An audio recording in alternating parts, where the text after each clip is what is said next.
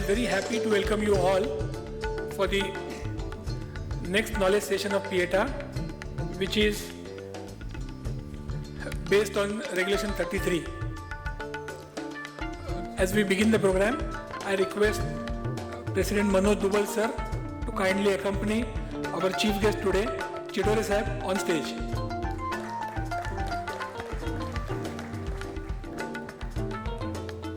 I request Architect Samir Hingu, past president, immediate past president, to please be on the stage. I request Shashi Jadhav, Honorary Vice President PIETA, to please be on the stage.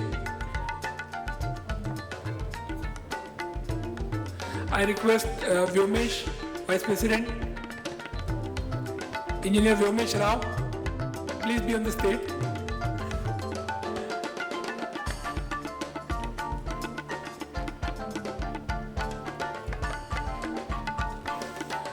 I request Milind, Architect Milind Changani, Honorary Secretary, to be on the stage.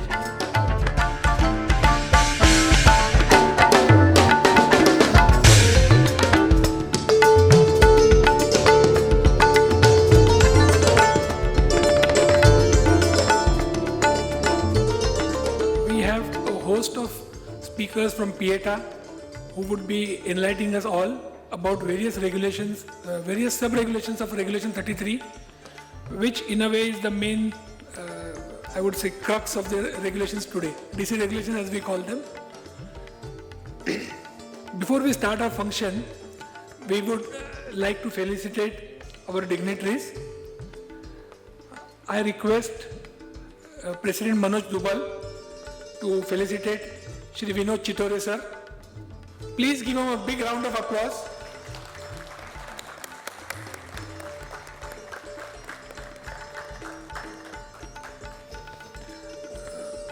Chief Engineer Sunil Rathod sir is on the way. He is held up in a meeting at Mantralaya. He will join us in some time.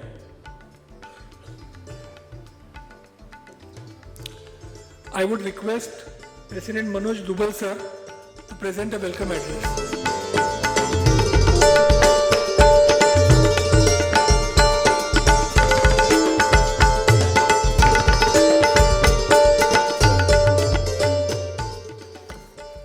Good evening, everyone,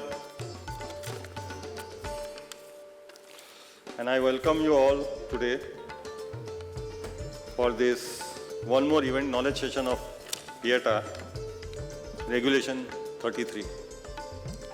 Regulation 33, as you all know, is today's development, redevelopment, combination. So it is a main part of our day-to-day life as a professionals. This seminar we are planning since for last 2-3 months, and ultimately we are here today, and our EC members will be presenting it to you all, the regulations clauses of 33. We were thinking to invite whom as a chief guest for this very important event, and then we had an internal discussion, and I suggest the name of our very near and dear, hamare ladle, Chitore Sahib. And I called him, and when I called him, sir, we are planning this event, and we would like you to be chief guest of this event. Immediate answer was, Manoj bhai, how can I say no to PIETA? मैं ना नहीं बोल सकता हूँ. These were his words. Thank you very much, sir. We all know his immense contribution as a chief engineer DP, deputy chief engineer, DP,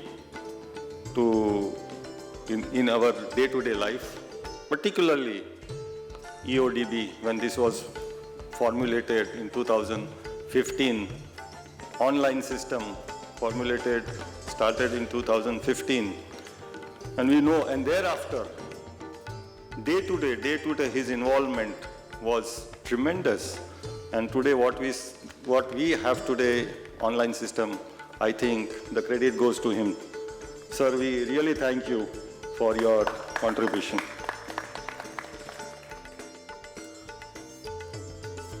Today's guest of honor, our present Chief Engineer DP, Sunil Rathod. He is on the way. He called me and said some urgent meeting has come in Mantralaya. So he has requested to start the program and he will be joining us late.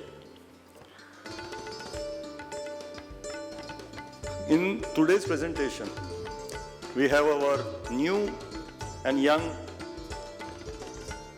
EC members, executive members, who are also the part of the presentation they would be giving. Of course, our seniors are also there.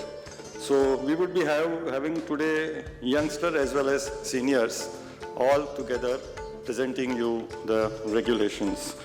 Namely, Architect Sumedha Gore, she is new, young, Engineer Ankit Daria, Engineer Akshat Dubal. So they are the new entrants and the first time I think they will be delivering the presentation. I will not take much of your time and let's start our presentation. Of course, our guest of honor, after listening to him, thank you once again for being today. Thank you.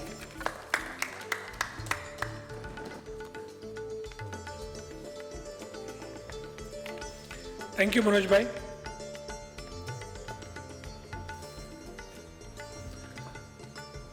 In the good old days, when there was ULC Act, those who are senior would remember practicing in the era of ULC Act. It was said that ULC Act starts and ends with Section 22. Few knew about 6, 8, maybe few who were dealing with industrial plots knew about 20, but most people knew only about 22. Similarly, the new entrants in the field now, for them DCR starts with 33 and ends with 33. All clients are looking at more and more FSI. All clients are looking at adding more built area onto their plots. And 33 is the only refuge which can actually give you more FSI. So PIETA today is delving into various sections of Regulation 33. Now we have what we all call a star attraction of all PIETA functions. We all look forward to his speech. Very pointed, very apt speech. So we are looking forward to you, Architect Shri Sukhatme sir. Please deliver keynote address.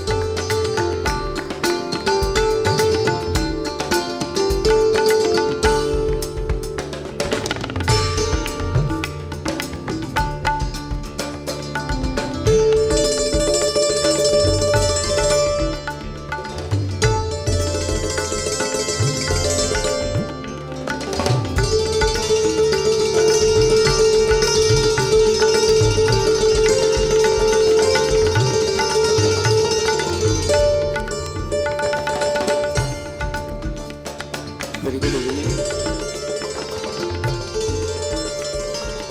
All dignitaries on dais. Our President Manoj Dubal, Shashi Jadhav, past President, immediate past President Samir Hingu, this side, who has totally mastered 33/7 Changani sitting here, and the great good MHADA expert, Suyog Sheth. Now I am here by mistake. Actually, as there was a debate who should be Chief Secretary, there is always a debate whether Sukhatme should speak or not. But now our Manoj Daisaria, who is absolutely, his speech would have been more enlightening, to the point, and he knows everything about 33, but as he is not there, I got this opportunity to entertain you. Now, let me tell you right from the beginning that even though I'm standing here, I am like you all. I am equally scared of going to BMC for approval. I am equally scared of confused about 33 section. I am equally confused about what is the power of sub-engineer, what is the power of assistant engineer, what is the power of MC. Some people say, sub-engineer जो कर सकता है वो MC नहीं कर सकता है. All those things, I am equal to you. And overall, what I understand about Section 33 is that DCP, P is there na, that P is promotion. That P is controlled in Section 33. What is the promotion? Ultimately, what is a promotion? Promotion is ultimately incentive. Abhi I try to find out meaning of incentive in Marathi dictionary. Laluch kiva pralovan, that is the meaning of incentive. Now cricket match is going on, you know. 11 fielders are there. In DC rule, what are the fielders? Fielders, we want road width, density has to be controlled, height should be controlled, firefighting regulation has to happen, FSI to be controlled. We have X amount of cusecs water, so that water should be equally distributed. We should have roads where traffic is moving. We should have footpaths where pedestrians should be able to walk and not for the slum dwellers. So all those 11 fielders are there. The architect who bats between the two fielder, he is called as expert licensing architect. दोनों fielder के बीच में से मार रहा है. That is what is the entire crux of bringing the approvals. Now, actually, you know, like if you read the DC rules, it doesn't give you any sense because, as you know, in all private colleges, theory of medicine is taught, but hardly they see any patient, right? Here, DC rule is different, and writing concession report is totally different. 4C, 4A, 4B, this keeps on happening. There is entire hierarchy, people come, get the approval, whatever, keeps on happening. Incentive starts with section 30. 31 says you have basic FSI. Basic FSI किती है? 1 in suburb. A lot of people have forgotten it now. And city it is 1.33. Now all incentive like you load TDR, you load some TDR, and then you increase the potential of the plot. I remember before Subodh Kumar and Fungible came, there were certain name of the architects who used to say ki I can convert your entire building into 3 FSI with normal kind of thing by taking parking area, by taking elevational treatment, by doing so many such things, so FSI gets inflated to 3. And those architects were very popular amongst the builders. The thing is now, after 33, 31, then 32 comes exemption from FSI. Who takes maximum exemption, that also becomes a skillful practice. Then comes 33.3, fungible FSI. I remember fungible FSI was ultimately landed through a parachute of one commissioner who's known, his name is Subodh Kumar. He controlled the entire thing. Like there used to be every building with 8 feet of refuge area every floor. There used to be plunge pools, huge elevational treatments. He has cut to all, and 35% he has said. It was 25 actually. Piata fought, he said, Sir, 10% amchi balcony ta dya amala. So 35% it was made. But that 35% is not free, my friends. You have to pay the money for that. Now, After that TDR comes, 33-4. And then after 34, entire large gamut of section 33 opens. Why? What is the difference between normal development and 33 section? Is under 31, you got to purchase the TDR. You got to purchase the government premium. You got to purchase the fungible. All payments today are required to be done before CC or before IRD. Amount becomes huge. Concession FSI is there, very rosy picture. But as the building goes up, open space deficiency becomes huge. So, that amount to be paid has become today a problem. So many builders are not interested and they are getting attracted to some few schemes. Which are those few schemes? Why some sections in 33 are very popular now getting? There are so many societies, they go for feasibility report or whatever report, how much money to be paid. Builder says, तुमको 3311 आता है, हमको 3311 में जाना है. 3311 का फायदा क्या है? उधर SRA है. SRA में क्या है? ऑनलाइन अप्रूवल नहीं है. SRA का स्पीड सुपरसोनिक है, बुलेट ट्रेन जैसा है उसमें. वो भी इंसेंटिव पे ही है, but it's very fast. Which schemes are popular? Where you get FSI free.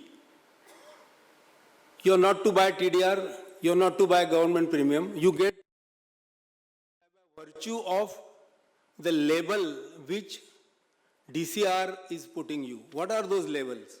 Labels are tenanted and non-tenanted. Tenanted becomes a holy cow. If tenant है, तो you are like, वाह, अरे क्या बात है, टेनेंट को रिकमेंड कर रहा है, तो तेरे को स्वर्ग मिलेगा बाद में. टेनेंट का इतना हवा बना के रखा है अपने यहाँ. एंड नॉन टेनेंट 33(7) टेनेंट के लिए तो you do clubbing, you do what ever, 2 tenants, 2 city survey numbers you add, further incentive increases. In society 33(7)(b, if you are owner, you have done the sin, your ownership, so no incentive. 33(7)(b, hardly attractive. 33(7)(a, everything depends on the gray areas of the DC rule, the tenant list. Eligibility of the tenant. Eligibility as a slum. Eligibility of non-cessed area. Previously it was 25%. Now anything can be non-cessed area and that can be get incentive FSI.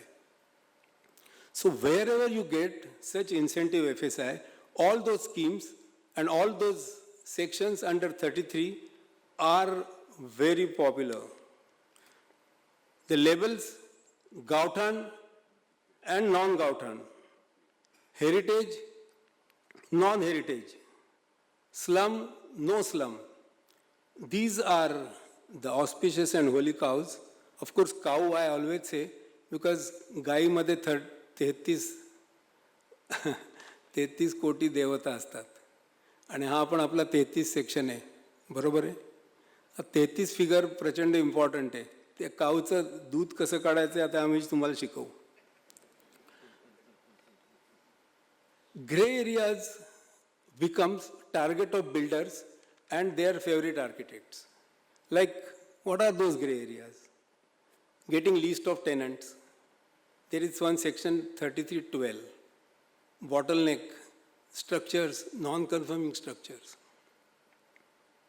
You remember, if you must be remembering previously, when Hafiz contractor's name also had come as a tenant in some of the building. So these are the gray areas which attract. This is like a honey, and then builderच्या मधमाशा तिकडे attack करतात. All those gray areas, like you come to 33(7), again this slum, declaration of slum. Slums of Bandra, slums of Khar are getting developed. Actually, slum of Ravli, which is behind, nobody is interested because entire DC rule is made in such a way that you incentivize the builders and show the profit and get the schemes done. Get the work which is supposed to be done by BMC to be done. Road widening, your work. Slum removal, your work. Dilapidated building, your work.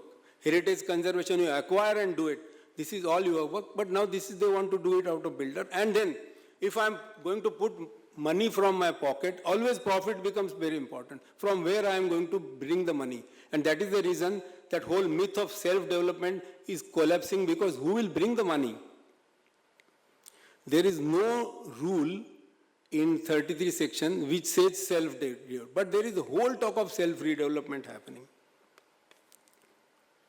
Now the question becomes, how the priority keeps on changing. Wherever free FSI you get the thing. Now I heard in one of the PIATA meetings that entire calculation of open space deficiency is getting challenged, and we are going to get open space deficiency to be paid once only on the plot area. I will tell you, moment this rule comes, again 31 will become, because the open space premium, open space deficiency will reduce. And importance of getting free FSI to 33.7 and go to MADA and get the list certified, get the plan certified, and all those, let me tell you, those are very, very gray areas. There is no settled law about it. You know some people, you get the work done very fast. So wherever gray areas are there, you will find there is an attraction to the builder. Now these concessions are given, very interesting. Concessions are given in what? In open space deficiency. Open space deficiency, you give concession. That fellow who is supposed to provide 8-meter length, and I'm going to buy that property, I'm going to enjoy 8-meter light, ventilation, sky factor, everything, which he has made 3.6. Who is affected? Who is aggrieved? I am aggrieved. Neighboring property owner is aggrieved. But who is earning money? BMC is earning money. Premium, huge premium BMC takes, and I am suffering with the lesser light and ventilation. This is something very illogical logic. Moment somebody challenges in the court, or some good counsel explains this to the court, 100% this kind of logic will go. I'm staying somewhere in Bandra. Last 7 months, piling is going on. Continuous, sunrise to sunset. Jaisa suraj uga udhar dhan awaj. Why I am suffering? Because of his piling sound. But there is no compensation for me. He has right. He is going to do 3-4 basements in Pali Hill. Due to rock, vibration is going to almost 500 meters. And structural stability certificate is there. All those issues will come whenever these concessions. Now RG. RG in 33.7, it's 8%, and RG च्या अशा पातळ पतंगासारख्या line असतात. It at cost of what you are doing it. But all these concessions, we keep on getting it under section 33.7, 33.6, 33.16. Parking concessions are there. For others, 4 tenements per thing. If you go to 33.7, it's 8 tenements are there. So parking concessions also you get. So all those kinds of incentive you get for those sections are very popular nowadays. Now, the thing is,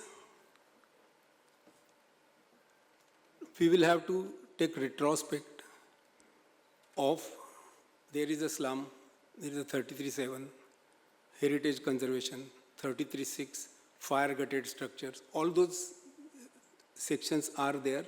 Right from 91, most of the sections are there. Some research group has to take a review कि actually क्या हो रहा है, or the dilapidated buildings are reduced. Due to such a huge Herculean job, enter the 36 chamber करके we get fire NOC, whether fires have stopped, whether actually fire keeps on rotating, प्रदक्षिणा घालते का, ये 6 metre open space मागतात. Actually, all those things requires a review. And somewhere this review has to happen, and then there might be some judgment where everyone will say that these DC rules required amendment. For tenement density, it is 450. As the FSI increases, that maximum tenement density will proportionately increase. This one sentence has been put. But this sentence is not put in open space deficiency. For open spaces, again, open spaces are to be applied for one FSI. As FSI increase, that doesn't reduce because it will reduce the revenue. Actually, logically, if you put the logic for tenement density, logic has to go for everything. If building goes high, you got to reduce the open spaces. But reduction of open spaces and you are giving tathastu for deficiency in open space, that entire exercise will get quashed. But somewhere, somebody has to think about it.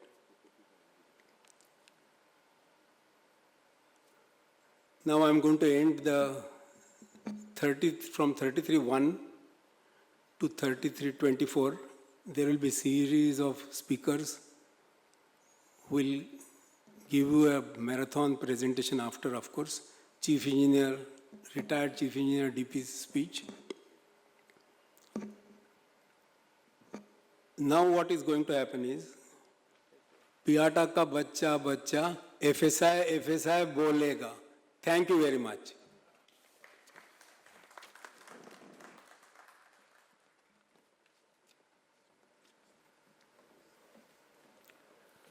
Thank you, Past President Architect Sukhatme sir. Now we would hear our chief guest, Shri Vinod Chitore sir. Before that, I'm very sure Chitore sir doesn't need any introduction. We all know him very well. But it's my duty to formally introduce you to everyone today. Sir did his BE Civil Engineering from Amravati University in 1987.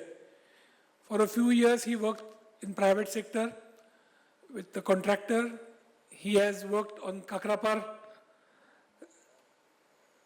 atomic power plant also with HCC. He was with MADA for 2 years, and then BMC was fortunate to have him as sub-engineer in 1990. Sir has risen to the ranks. He started as a sub-engineer, which is the lowermost post for a graduate civil engineer, and risen to the pinnacle of his career, and he retired as Deputy Municipal Commissioner Engineering. When he was as he was rising through the ranks, he has worked in various departments. He was with building construction, road construction, hydraulic engineer. He has got a long tenure in wards. He has worked in vigilance department. In fact, he was chief engineer vigilance also. He was executive engineer building proposals. We all know his long tenure, and we owe the entire online building approval system to sir. I remember when I started my practice, we had a special person in our office just to get DP remarks. Many a times we got DP remarks almost after struggling for 6 to 8 months. Now somebody sitting in Timbuktu by paying 2,800 rupees online can get a DP remark at 2 in the morning. Imagine spending 6 months and having a special person in your office just to get DP remarks, to getting it at 2 in the morning. That kind of sea change has happened. Earlier, many times, there used to be pressure from the clients and people would say, "Hey, आपकी file chief engineer के पास पहुंच गई है." Now, clients call us, "Sir, file तो chief से निकल गई." That's the sea change that has come in. It has really brought in a lot of ease in doing business with corporation.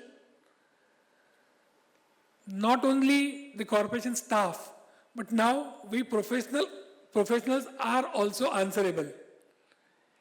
If we are not serious about our job, we have not made our drawing properly, and a rejection comes which points out all our mistakes, it's out there open for everybody to see and everybody to read. When new clients come to you, those who are knowledgeable, those who do their research, look into all those things. So, sir, this online bidding approval system has not only put the staff on toes, but it has put the professionals also on our toes. The pinnacle of engineering career in municipal corporation is either director or deputy municipal commissioner. Chitore sir was fortunate enough to occupy 3 different posts. He was director engineering, he was DMC special engineering, and he was also DMC engineering. He in fact retired as DMC engineering. I'm very sure there would not be any other engineering corporation who has occupied all the 3 posts in corporation. With this, I'll end my introduction and I invite Chitore sir to please address us all. Thank you.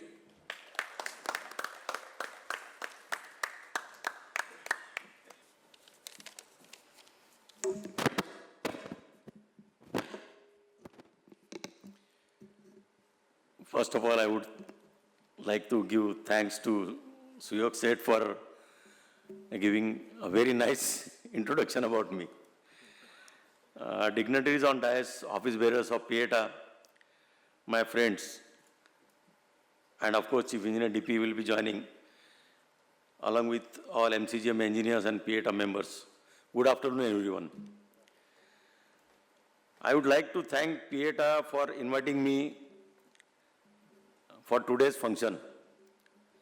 Special thanks to President Manoj Dubal and Managing Committee of Pieta for giving me this opportunity. I did not take your much time because everyone is eager to know about 33, as Sukhatme Sahib had described, the regulation about FSI. 33, and there are sub-regulations which will be explained by the speakers. I would like to mention here that Pieta, since 1965, doing the excellent work, various initiatives, whether it is formation of regulation, improvement of working or training on various topics.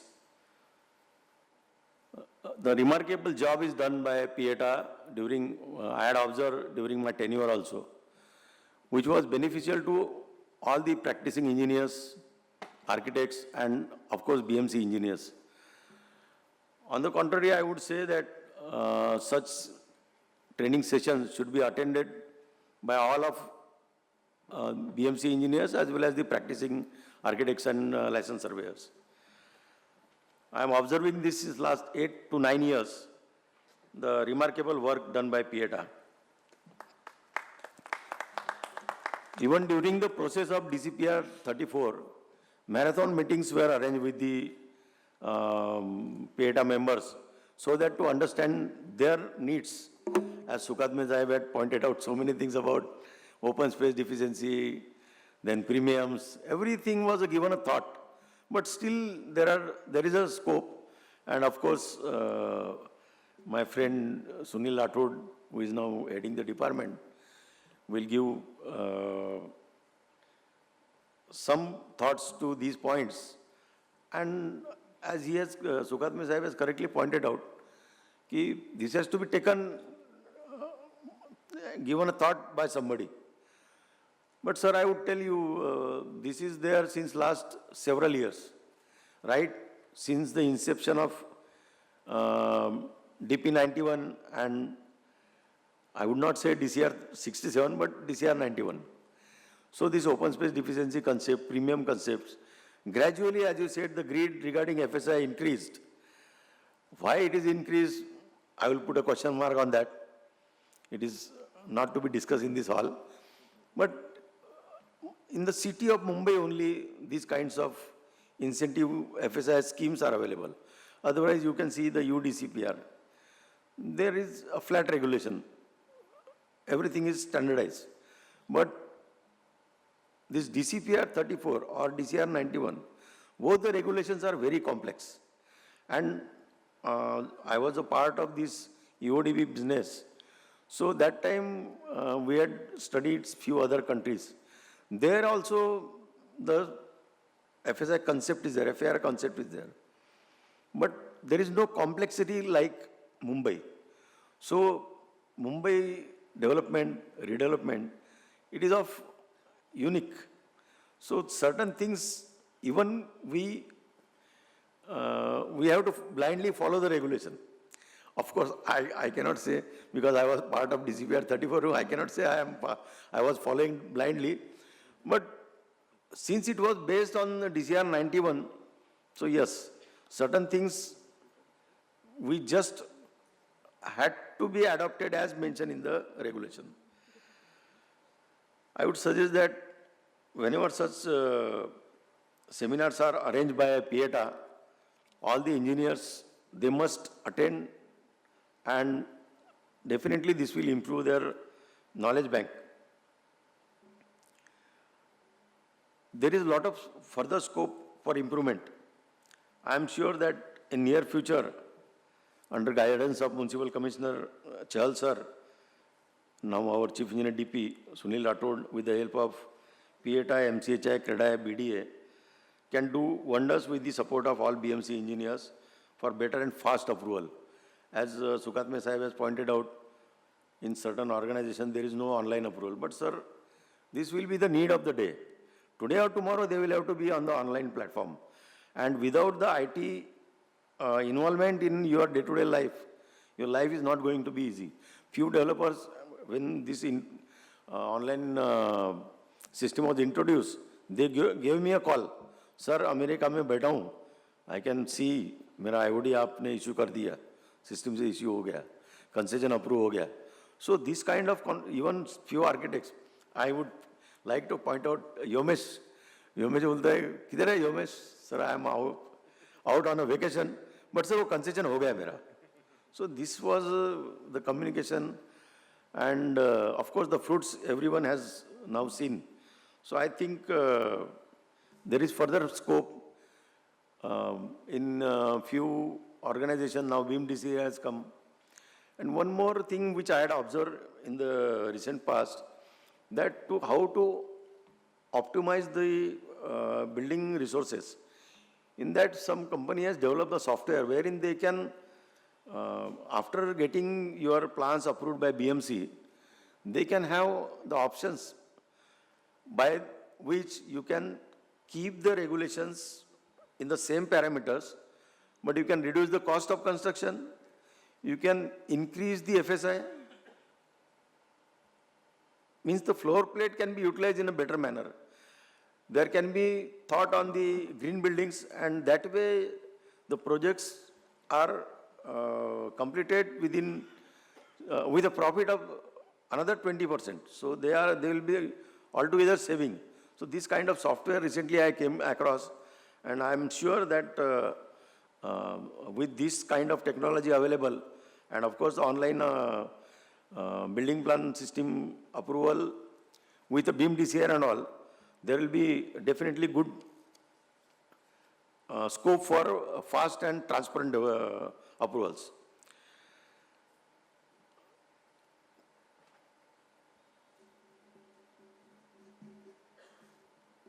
For best wishes to for Diwali, and I would like to conclude my speech here. Thank you very much.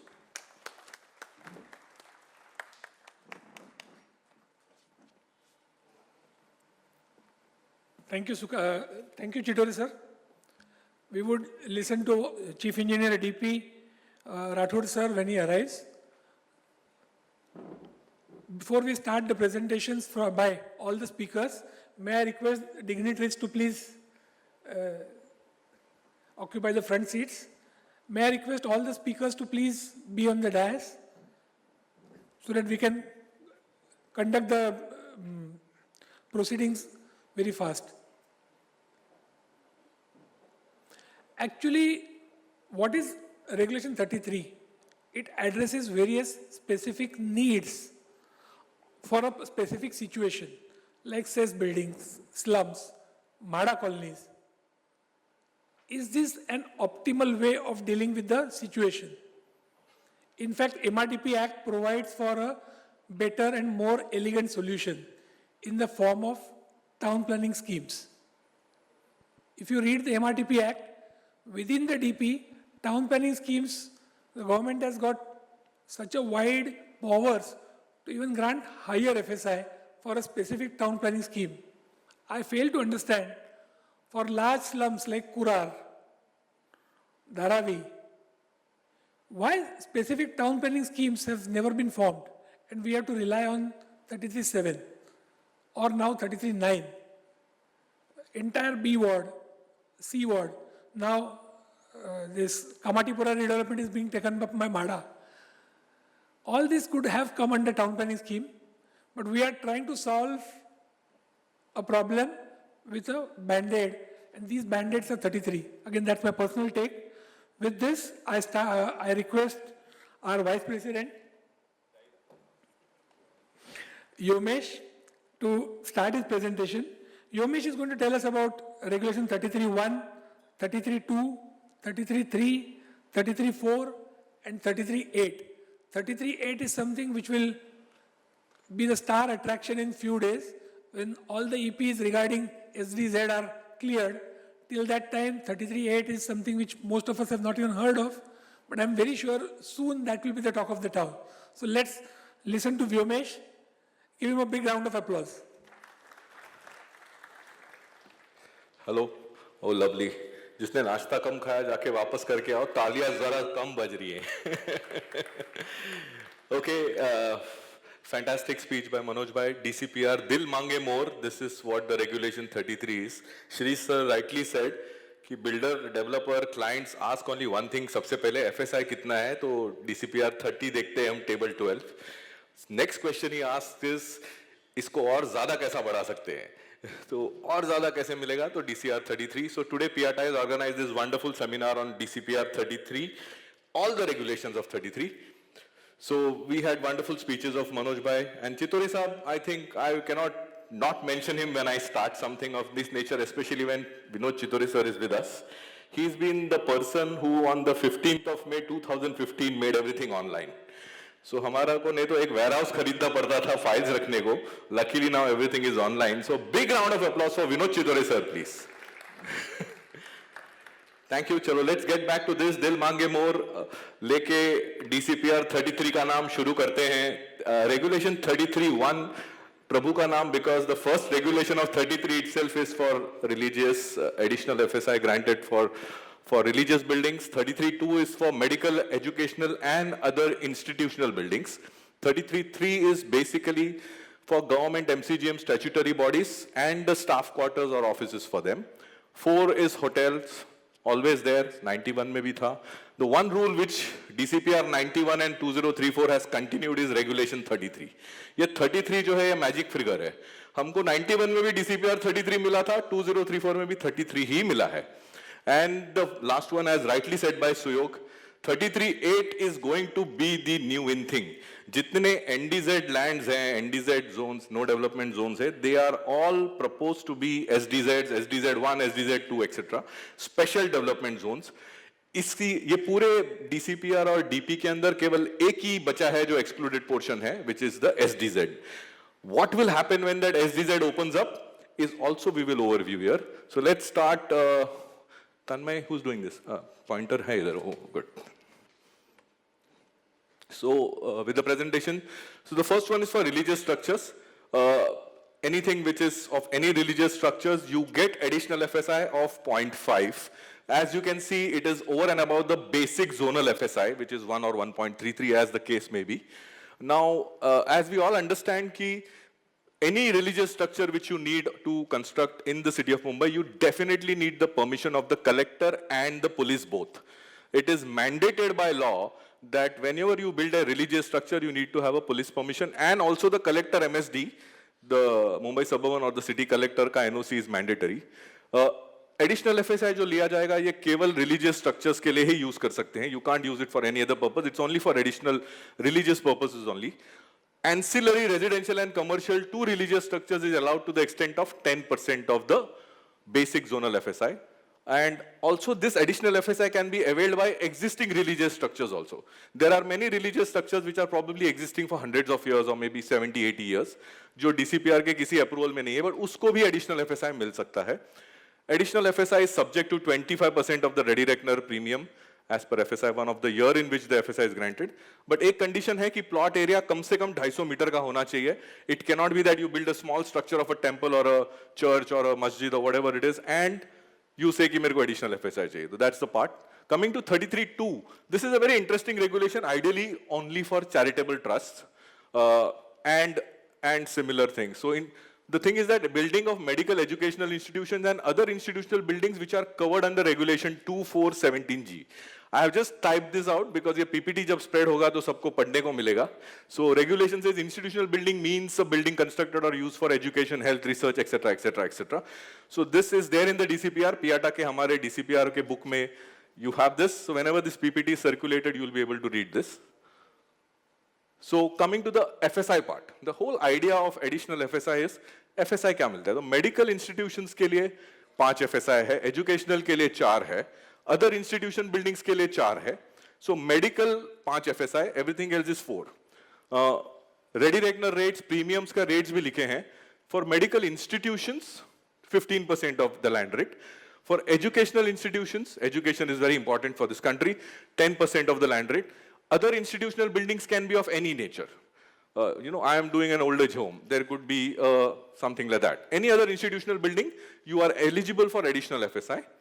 But the rates are a little higher, 30% of the ready reckoner. Private hospitals are eligible for 5 FSI at a 20% ready reckoner.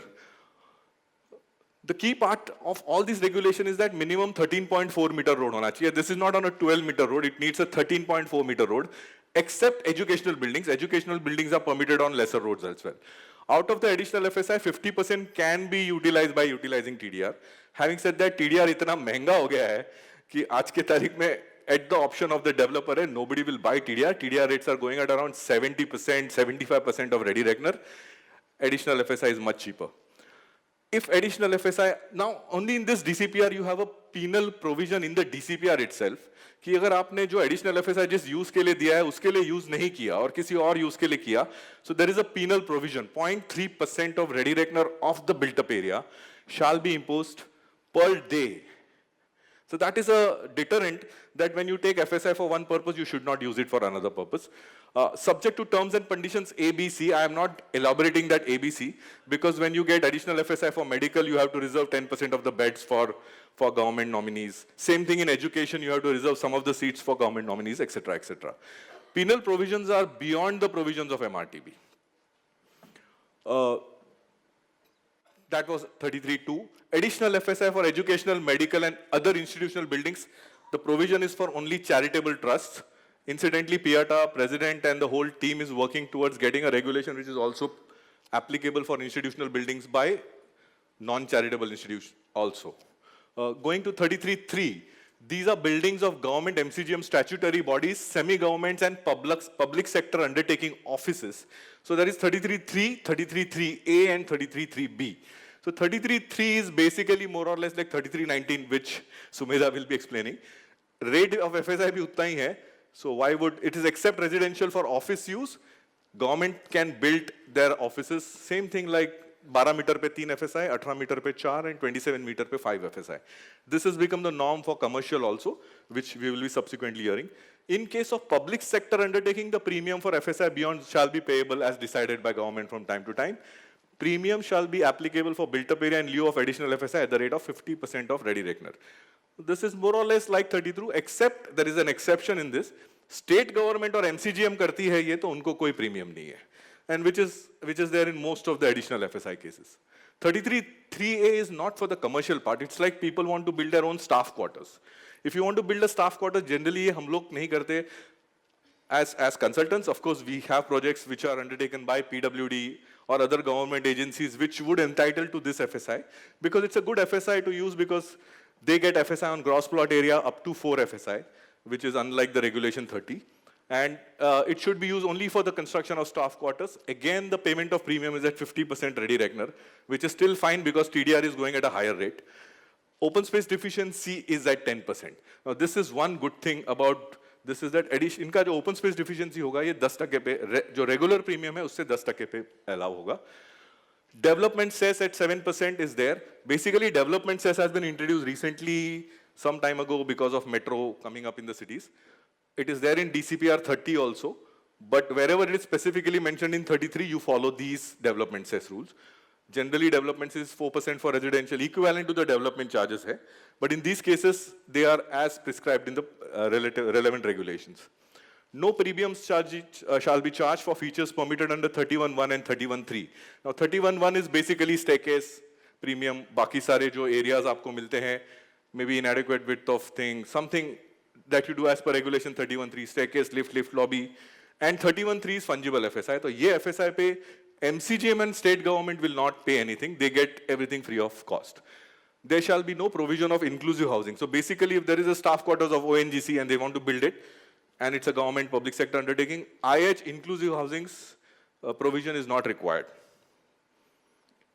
33.3B is, now 33.3A was developed by the government or by these agencies in their own lands. 33.3B is something which can be developed in private lands as well. Now I foresee that there is an incentive of 40% of island city on the built up area to be built for staff quarters, and there's an incentive of 80%. So the day the TDR prices go higher and higher and higher, people might actually think of doing 33.3B also, because हमको TDR इतना महंगा पड़ेगा कि हम सोचेंगे कि हम कोई government agency को there should be a group, government of Maharashtra will have a group which will decide on which staff quarters.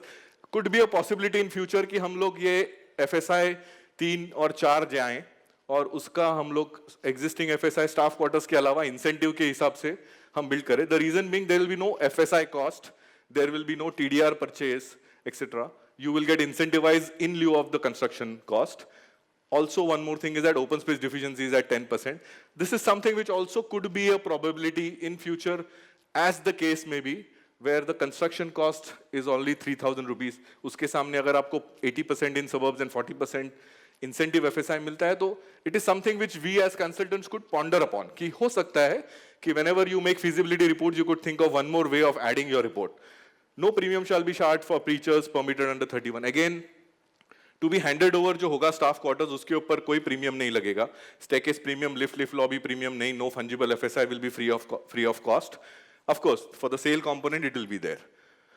No provision of inclusive housing also. That's an important thing. Otherwise, inclusive housing is applicable for all plots more than 4,000 square meters, where 20% built-up area has to be handed over, which is over and above.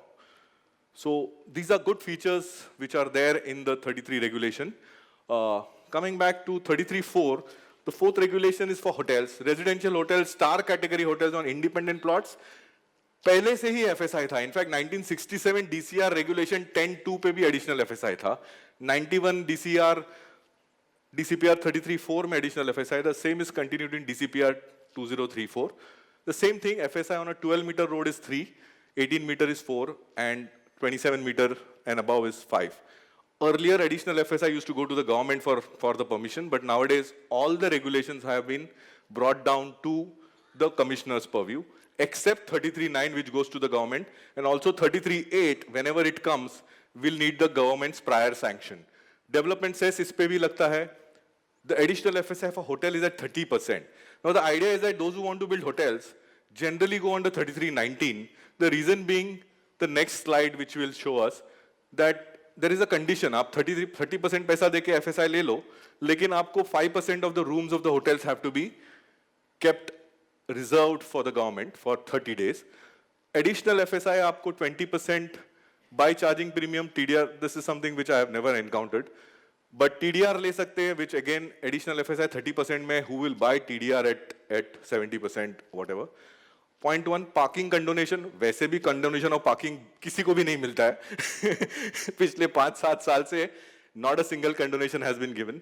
Condonation in side and rear marginal open space is only 25%. So basically you build a hotel under 33.4, आपका open space deficiency 25% के ऊपर नहीं हो सकता है.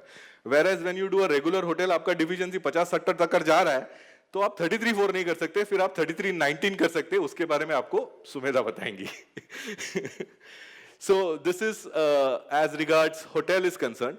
Interesting regulation, but those who have got larger plots to do a hotel, they can obviously go for 33.4. And that's about 1, 2, 3, 4, the first four. And SDZ is something which is yet to come. It is yet in EP. Excluded portion jab khatam hoga, tab basically special development zones are those marked in the DP as NDZ lands, which have this. The only provision here is that आपका land कम से कम 2 hectare होना चाहिए. मतलब 20,000 metre के ऊपर की जमीन होगी तो ही आपको ये FSI मिलेगा.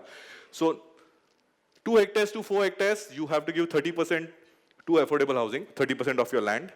You have to give 15% of your land to public open spaces. You have to give 14% for other amenities. Developer को 41% retain करने को मिलता है. If it is more than 4 hectares, the percentage is just changes on the other amenities and the owner's area part. जो 14 का 12 होता है, owner को 43% मिलता है. So these are all things. This is the only thing which goes to the government. Municipal commissioner shall sanction proposal with the prior approval of the government. That is mandated. Whenever this comes, of course, you have to know that infrastructure, everything in place. ये check होगा ही. That's one part. I think we'll just rush to this. Development of affordable housing का FSI 2.5 है. Affordable housing का. Development of other amenities का FSI 2 होगा. So whatever is that percentage of land, you have to give this much built up area. And owner will get the FSI of the entire plot. Plus he will get the construction built up amenity additional जो उन्होंने affordable housing और other amenities का construction किया है. उसका उनको FSI मिलेगा by virtue of 2 times the cost of construction upon land rate into the area that they have constructed. I've just made a small Excel file which would understand. CC beyond 75 obviously restrict होगा, जब तक आप वो handover नहीं करेंगे आपको मिलेगा नहीं. FSI of owner share में cap रखा है कि जो owner का 41-43% है उसपे 4 FSI के ऊपर नहीं हो सकता है. Just to make a small mathematics, अगर 30,000 now ideally all these NDZ lands will be on CRZ, समुंदर के आसपास ही होगा. So I've just made an assumption कि 30,000 मीटर का प्लॉट है आपका 2 हेक्टेयर के ऊपर और आपका 5,000 CR में जाता है तो भी आपके पास 25,000 मीटर का प्लॉट बचता है. So your share of 41, 30, 14 and 15 will be there. So this is how the percentage areas will be. Now on the affordable housing you will have 2.5 FSI. मतलब आप 7,500 मीटर पे आपको 2.5 FSI कंस्ट्रक्ट करना है और आपको अदर एमिनिटीज के land 3,500 में 2 FSI 7,000 मीटर कंस्ट्रक्ट करना है. उसके ऊपर भी आपको 2 times का हिसाब से आपको एडिशनल FSI मिलेगा. Now base FSI of the entire plot is going to be given to the landowner. उसके ऊपर आपको इंसेंटिव भी मिलेगा on the basis of 2 times the construction area. Only thing is that you have a cap of 4. 4 के ऊपर cap उधर ही आपका रुक जाएगा. उसके बैलेंस जो बचेगा वो आपको TDR मिलेगा. So not taking too much of the time, these PPTs will be available to everyone. But a developer है ना option है developer के पास कि मैं other amenities और affordable housing बना ही नहीं चाहता हूँ. मैं केवल अपने प्लॉट को डेवलप करूंगा, बाकी जमीन दूंगा, तो आपको खाली 1 FSI मिलेगा. So it's like 30,000 में आपका 25,000 का प्लॉट है, तो आपके लैंड एरिया जो आपका परसेंटेज लैंड है उस पे आपको 1 FSI मिलेगा 25,000 on that percentage of land which you retain. Here you are going to retain owner share is 10,250. On 10,250 you can construct 25,000 and be happy about it. बाकी का जमीन आप हैंड ओवर करोगे. Same thing on a larger plot of more than 4 hectares, the percentages are different. The same thing will happen again 4 FSI cap होके TDR generate होगा. So this is how we are looking at SDZ. Now I don't want to get into 34. आज के तारीख में जबकि SDZ है and NDZ है, तो you have an option of going for the regular stringent between 91 and 2034. You can do IT for 0.2 FSI, you can do TDZ, you can do institutional development, cinema, TV production आप कर सकते हो. These are all the other diluted regulations which are there for very less FSI, like you can do your farmhouse building even today at 0.025 FSI. Thank you so much for your patient hearing. Thank you, Vomesh. Additional FSI for educational buildings is like a chocolate wrapped in a wrapper, and you are not allowed to open the wrapper. There's a height restriction for educational institutes.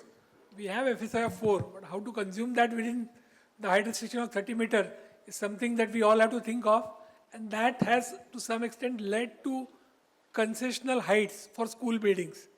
We have seen certain school buildings coming up with 3 meter open space, whereas the minimum open space for a school building is 3.6 as per the development control regulations. So, but apart from that, most of these regulations will give us higher FSI. And as I've said earlier, 33.8 is going to be the talk of the town. Thank you very much for letting us know about the same. Now we have our past president, Architect Shirish Sukhatme, who would be speaking about Regulation 33.6 and 33.16. Sir. Of course, you will come to know this presentation is prepared by an architect and not by engineer, right? Correct?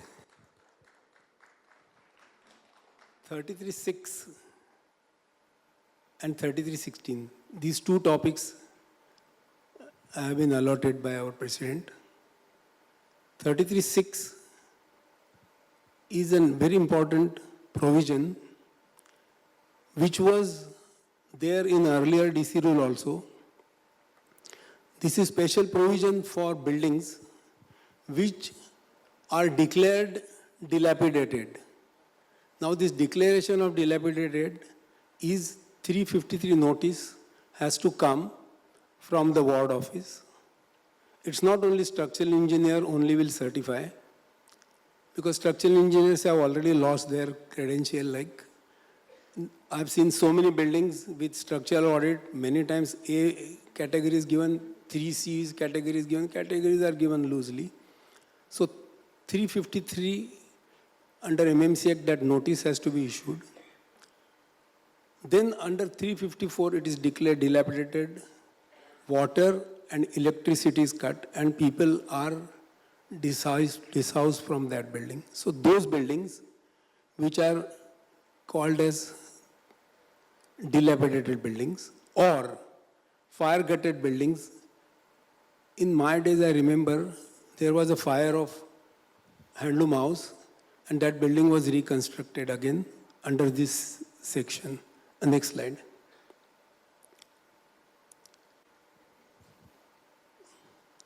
See now, what is the spirit?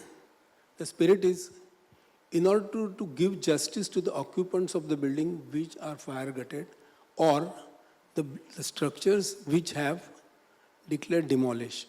Now this is some sort of a democratic or some sort of a leftist kind of a concept that if I am a tenant, as I told you in my earlier talk, that moment you get the title of a tenant, then a whole lot of sympathy comes upon you.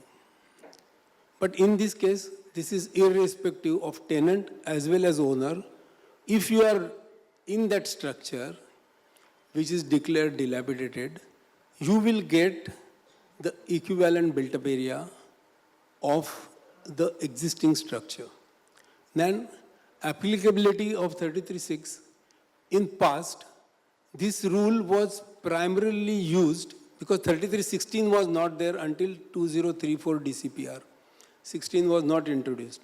So under section 33.6 or similar such rule, the Gauthan developments used to happen because in Gauthan, you remember, the road widths are 14 feet or 15 feet.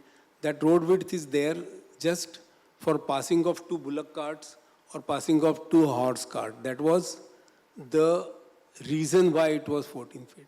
Now automobiles have come, but those structures are maybe 150, 100, maybe 200 years old.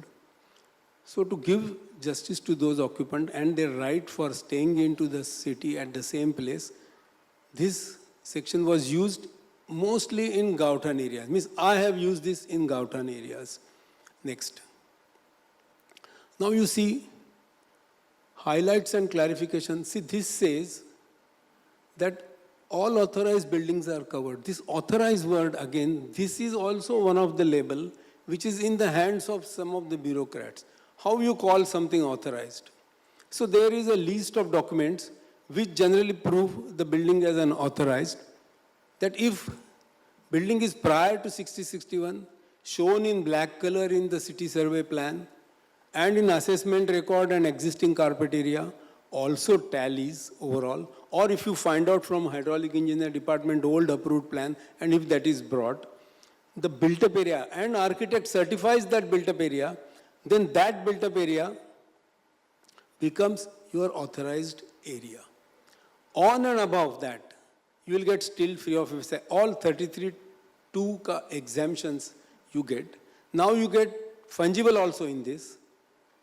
You can get basements also in this. So basic area, which is when we call it as FSI 1 as a basic area, your basic area increases to the existing built-up area, which is approved at that time.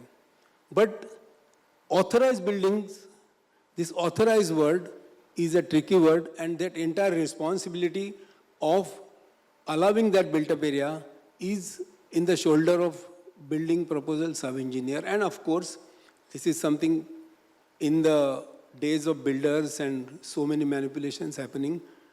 Moment he certifies it, he is saying that that is the legal area, that is the FSI which has been allowed to him.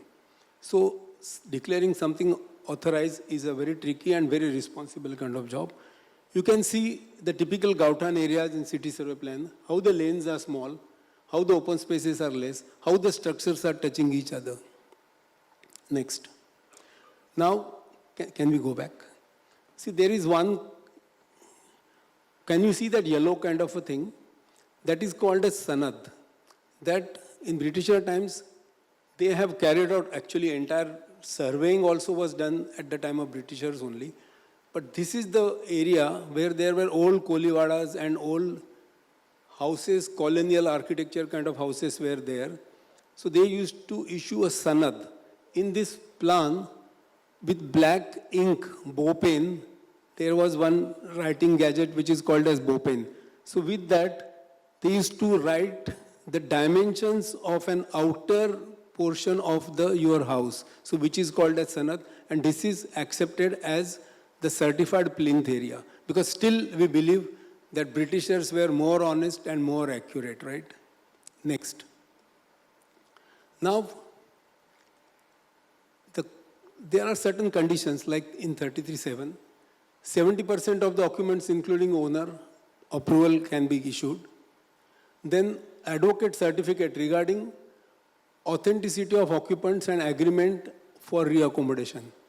Even though we produce the list of the tenants, even though we produce the inspection records from the assessment department, again, you require one sort of a certificate which says advocate has to certify the list of the occupants, because it is only for those occupants. A new area can be less with consent of occupants. This is very important. As in contrast with 33(7) or in contrast with slum, that if owner cannot afford it, his area, instead of 210, if he says 190, I'm ready, in this it is allowed. Next. Of course, this is not applicable to warehouses. As Yomesh just now said, if something would not have happened, our offices would have been warehouse, in the warehouse. But still, let me tell you, in EODB and other things, warehouses are something which is comparable for EODB internationally. So warehouses are again exempted from EODB. Now, this is not applicable to the warehouses. If warehouses is burnt, then of course it is assumed that there are no occupants. So that is why warehouses are exempted from that.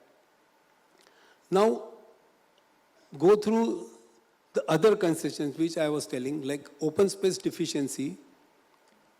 How much? Like here, open space deficiency, the required open space is 3 meters.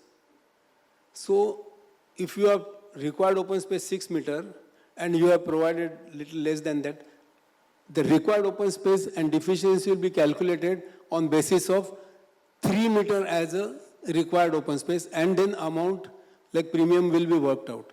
Again, 10% concession is there in this case. Next. Now, this is another very important thing which happens. Whenever you are in Gautan, if the road, Gautan Gully, is shown as a major road or important vital road, then you have to shift the center line, shift the boundary at 4.5 meters from the center line of the street. that area, whether it is to be handed over as a setback, that the DCR is not clear about it, but boundaries to be shifted and 4.5 meter road you have to provide. So this is an example what kind of plan you get from survey department, that center line is drawn and both the side 4.5 meaning that much distance is left, and that green area which is shown that you are requested to shift the plot boundary. So this is what is insisted whenever the things are happening in Gauthan under 33(6). Next. Now, this is very important. Now, there are so many such cases are happening that as my existing built-up area becomes my basic FSI, I should be allowed to use my potential. If the road width is 9 meter, I should be allowed to use my potential of plots as a TDR and government premium and all other things. But moment you opt for this, your entire right to claim the open space deficiency becomes zero. This is an important thing, but somebody after looking at this, I think Isore, he corrected me that to the extent of existing built-up area, proportionately it can be granted. And there are kind of thinkings and thoughts are going on that it should be extended even for the total building, as long as it is for the existing occupants. Next. Now, this is also another thing which is written in 33(6). If you obtain incentive FSI from 33(1) to 33(4) for hospital or for school or for institutional building, and that incentive FSI is there in the building. Remember, now I am not talking of Gauthan, but we are talking of the plot which is otherwise in other normal ward areas. If you want to change it, that moment you change it, all your concessions will go. For example, you have taken 4 FSI for hospital and that building becomes dilapidated, correct? Now that building, when you want to reconstruct, you are supposed to construct it for purpose of hospital. If you want to avail the open space deficiency concessions and other concessions. Next. Now, there are 2 issues in this. If the building is dilapidated, there are so many such cases, even in town planning scheme. In town planning scheme, the road width is given is 3 meters, 10 foot. Building is constructed in 1950 or 60. Building is going to get dilapidated. What is the future of that building? Because entire DC rule, nowhere it is mentioned that existing access or access less than 3.6, if it is available or if it is there, then even that building can be redeveloped under 33(6). But here it shows in Gauthan it has to be 6 meters or 3.6 minimum, and for normal for utilization of TDR and other things, it has to be 9 meters. So in entire DCPR, to my mind, ये एक भूल हो गई है कि 33(6), when you talk of fire gutted building, when you talk of building demolished, building which has fallen, the access width has to be condoned. But as there are no patronage to this kind of a scheme, nobody is taking out this issue.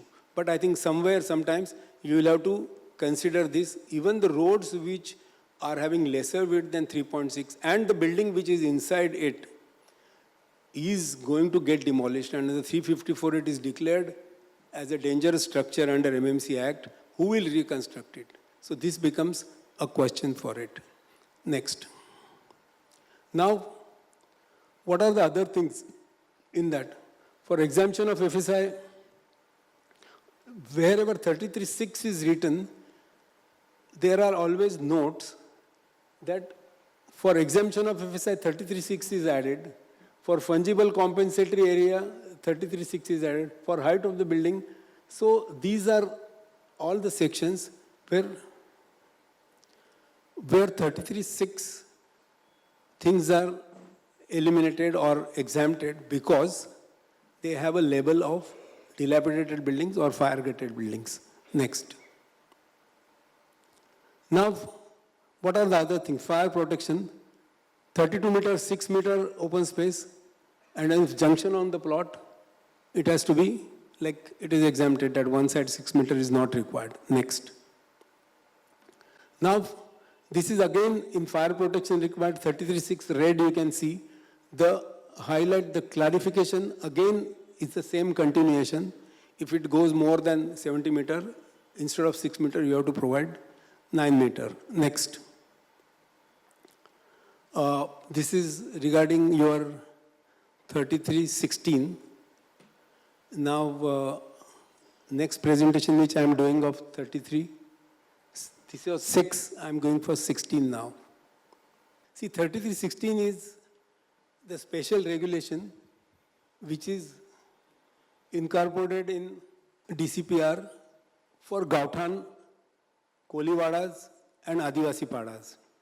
Actually, Adivasi Padas, I have not come across any Adivasi Padas, but Gauthan and Koliwadas almost, they conquer on each other. What are the main spirit of it? As I told you, in Gauthan areas, all structures were ground plus 1. The widths were 7 feet or only 2 bullock carts can go, that much width is there. Structures are mostly in heritage, all those structures. The wall thicknesses are about maybe 2 brick or 3 brick or stone walls. Everyone has lofts. The sloping roofs are there. Mostly they were owner occupied sometimes. But for example, if the structure is 120 years old, the generation, original generation, who may be staying there, has 3rd or 4th generation now. So the families have expanded. So many families could not afford. That is the reason people have kept the tenants. Tenants are there on the lofts also. Less toilets are there. House gullies are very small. These are the areas which are in those days marked as the areas of plague. Plague in Britisher time has generated from Gauthan, and that is the reason Malabar Hill and all other areas, the plague did not spread. Now, you can see Gauthan really requires a special concession, and all the occupants have right to get reaccommodated. Next. See, now the spirit of the thing is Gauthan, Koliwada and Adivasi Padas are very old structures. They are all ground plus 1. And previously we used to use the existing built-up area protection ka pretext and used to develop it. Now this rule has come. So because of that, 33.6 application in the Gauthan is eliminated now. Now, this is eligible for Gauthan structure, and Gauthan structure is identified if in property card the tenure is A. The tenure A is generally allotted in property card. There are about 32 or whatever kind of 26 types of tenures. So A is the tenure which qualifies him to be a Gauthan structure. Next. This is I don't know how many of you can see, but if you are not seeing, you can see Marathi is written there. Now, what are the FSIs in that? If the road width is more than 6, I don't know, I think this must be mistake in DCR. Everywhere they say 6 or more. Here it is said more than 6. So 6.001 it has to be. To 8.99, up to 9 meters, you get FSI 1. Sorry, 1.5 plus fungible, correct? So you get 2.02 FSI, and generally that is enough. Then second is, if it is 9 meters, then they say ki 1.5 plus 5, you will get FSI 2. But the FSI 2 चा आनंद आहे, तर फुगा त्यांनी फोडला. खाली लिहिलं authorized built up area so permitted, there is no concession in open space and parking. Somewhere they say Gauthan, no parking is required. And here you say, if you take advantage of wider road, you will not get concession. So many such kind of rules are there, but as rampantly this is not being applied, these points are not being reaching to the Urban Development Ministry or Urban Development Department. But if I'm using it with wider road, because of the road wide you are giving me FSI, then why you are removing all my other concessions of Gauthan? But it is so. So people think I will take 2.02, but that giving open space deficiency, when my plot itself is 6 meter wide, if I provide 6 meter open space where I construct, on the lane I construct. So these are all things are there. Then next, you get height of 14 meters. Now 14 meters they say, 14 meter height and 4-story structure. So of course my proposal was first, so I got approved stilt plus 4. So stilt plus 4, 14 meter mein if you want to fit. Then section wise your top floor becomes 2.6 meters. So top floor I have to show it as a air conditioned room because I can't get 2.9. But these kind of buildings, there are so many such buildings are becoming popular in the Gauthan areas. Next. This is an advantage I said, like wherever there is a concession in open space deficiency are huge. So here they say, plinth you restrict to 0.75. Then whatever residual open space you have, it is deemed to be sufficient for light and ventilation, no open space. This kind of logic, I have to do a lot of efforts to convince up to municipal commissioner that this says that even though I leave 0.5 meter one side and 0.1 meter somewhere, I can say that whatever open spaces are deemed and no premium will be charged. For front, if the road width is less than 6 meters, nil, you can touch to the boundary. If it is from 6 to 9, open space is 1. And 9 meter, of course, 1.5. So concessions in open space are tabulated in this way, which is a good kind of an incentive. Next. Chhajjas now, you can get chhajja of 0.6 if your open space is up to 0.6. If it is less than that, of course, you can't go on Gauthan lane. Next. Generally demarcated in revenue records, but a tenure satisfies the sub-engineer and nowadays they start putting it. Next. Now, width of access. This is also very important. If the road width is less than 6 meter, there is a provision in DCR, even if it is less than 3.6 meter, you will get in Gauthan, you get FSI 1 plus incentive, so 1.35. And there are proposals where such a small plots with area itself of the plot is 70 square meters.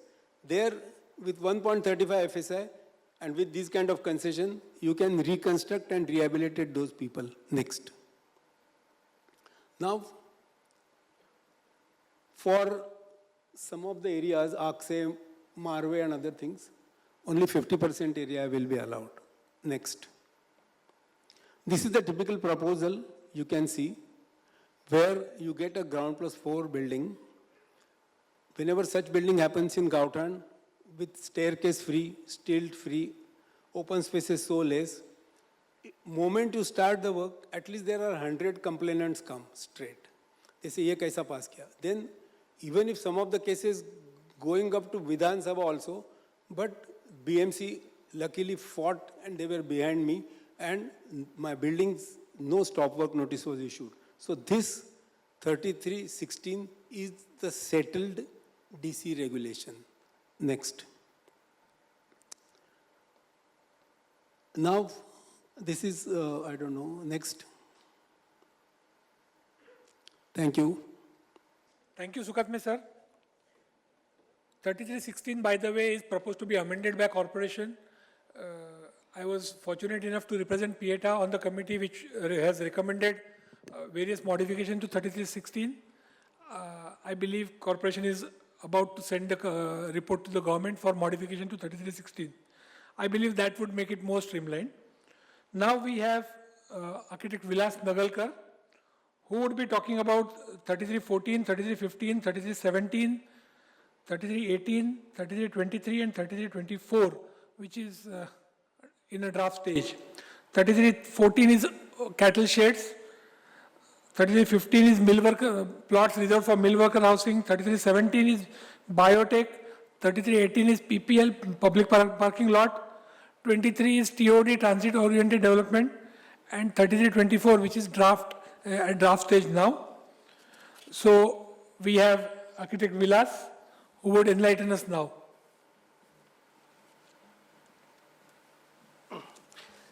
Thank you, Suyog, and good evening to all of us. So most of us, we are doing 10-story building, 20-story building, but then in the DCR, there are some sections which we never get any opportunity to operate. And many of them, some sections we will be able to see just now here. We will be glancing through them. So next.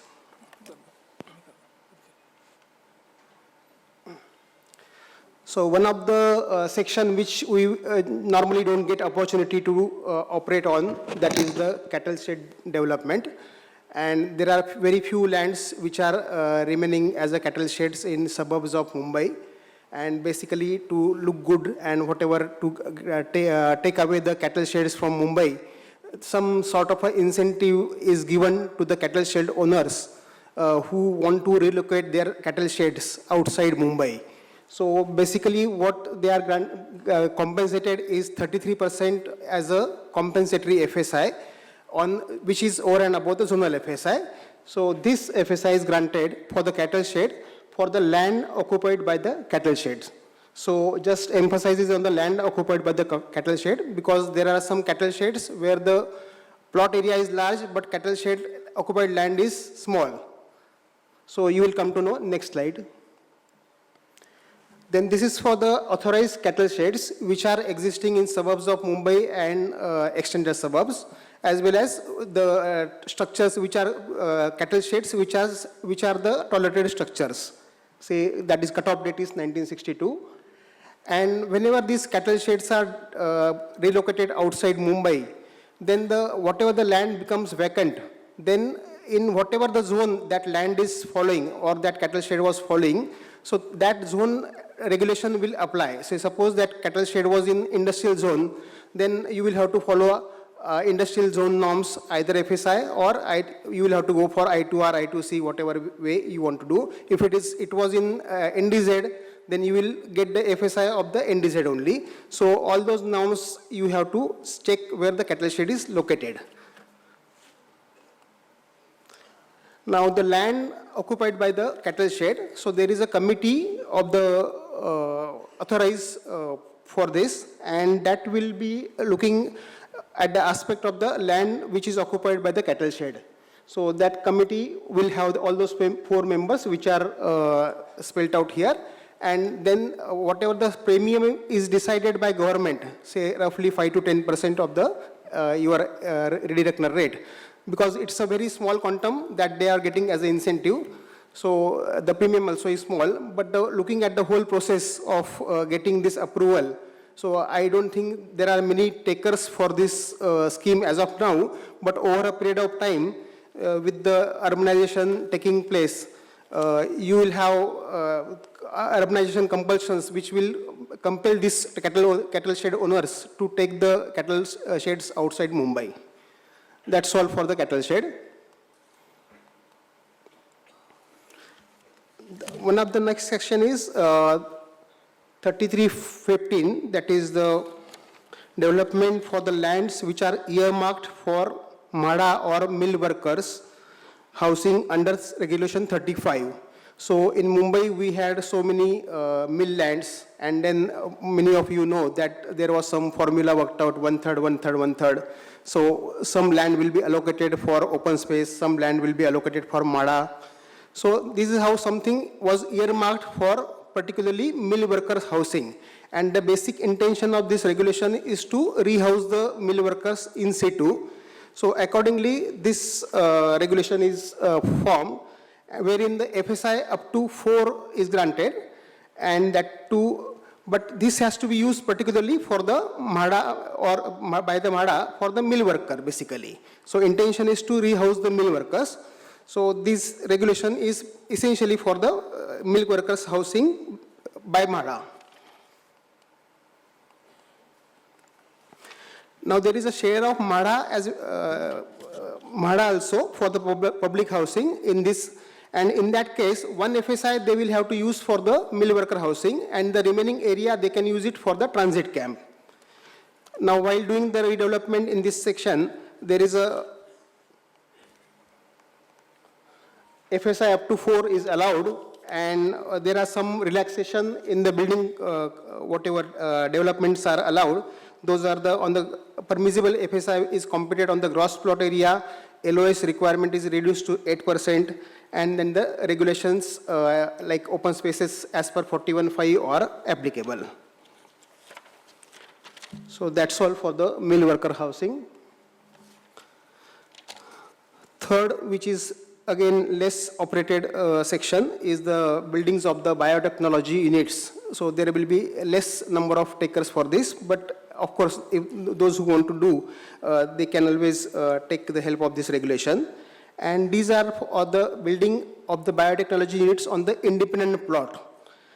And these are to be developed by the public bodies like MHADA, MIDC, or their joint venture, which are spelled out like 11% stakeholders basically, and wherein the FSI with a special permission of the commissioner as per road width is allowed, and that is tabulated here.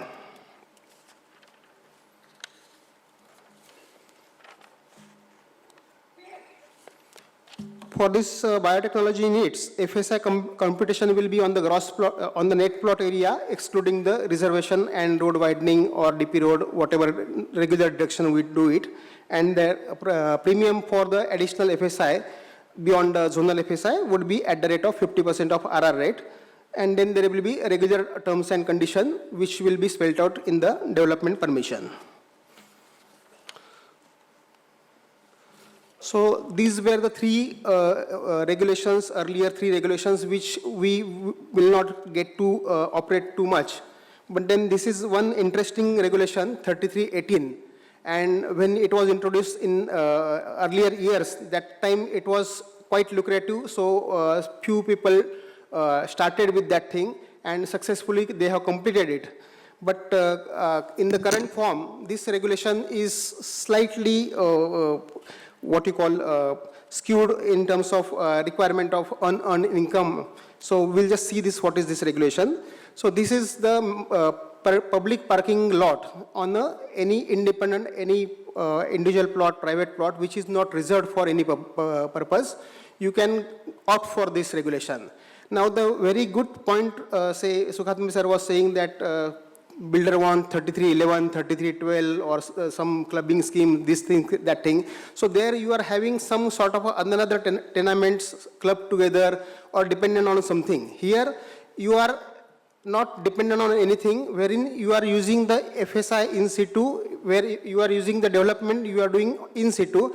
It entirely depends on you. So if this regulation with whatever cost attached to it, if that becomes justifiable in your case, depending on your plot area, so it can be a very good scheme for the builders to take it up. Just we'll try to see what are the things basically. Here we are getting some, we are constructing the public parking lot area and handing it to BMC for public operation, and whatever area you construct, on that you will get an incentive FSI. So that is the basic scheme. Say, let's see what are the conditions attached to the scheme. The minimum plot area has to be basically 1000 square meter, and whatever the number of parking we are handing over to corporation should be minimum 50 number of parking should be handed over to corporation, or minimum 700 square meter area is to be handed over to corporation. Now, these, whatever this said, whether in 1000 square meter or 700 square meter area, whether the scheme would become viable, that mathematics you will have to do, because at a certain stage, you will find that if you are giving a substantial area for a parking, then only your schemes are becoming viable. Now, location of this parking, which you are going for the public parking, that can be anything in the basement, it can be at the ground floor, or it can be or the upper floor. So one of the conditions which says that up to 3 basement, ground floor and 4 upper floors, you can give a public parking space. The one point which I missed, the main condition is 18.3 meter road. Now we as a planner, we should see that if your plot is having access from more than one side, then this scheme would be better suitable for you, because if you are just having one road, then giving 2 entries, separate entries, for one for sale purpose, one for BMC PPL purpose, it becomes difficult. But if you are your plot is having more than one road abutting to it, then this scheme is good enough so that you can segregate the entries and exits of the sale as well as BMC areas. Now, how this scheme operates? Till the formation of, there is a public parking authority is being formed, that has been declared, but so far it is not formed. Till it is formed, so there will be a committee of members, 4 members, who will be looking at the suitability of the plot for the public parking scheme, which was earlier also. Now the incentive FSI, that has to be used on the same plot.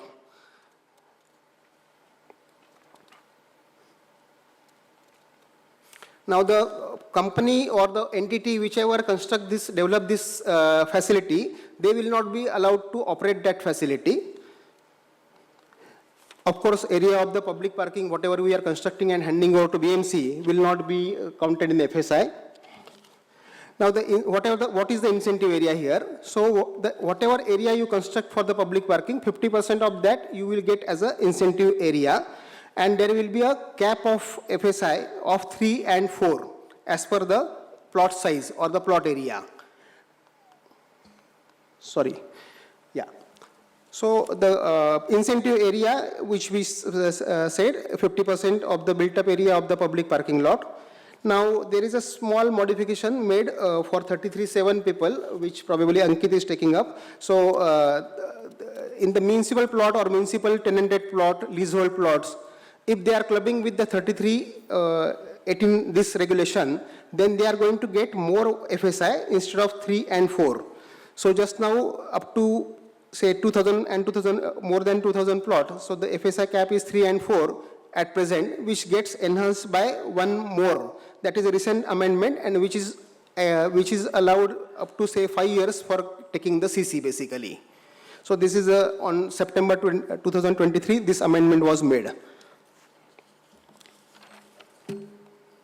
Other condition of public parking lot is that public parking should be limited to G+4 in 3 basement, and then there is a how much area you give for the parking. So there is a cap. How much area? You cannot give just 50 parking and 2000 square meter of area. That may not be allowed. So you have specified numbers which you have to follow, so, or the actual figures. Based on that figure, you will get the incentive FSI. This is the one factor which is like makes or breaks your feasibility. So this is the premium the developer will have to pay to BMC. Now, how this premium is calculated? It is the, say, person. Okay. The green figures are the cost of construction of PPL and the cost of construction of amenities of the PPL, like the caretaker or whatsoever, and then the cost of construction of the corresponding incentive FSI. So this cost is deducted from the value of, say, your additional FSI which is generated out of incentive FSI, and whatever the difference is there, so on that 60% is the premium rate. So this is something little higher side, probably if it is reduced by government or somehow your plot area is such that it allows you. You have to work it out on your individual plot area.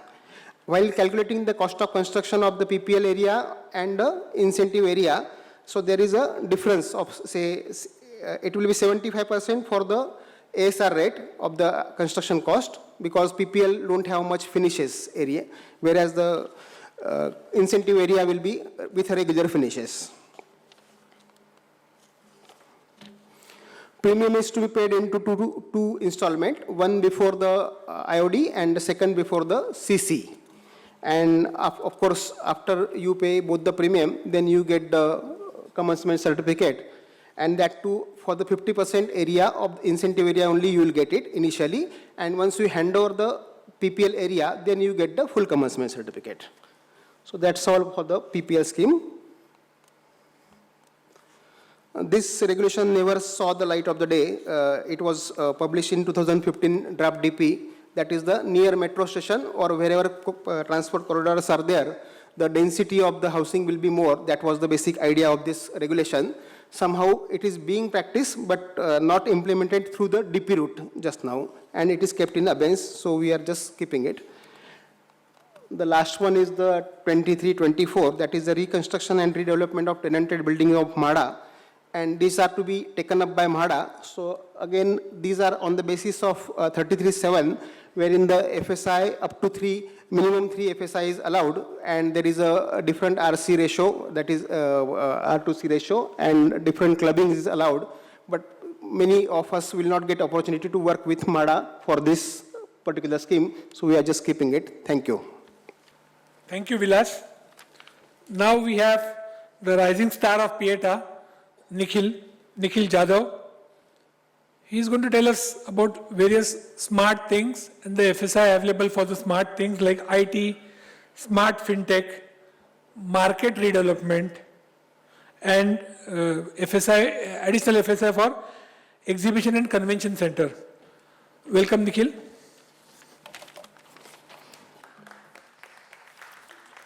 Thank you, everyone. Thank you, Suyog sir, for the introduction. Good evening, dignitaries, guests, and all Pieta members. I am Nikhil Jadhav. I'm a slightly not so new member of Pieta, and I was happy today to not hear my name from Dubal sir in the list of newcomers. And also thanks to him, I have started the presentation right since 2016 when Dubal sir's first term as a president, and I was giving the presentation for the draft DCPR then. I hope I bring some value to this through this presentation as well. So my presentation is basically on 3313. That is, if you can see, I just had a small joke with Sukhatme sir that even the engineer had some graphics on this presentation today. The first building is 3313, is the IT building. Then you can see the market. This is a municipal market in Jogeshwari. The BMC market, that is 3321, and 3322 is the development of convention center. Coming to the presentation, 3313 is the IT establishment. So there is no minimum plot area requirement for 3313. The minimum road width criteria is 12-meter road. It is permissible in industrial zone, commercial zone, as well as a residential zone. So if you have an industrial plot, without converting it to I2R, you can still go under additional FSI under IT. But the benefit or the difference vis-a-vis commercial development and IT development is that there is a restriction on who you can sell or who can occupy the IT premises. Basically, the incoming tenants need to be certified under the IT policy. They have to be eligible as the ITS enabled companies. The LOS is same as every other regulation, so there is no special concession. It's 15 to 25% depending on the plot area as per regulation 27. So there is a concession on amenity space for up to 2 hectares, that is up to 20,000 square meters. 14A and 14B is not applicable. It is applicable only above 2 hectares. Permissible FSI ranges from 3 up to 5. So point to note here, this is the regulation, this is the permissible FSI as per the DCPR 2034. And the plot area to be considered for FSI is the net plot area, that is excluding everything that you hand over to BMC, the reservations or road setback.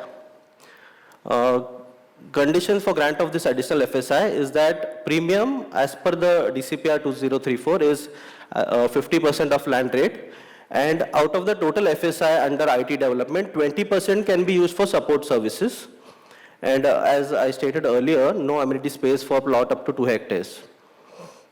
Now coming to the IT-ITS policy, which is a very new policy that got sanctioned by the Urban Development Department on 27 June. This is a statewide policy, but it has 2 parts to it. Some part which is applicable to Mumbai, which is called a Class 1 area, and Class 2 area, which is other than Mumbai. So I'm covering the Class 1 applicable rules, which are applicable to to Mumbai. And in pursuance of that IT policy, the UD department has also come up with this 37(1)A because they need to incorporate those changes in our DCPR-2034. So this is under suggestion objection stage. If we all consider what kind of improvements need to be done to this regulation, we should file our suggestion objections because it is still open, and soon expected that UD will come up with the final notification. So as per the IT-ITS policy, this is a small comparison that I have done. So in 2015, the FSI ranged from 2 to 3, maximum FSI was 3, whereas as per the IT policy 2023, FSI has been increased up to 5. But point to note here is that the DCPR-2034 already had the increased FSI provision, maybe in anticipation of the new IT policy.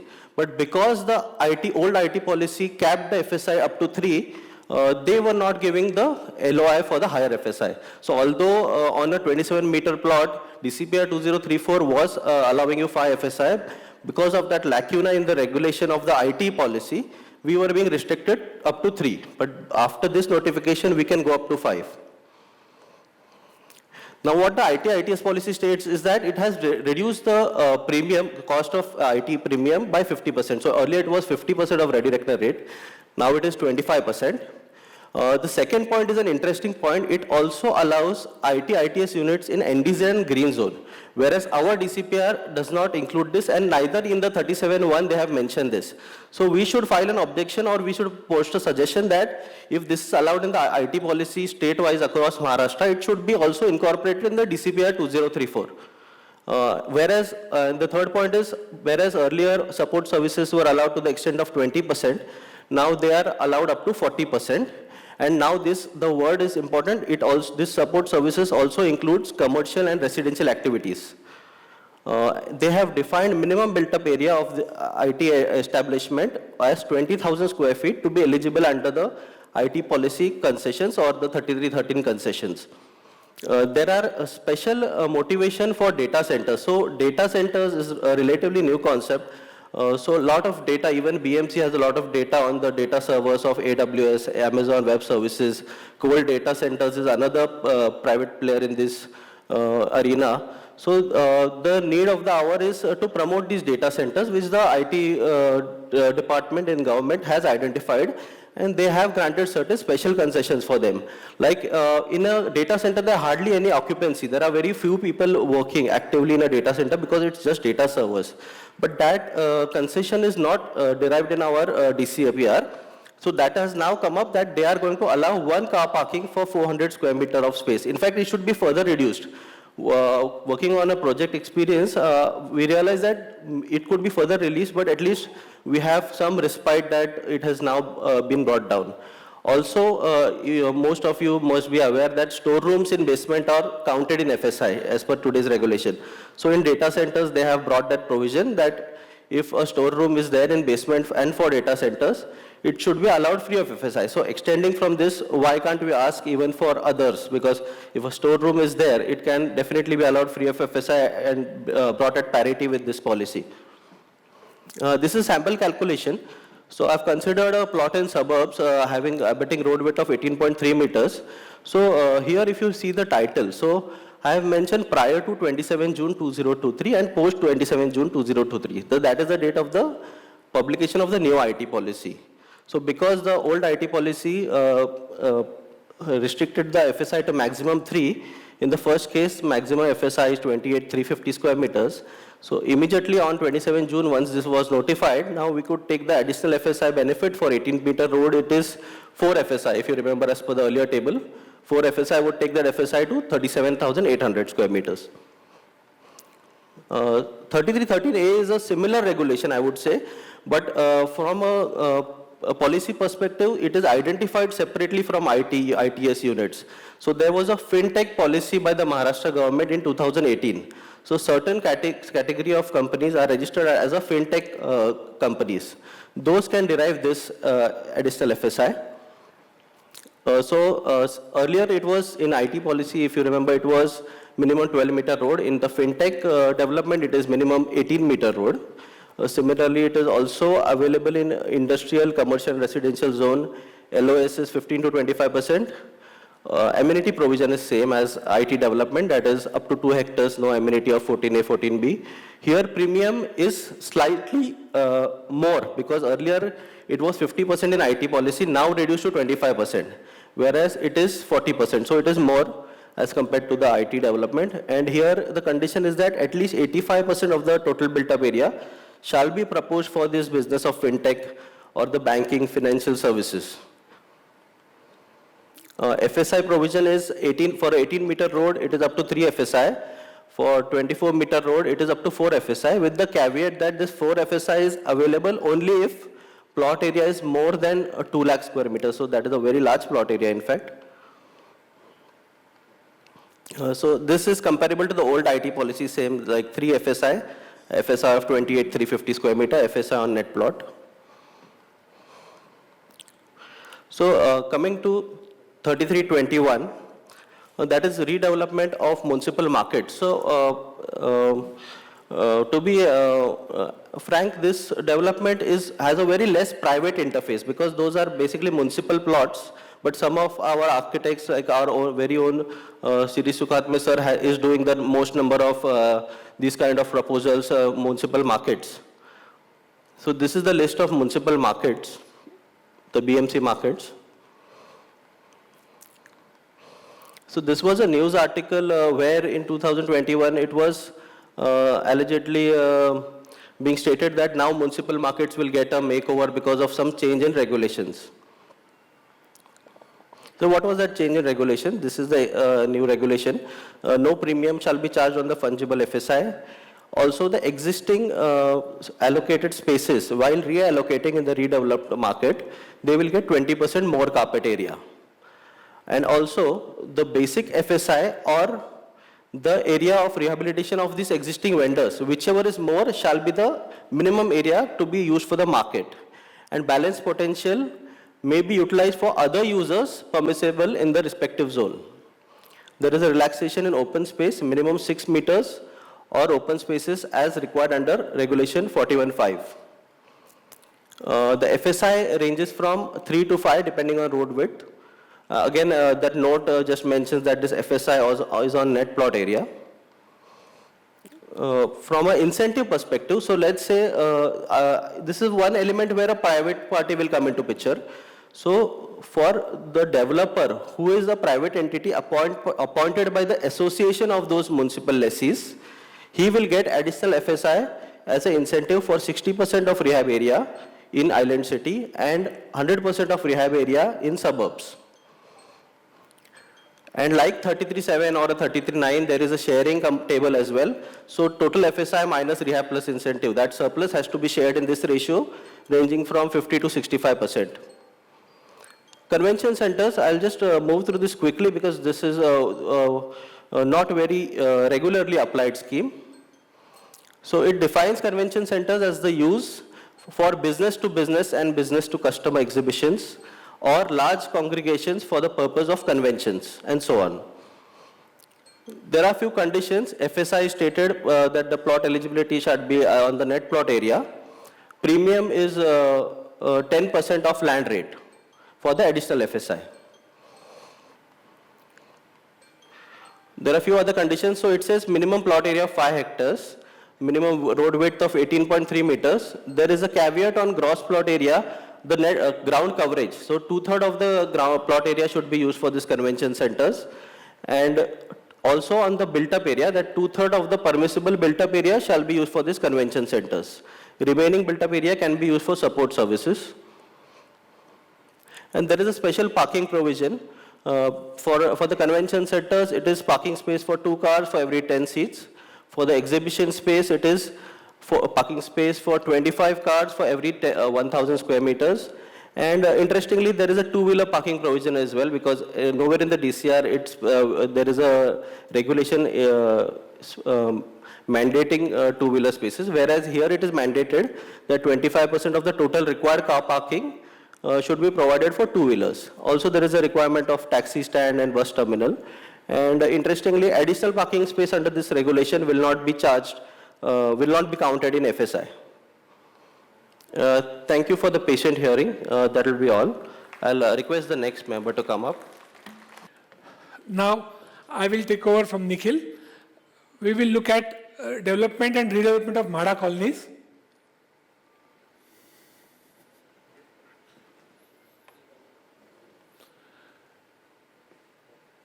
Development of MHADA colonies is a regulation which nobody has actually looked at.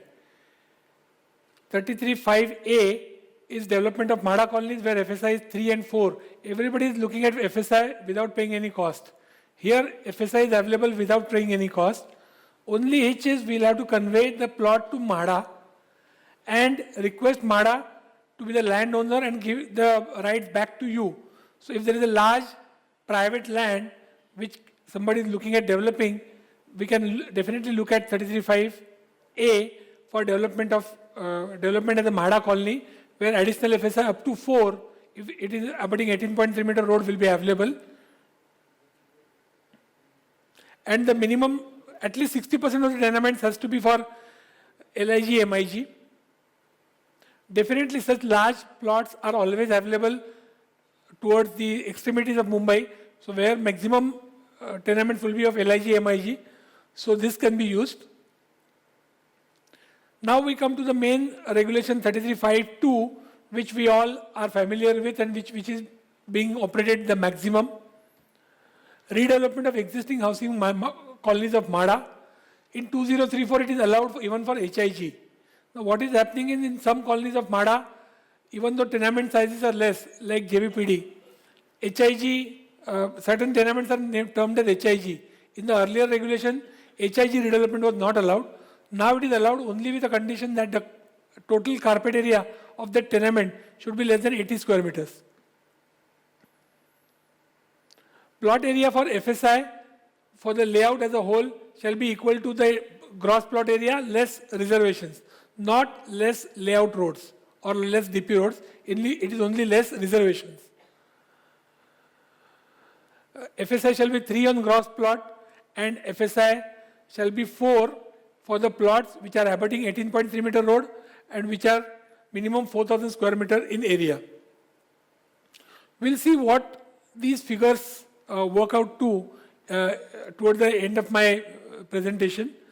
So FSI of 3 on gross plot area and 4 on gross plot area, how the cookie crumbles and why people say that the maximum FSI is available for MHADA redevelopment. There are very few regulations which can compete with DCR 33(5) in terms of grant of additional FSI. So there are two routes under which redevelopment can happen. This additional FSI which is available can be either shared with MHADA or it can be availed by paying premium. If we go by the sharing route, then there is rehab entitlement. The members have to be given certain minimum area existing plus 35% or 35 square meter minimum. Then as the plot area increases, the rehab entitlement goes on increasing. Interestingly, if MHADA is redeveloping their own society, then the members get 15% over and above what is stated above. So imagine a typical LIG plot, tenement, a society with a typical LIG tenement. They will have a typical carpet area of about say 20-25. With 50% extra, they'll get much more if they go to MHADA. But unfortunately, there is no demand from any of the societies that MHADA should redevelop their plots. And all the societies are going toward the developers and opting for more FSI, more area through the developers. Now, we have seen rehab. Now there is incentive to the developer or to the society if they are developing it themselves. So the incentive, as the plot becomes cheaper, the incentive increases. So for higher plots with higher land rates, the incentive is 40% and it goes up to 70%. Now, if rehab plus incentive is more than built-up area entitlement, what happens? Like 33(7), we say FSI is 3, but or rehab plus incentive, whichever is more. Here it is rehab plus incentive or FSI allotted by MADA, whichever is less.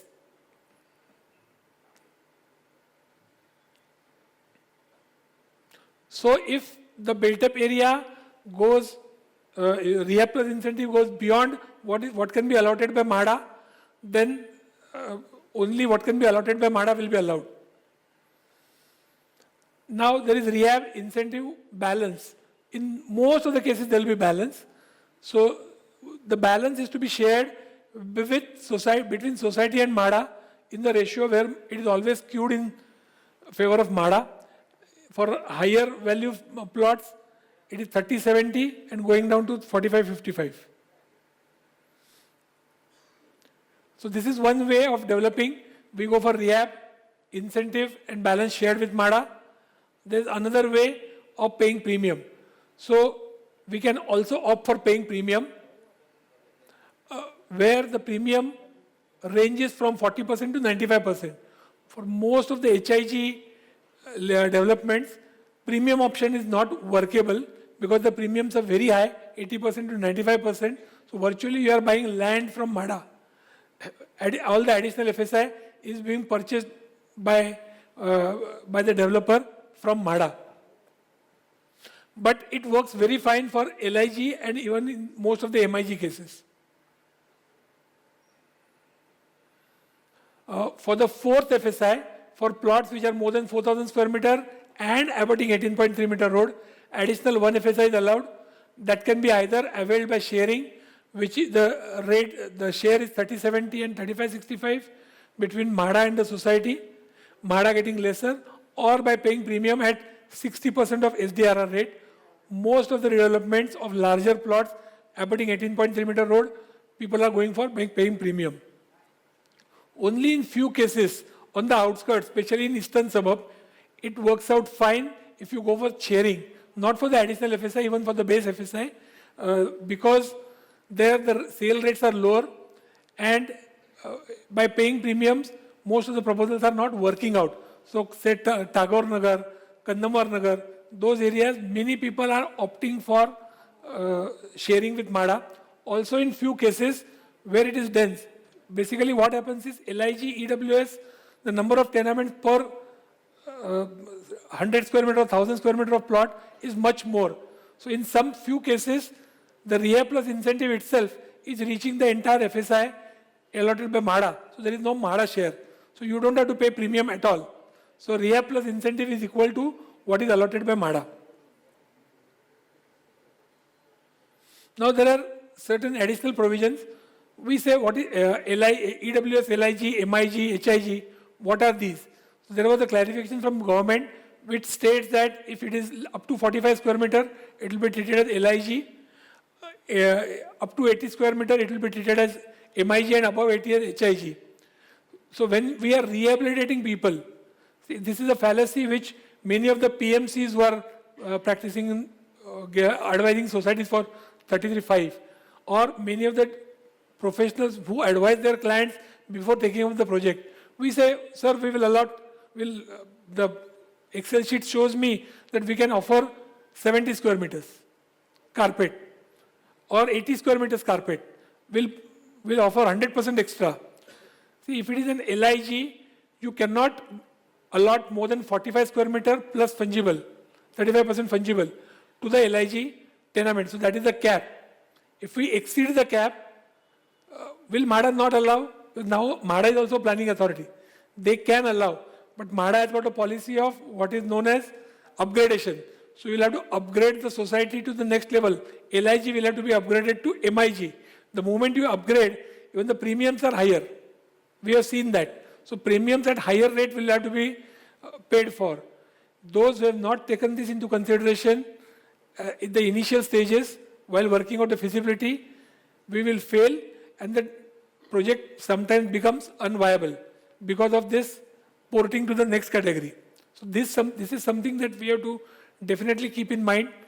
This is something which happens mostly for LIG, because in some cases the FSI is so high and the society has under-consumed FSI that you are tempted to offer 100% extra or 150% extra, and then you cross the limit of 45 plus fungible, in which case we'll have to keep this in mind that we'll have to go to the next stage of premium.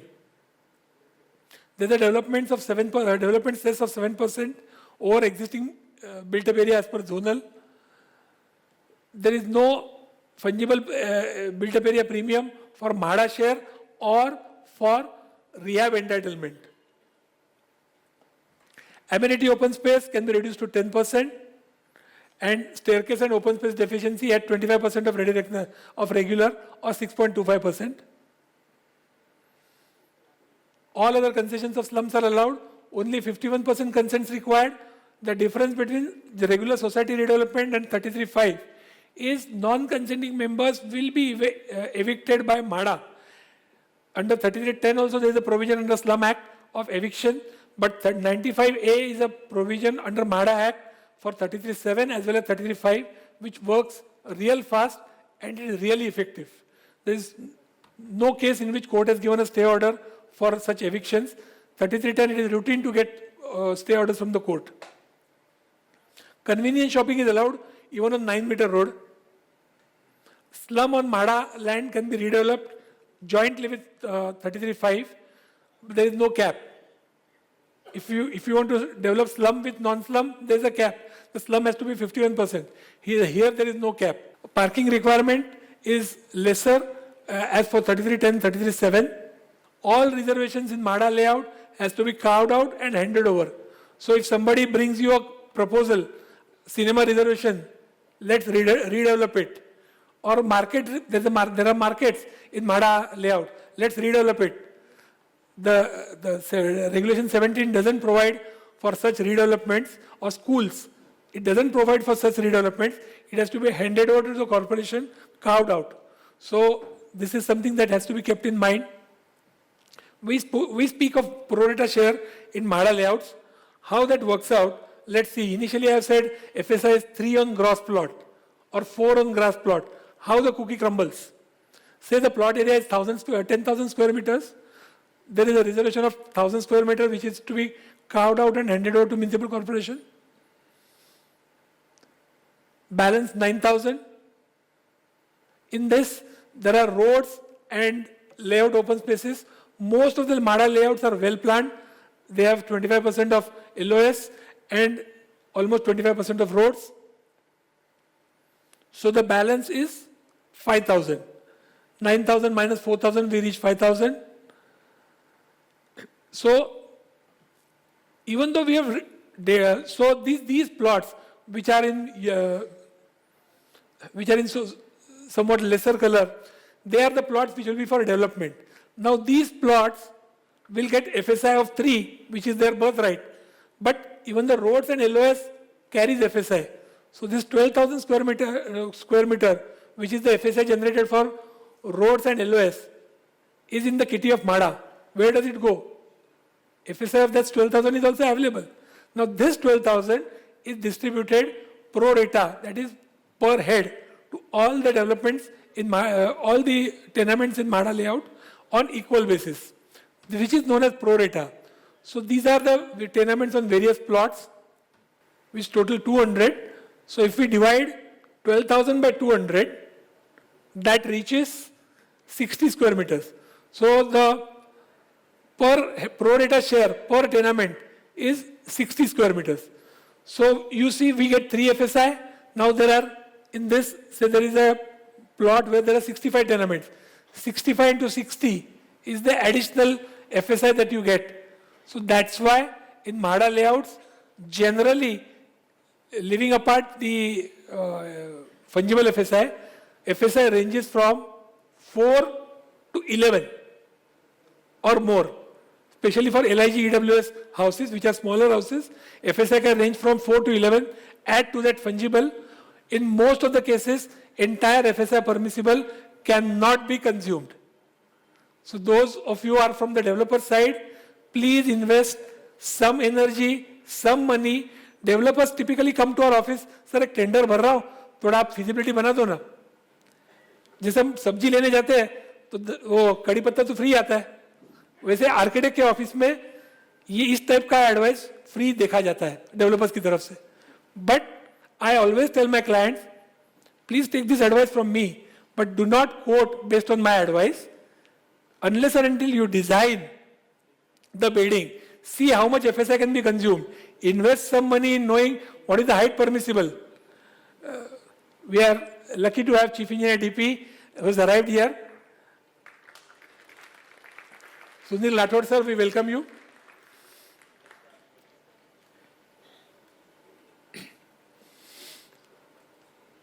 So please advise your clients to design the buildings, to see what is the height permissible, what are the requirements for the larger plots, and most of these plots you will need EC, so RG has to be provided on Mother Earth, all those provisions have to be made.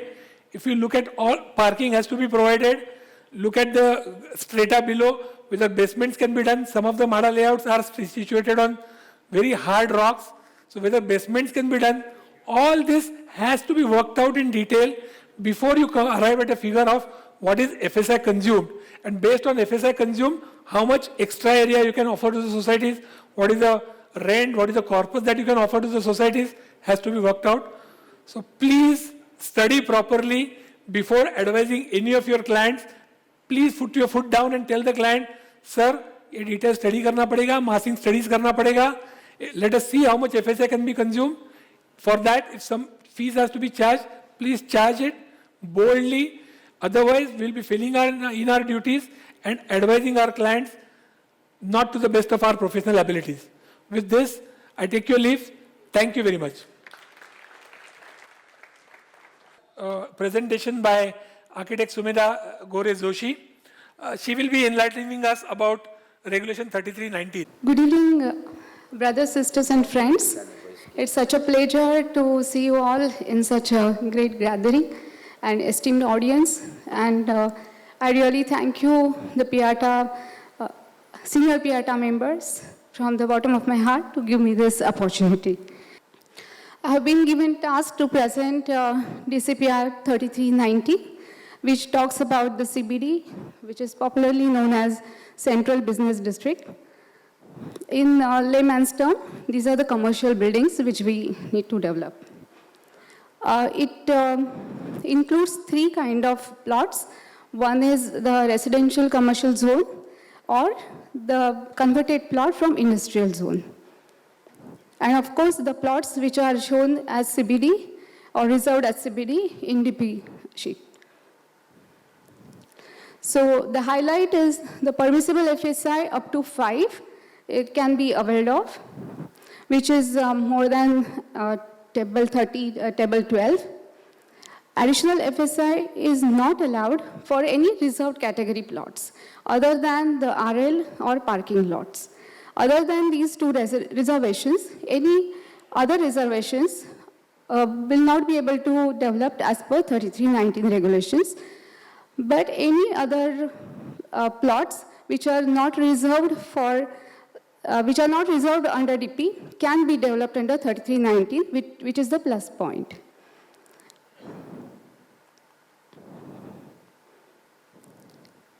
So another highlight is development to the extent for the residential purpose is limited to 30%.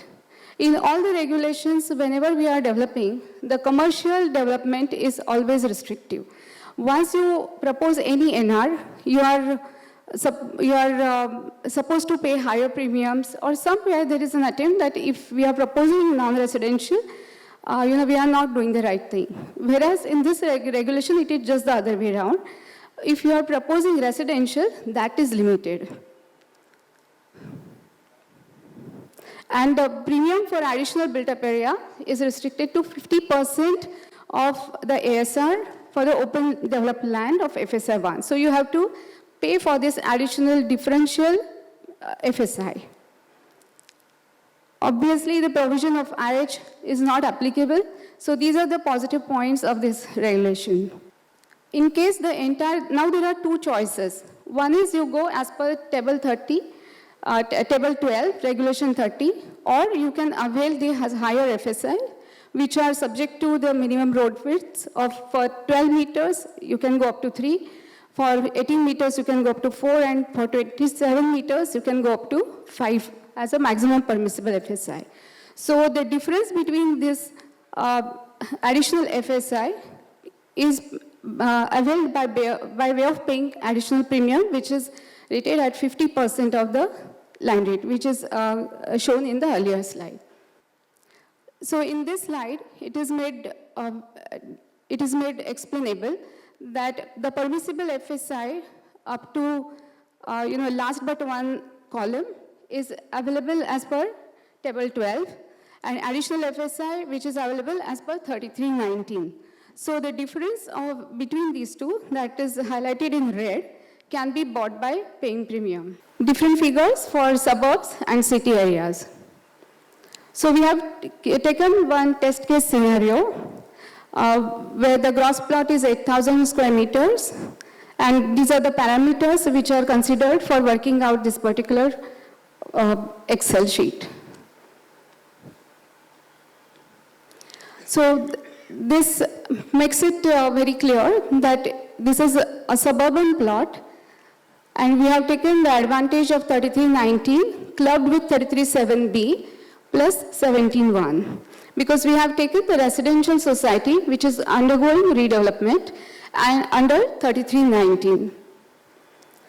So considering the plot area as 8,000 and reservation of R&R, this is a test case scenario. So the reservation area is considered as 1,500. So we have worked it out, the separate calculations for reserved plot of land as also for the plain net plot of area. Because we have considered this redevelopment of a residential society, we have also considered in row 11 the incentive FSI for the society, which is 15% of the existing BUA. These Excel sheets, I guess, are going to be made available, so you can study them in detail. I would like to draw your attention for particular row number 16, where the additional FSI as per regulation 19, which is 4, minus which is available by table 12, regulation number 30, that is 11,600. So that is the advantage of regulation 3319. Here the rehab without charging premium will be 35%, and the fungible advantage of 35% is also carried for both rehab as well as sale. These are the premiums which we need to pay to MMC. The rest of the premiums are the same, except in row number 5, which is the premium for additional FSI as per regulation 3319. And you can see for yourself that is the highest premium, because that is taken against the advantage of FSI. So this brings me to the end of my presentation. However, this is as per the regulation is concerned. As design architects, I would also like to mention 2-3 extra points. Whenever you are working on this particular regulation, there are 3-4 things which you need to know. First is start with checking up the DP remarks, whether the plot is reserved, unreserved, where there is a RL line or setback area. Then the second point is check up the road width, because 3319 will be as per the road width. The third point is if you can club the other regulations, such as we have taken 33.7b, also 17.1. The fourth point to take into consideration is the amenity, that is regulation 14 and 17, because those will be affecting this particular regulation going ahead, because those are the areas which you need to take into consideration. This will help you to work out the FSI. Other than this, as a design element, you need to also start with the aviation height, because the height is what will limit your design. The parking deficiency or the parking requirement, because this will be the commercial or non-residential parking requirement. Because you are proposing multiple users. Suppose if you go for 30% residential, then there will be residential way of looking at parking. If you are proposing any NR users or commercial users, such as clubbing of different non-residential users, then the parking requirement will be different for those users. So you have to work out the parking requirement, and obviously the biggest task in Mumbai planning is the open space deficiency. So once all these corners are taken care of, then you will be in a best position to advise your client or start your design. I sincerely thank you all of you for patient hearing, and have a great evening. Thank you. Thank you, Sumita. Who amongst practicing professionals here have not got a stop work of late for not complying with the requirements of the air pollution directives by the commissioner? I'm sure all of us must have got it, right? Yesterday, today, most of our sites were visited. We all have got stop works. Even though the guidelines published by Municipal Commissioner states that we have 15 more days from the date of the guideline, that was 25th of October, to comply with. Because erecting a 30 feet high barricade also takes time. But any which way, we are dealing with the situation. So let's know more about these air pollution mitigation measures from our President, Manoj Dubal sir. Good evening, everyone. As Suyog has rightly said, the stop work notices have been started already. But this is, even though guideline says 15 days, because to get all those materials, to acquire that, it takes some time. But even though the ward have started acting on it, and I would give you my presentation and tell you very, very categorically, that we as a professionals need to advise our clients that this is mandatory. It is mandatory, and we need to ask our client and insist upon client that they should fulfill all the requirements as per the circular which I am going to present here. And in the meeting with the commissioner, which of course I will show you on the slides, we all know, I'm not going to speak about the details of how the air pollutions in our city. It's all widespread construction, BMC construction, metros, bridges, refineries, chemicals, and vehicular pollution. So these are all the major factors, and there are other also, like burnings, unauthorized burnings. Recently, various meetings were held by BMC along with the stakeholders, and as a PIATA, we were also called. And the first meeting was held by Municipal Commissioner himself on 20th October, online meeting, which was almost about 1.5 hour to 1 hour 40 minutes. That meeting lasted more than 1.5 hour. And I would tell you the viewpoint of the commissioner. In the meeting, he said that we will be ruthless. The words are ruthless. I'm quoting Municipal Commissioner, that we will be ruthless in implementing this circular.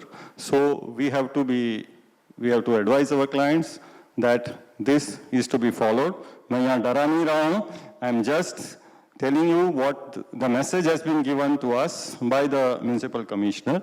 Thereafter, meetings by DMC Environment and our Chief Engineer DP, online second meeting, and the third meeting was held by AMC City on 26th of June. So series of meeting from 20th, on 20th, 23rd, and 26th with all the stakeholders. And thereafter, the circular was issued on 25th of October by BMC.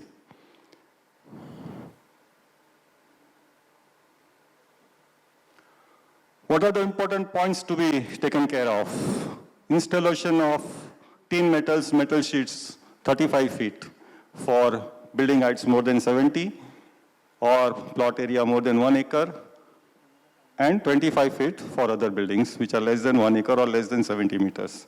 Covering of building by green cloths or jute sheet or tarpaulin metal is mandatory. So you have to cover entire building, and the commissioner categorically said, municipal commissioner categorically said that I don't want to see any building which is under construction, and it should be covered with the cloth.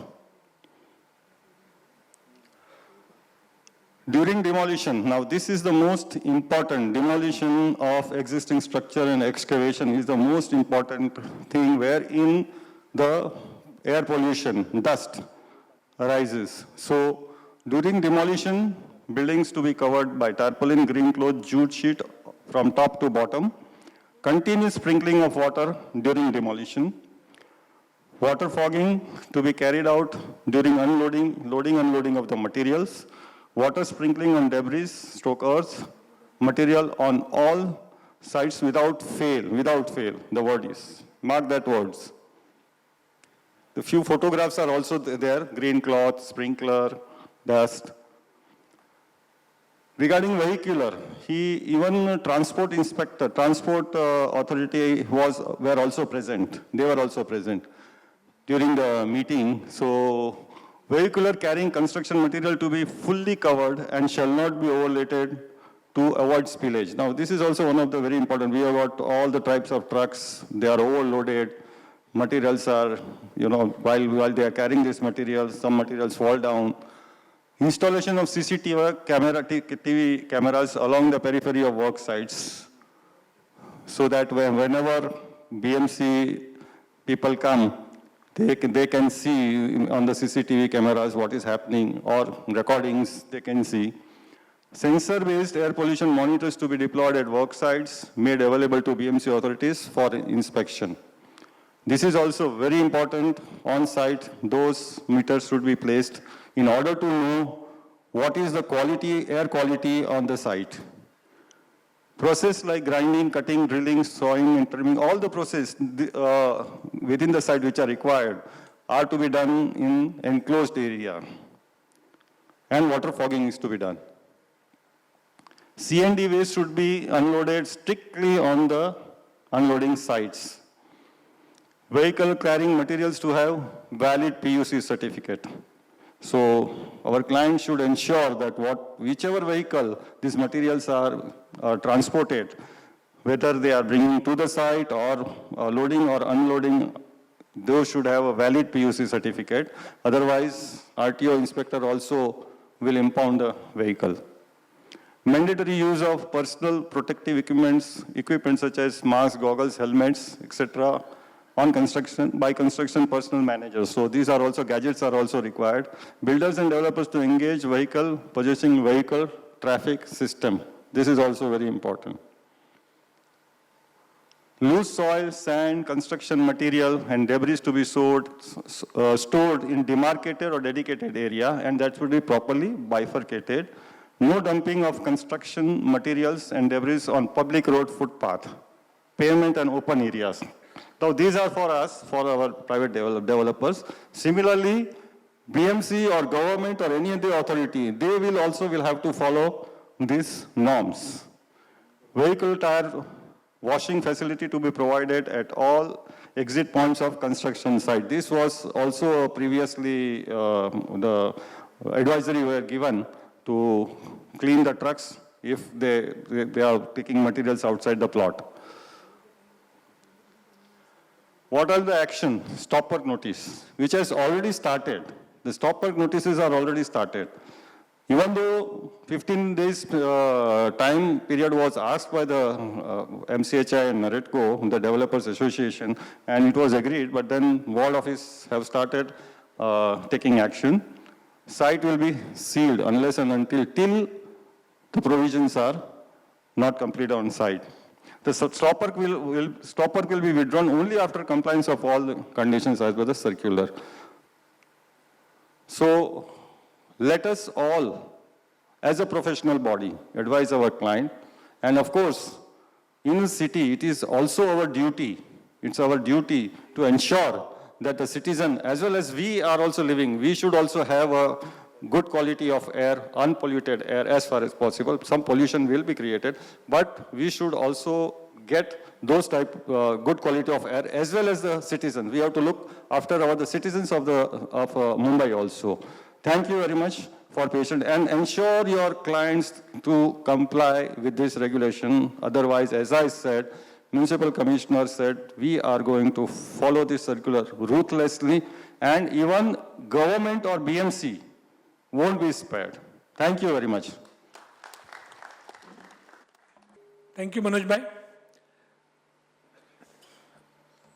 I think it's been a long time that we have been sitting in our chairs, and we are no more college students that we can sit for so long in chairs. Let's take a small tea break, only for 15 minutes. After tea break, we are going to listen to a galaxy of stars from Pieta on various important regulations ranging from 33.7, 33.9, and so 33.10, 33.11. Most of the topics which are in vogue today. So let's energize ourselves with a cup of tea and coffee and be back in our seats exactly in 15 minutes. Thank you.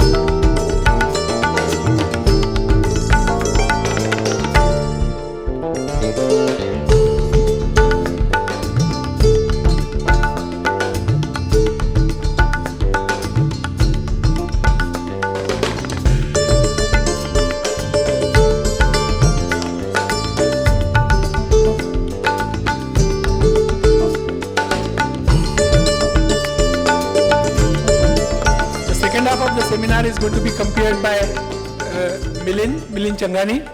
So I request Milind to please take over.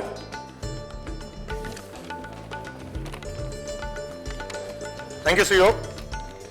I request everybody to be please seated in their seats.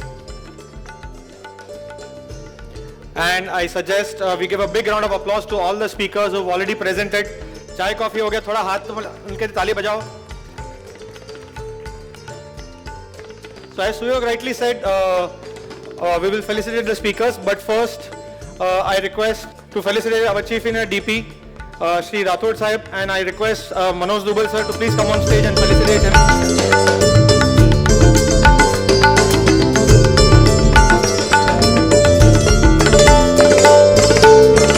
A big round of applause to our very dear Chief Engineer DP, who has been very helpful to all of us.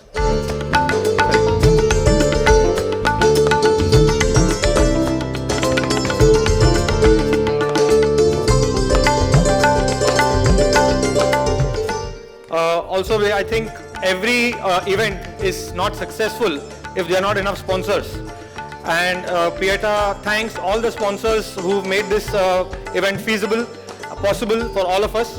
I would like to quickly call upon any representative from Narang Realty, and Mr. Dubal sir, please be present here. Anyone from Narang Realty? No? Oh, he's here. Thank you. We thank you from Narang Realty, Manoj Bhai. Please felicitate. A big round of applause, please. Thank you. I request a representative from Daryani Constructions Private Limited, if you're present here. Please, somebody can quickly come on the stage. For anybody from Nesco? Anybody from Nesco? Anil Patil sir, I think he will receive the award on his behalf. Yomesh, can you please felicitate him? A big round of applause, please. Anybody from Integrated Real Estate Advisors out here? None? I think we'll go to anybody from Sangvi Premises Private Limited. Rakesh Bhai, please, welcome.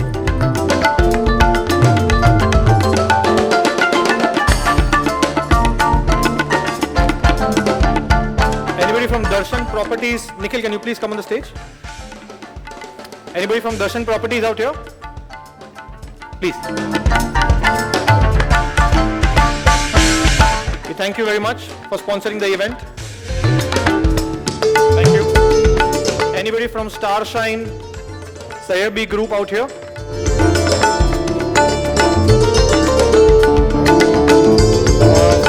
Anybody from Arcade Group? I request Samir to please come on the stage. Thank you so much. These are the sponsors of the event. थोड़ा तालियां जोरदार हो जाए. We request anybody from Lotus Realty to be present here. Anybody from Lotus Realty? Anybody from Piramal Realty? We thank you very much. Anybody from Crest Group out here? Yeah, please, please. Yeah. From the Piramal Realty, Sashi sir, can you please felicitate them?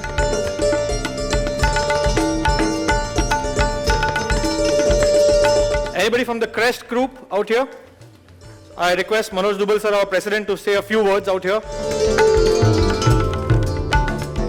Regarding the stop work notice issued for mitigation of air pollution, I am told by our Gita Sahib that stop work notice he has checked from the ward office, and he has told me to announce, asked me to announce that those stop work notice have been issued not because of tin sheds or green cloth, but because of the trucks which were, those were not washed properly and they were plying on the roads for such action, not for tin sheds or green cloth or other requirements. And this washing of trucks and all that is, I think it's a very, very long, earlier circular, long back circular. So stop work notices have been issued for that reason. That is what I wanted to clarify. And thank you, Vidya sir, for informing us. Thank you. So welcome friends, I think we've got a full quorum now, and we're going to start with the second half of our presentation, but before that, I thank all the attendees and our team from the MCGM to be present. I request our Chief Engineer DP, Rathod sir, to please come on stage and say a few words. Good evening everybody, all ladies and gentlemen. I'm sorry, it would have been a good afternoon, but now it is good evening. I was supposed to come in the first session, but I missed the lecture of our Honorable retired DMC Chitore sir, who has framed this DC regulations, DCPR-2034, and adopted the entire DP of Mumbai. As you all are aware, this house is full of all our colleagues, all PIATA members and everybody, young architects and everybody. So it's my pleasure that I am here as a Chief Engineer DP to attend this. Actually half part I missed, now further part is, it's a really great, and I congratulate this PIATA to organize this. Since I was sub-engineer in building proposal department, since then I am observing, PIATA has been always conducting such seminars, making everybody knowledge, everybody is not imparting the knowledge to everybody, whoever new architects are registered, licensed surveyors, and even it is helpful to my staff also. Our sub-engineers, assistants who are newly coming to the department, they also get knowledge from this. See, there are interpretation issues. So many new staff comes, they may or may not understand, but if such seminars are going on, they will understand. And it's a very elaborative, what all dignitaries and everybody is presenting it is very, very clear and very understandable. You can just look whatever the presentations have been given. See, as regards this day-to-day observing, this ease of doing business, PIATA has been always helping in framing of DCPR also, and now many of the things we are also bringing up so that to have a better elevations, some circulars we are formulating. So PIATA has been always coordinating and taking the active part in, at every level, in MCGM level, at Government of Maharashtra Urban Development Department level. So so further now I won't take much of your time. I am thankful to PIATA and all its members, and request to continue further for the 33 elaborative session further. Thank you very much. Thank you, sir. Thank you so much. Again, we would like to thank all our MCGM officers, Pardesi sir is also here. We really thank you for coming, sir. You always helped us, and whenever we need, you have been there. Gite sir, Tambewak sir, and Deshpande sir, everybody, we welcome you all. We come to the next leg of our presentation about the FSI. And friends, we always think that Mumbai has got the maximum FSI or the maximum density. But can anybody in the crowd tell me which state of India has the most FSI? Anyone? Any idea? Or you think Bombay is the most FSI highly dense city? Hyderabad. So Hyderabad has got unlimited FSI. There is no concept of FSI. You just have to leave 20-meter open space, 10% LOS, construct as high as you want. But it is development and not redevelopment. So Bombay has its own set of challenges, and that is why we've got so many different regulations which needs a careful planning and careful interpretation as well. We're going to start with the first regulation under 33.7 by our young architect Ankit Dharia. I request Ankit to please come on the stage and give a presentation on 33.7, redevelopment of cell structures. Good evening, everyone. I am Ankit Dharia. I am here to present 33.7, which is mainly under island city. 33.7 is mainly about existing redevelopment buildings, which falls under CES category and which are under MHADA Act 1969-1971 and which also falls under the Rent Act. Also, the societies which have landlords with tenants, DCES buildings which are earlier CES properties were due to formation of societies have now converted into DCES buildings are also falling under this 33.7. Corporation tenanted properties prior to 1969 are also covered under this regulations. As of now, approximately 16,000 buildings are still left for the development under this regulation, which is mainly in the island city. And the basic FSIs and existing tenants, benefits to the existing tenants and everything, I'll be presenting in future slides. Basically, 33.7 is at par with 33.10, wherein the existing buildings have already outlived their life and they are not as good as for human habilitations. In small wards like B, C, D wards, there are mainly redevelopments are mainly under 33.7. 33.7. See, for constructions and redevelopment of to be taken by same or different landlords or cooperative housing societies or housing societies which have existing tenants or landlords of those societies. Recently, as per the new notifications, the PMGP who have completed 30 years are also included into this. Basically, what benefits and what tenants are getting benefit with this. Basically, the existing tenants are getting areas of 27, that is 300 square meter individual areas, plus 5% for single plots, 8% for 2 to 5 plots, and 15% for more than 6 plots. The incentive also varies from number of plots to plots, depending on their land rate and construction rate of that particular ready reckoner. As you can see over here, for a single plot building, the existing minimum FSI is 3 and 5% additional FSI. Basically, the 33.7 has two criteria. The minimum FSI is 3 plus 5% for existing tenants, or incentive, whichever is more. However, the incentive for the rehab also increases with the number of plots, and incentive for the developers also increases. As you can see from the right side table, for single plot, the FSI is 3 or 5%, and the incentive varies from 75% to 80%, depends on LR and RC ratio. For 2 to 5 plots, same, the 3 plus 8% to the existing tenants, and incentive increases from 85 to 90%. And more than 5 plots, it is 3 and 15% to existing tenants, or 90 to 100%, whichever is more. Basically, 33.7 is mainly in the the tenement density is quite high, and hence this is mainly used for island cities.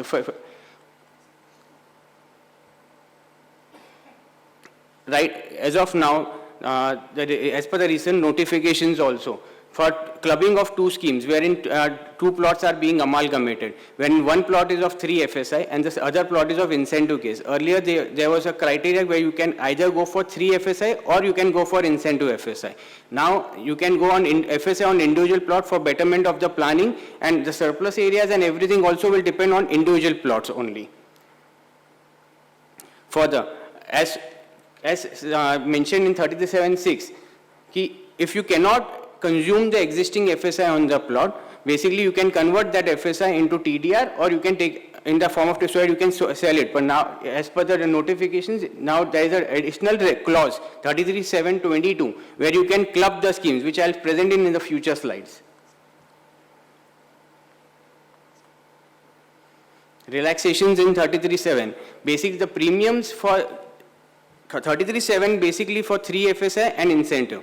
If the criteria of 33.7 is for 3 FSI and the rehab area for in the entire permissible area is less than 50%, then there is a MADA surplus area also, which depends on the MADA Act, wherein varies from 5% to 30%. And the premium towards the non-composite building, wherein the rehab ratio is less than 50%, is also up to 100%. However, in composite building, where the rehab ratio is more than 50%, all the benefits of 33.10 are given to 33.7. That is premium at 10% of normal rate or 2.5% as per ASR for FSI 1.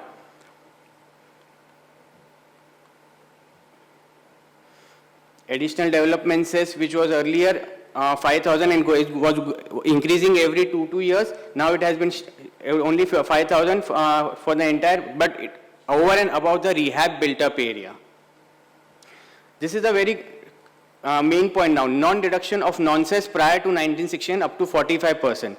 Basically in this, for non-cess structures in a plot where the non-cess area is up to 45%, entire 45% tenants are considered at par with our cess tenants, and has been entire 3 FSI is being given on gross plot area. However, in case of incentive, this is the benefit of incentive on that 45% of the tenants are not being allotted.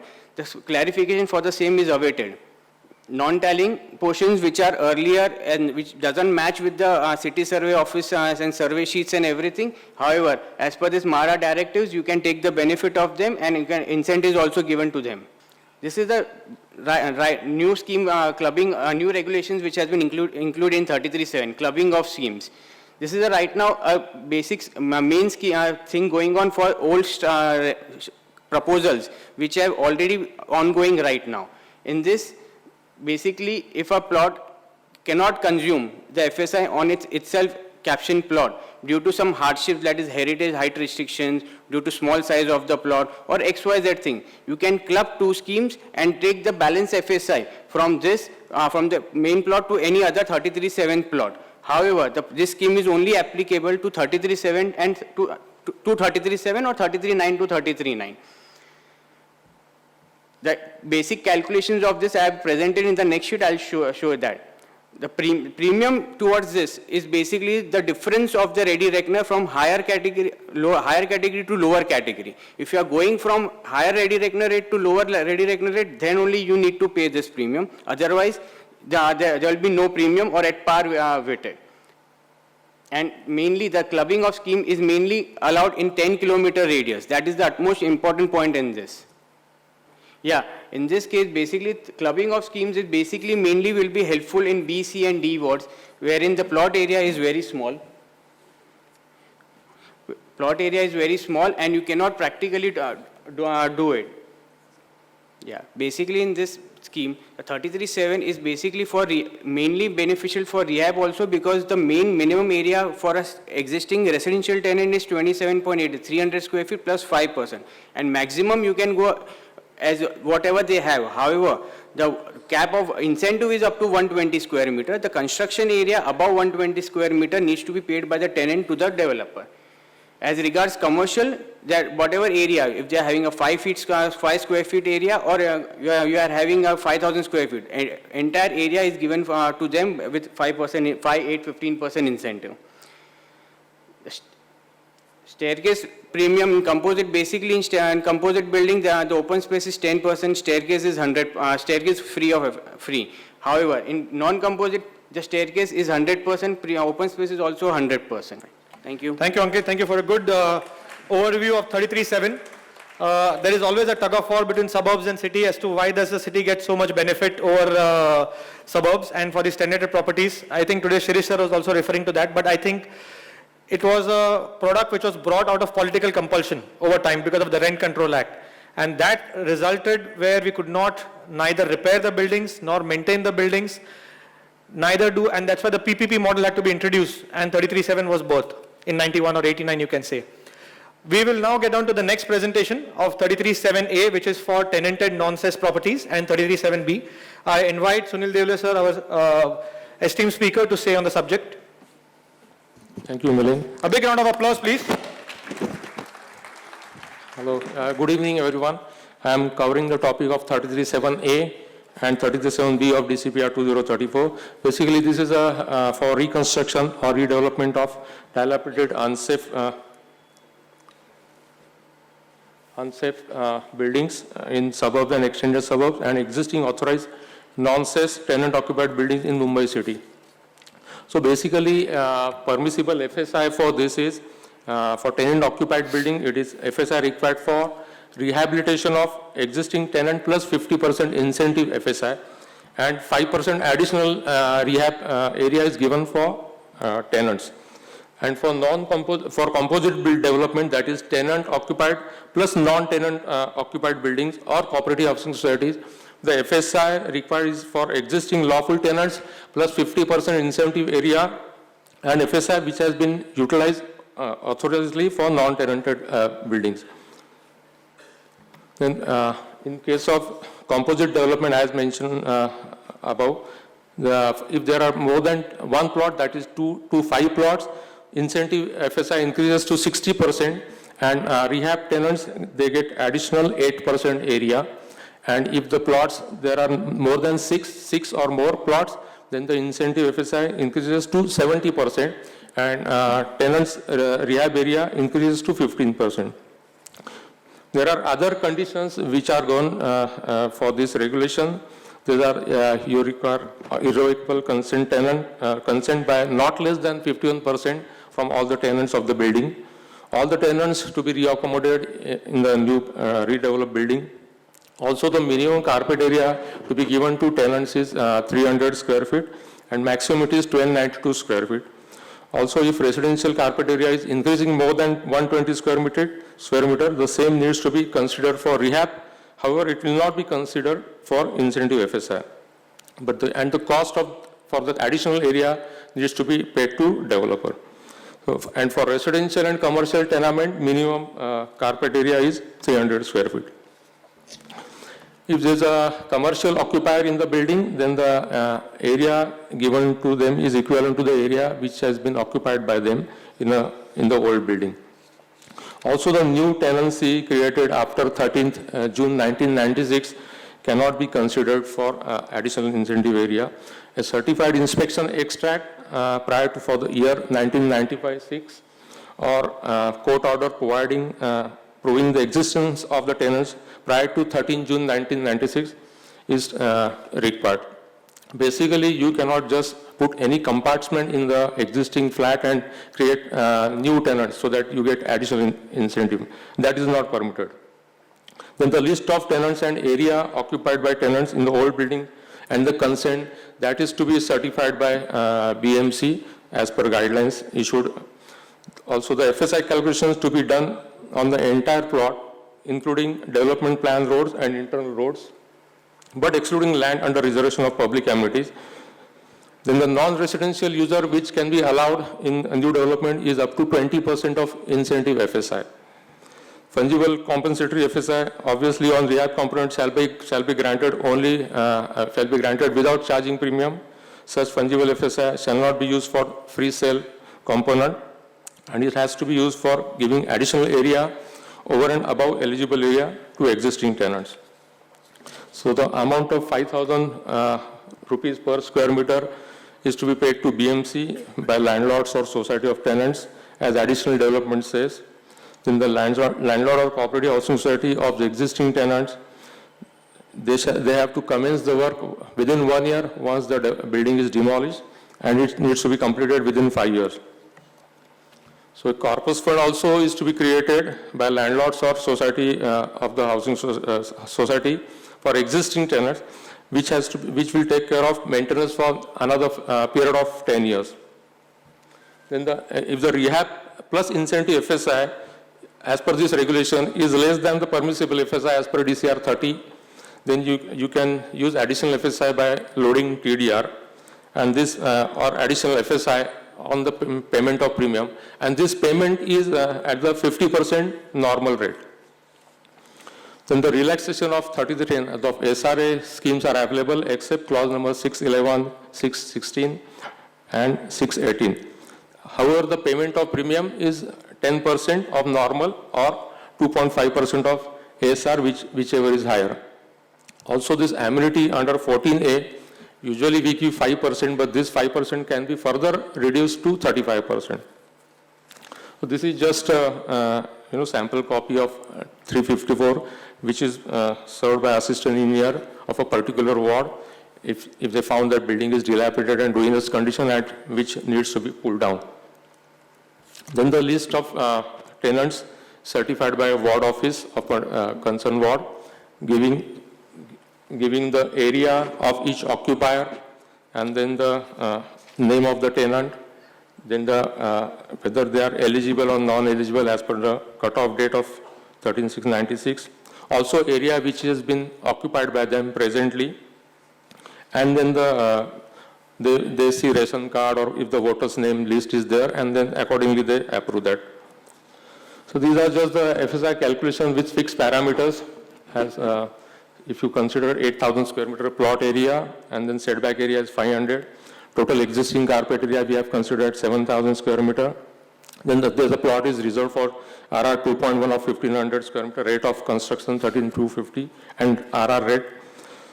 So with 30A clubbing of 33/7A, if as per the road width, the FSI is 2.4, and accordingly calculations are done. Reservation area 1,500, and then if you see 2A, area of amenity of the plot, which has been reduced to 5%. So that comes to 131.25 about. Then the total deductions are 631. So accordingly, the FSI calculations are done. And I'll just skip this. If you go to 24 number, here since that incentive FSI and rehab FSI is less than 2.4, so this TDR is purchased and additionally loaded on the plot under reference. Also fungible FSI is admissible on rehab as well as free sale component. And the costing is done. So costing is scrutiny fee, as we all do for all FSI calculations, fungible FSI, development charges, everything. So if you see the total expenses comes to nearly 62.6 crore. And the cost per square foot on gross area, if you consider that, comes to 1,166 rupees per square foot. And if you consider it only on the sale area, it jumps to 3,139 square feet. So next is 33(7)B, which is the most simple regulation in DCPR, I believe. So this is the additional FSI of redevelopment of existing rehab housing societies, excluding buildings which are covered under 33(7) and 33(7)A. So in this case, additional incentive FSI is given as 15% of existing built-up area or 10 square meter per tenement, whichever is more.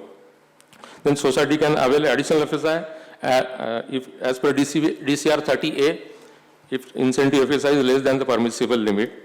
So naturally, we load TDR. If you find in suburb, obviously the FSI one is there, and then as per road width, you go on loading TDR and premium FSI. In earlier old plans, if the staircase FSI and lift area is permitted free of FSI, then same area can be carried forward, which you get free of premium. So there are other conditions which are governed in this regulation. Existing members of the society needs to be reaccommodated in the new building. Existing authorized building should be at least 30 years of age. So age of the building is considered from the occupation certificate or the first date of assessment, whichever is earlier. Then this regulation is not applicable to other regulations such as 33.5, 33.7, 33.8, 33.9, 9A, 9B, 10, 10A, 20A and 21 because there are different parameters for giving incentive FSI for those regulations. Fungible compensatory area which is admissible under 31.3 is for existing built-up area it is given free of premium, and for incentive area it is by charging premium. Then there are other policy guidelines which BMC has come out for 33.7B. There are 3 circulars issued in last 2-3 years. So for utilization of incentive FSI, general body resolution is required which states that incentive FSI should go to whom, whether it should go to existing members or it should go to developer or maybe in combination of thereof. Then for the purpose of considering area and authenticity of the existing built-up area, there are certain guidelines which we have to follow. Like existing building, if it has an occupational certificate, then built-up area, incentive built-up area can be calculated on that occupation plan. Also existing building having only approved plan and full CC, but they don't have full occupation certificate, still they are entitled for this additional built-up area, which has to be calculated from the existing built-up area as per the approved plans. Then existing buildings having neither any copy of approved plan or they don't have commencement certificate or they don't have occupation certificate, then they are not entitled for this additional incentive FSI under 33.7B. Also existing building which are falling in tolerated category, existing built-up area based on assessment extract or record prior to datum line, that can be considered for arriving this incentive FSI. So while considering this existing built-up area based on assessment extract, the area as per the original assessment extract can be given for the tolerated category structure. The datum line is 17/4/1964 for residential and 1st April 1962 for commercial, and that for original structure only that incentive FSI can be considered. No further additional built-up area is entitled for this incentive FSI. For arriving of number of existing tenements, obviously if you have approved plan, you can just calculate from there and you can see the number of tenements in the last approved plan. Same can be carried forward for consider for the incentive FSI. Then the copies of approved plans are available, then the proof of number of tenants are also mentioned in there. So approved plans are not available, the number of tenants considered for the basis, as I told you, same needs to be verified from assessment. Then also site visit is made mandatory, that it needs to be done and you have to a certain number of tenements, how many tenements are there. Also in, if a 10 square meter, as you say that tenement per square meter, 10 square meter is granted, either that or existing built-up area which needs to be taken on the higher side. In 10 square meter, no commercial area can be considered while granting incentive FSI, but when you take existing built-up area and 15% of existing built-up area, then you can consider commercial built-up area also for that purpose. So 33.7B will be applicable only when existing members of the society are reaccommodated and in the same project. As per circular, there is one more circular of 15 June, which states that premium of open space deficiency can be reduced further to 75%. And then another issue is that sometimes that old approved plans are not available or we go on as per tolerated category. This water connection under 169 is granted to old building. Though this is not part of a regulation, but sometimes we submit this just to push the case. Also, we are trying with BMC to consider the plans which are been submitted by old architect and they don't have occupation authorized BMC stamp. So sometimes we also say, okay, you please consider this whenever plans submitted by society by the then architect. Then these are just the calculations, 33.7B, what we have considered for FSI calculation purpose. I'll just keep this. These are standard.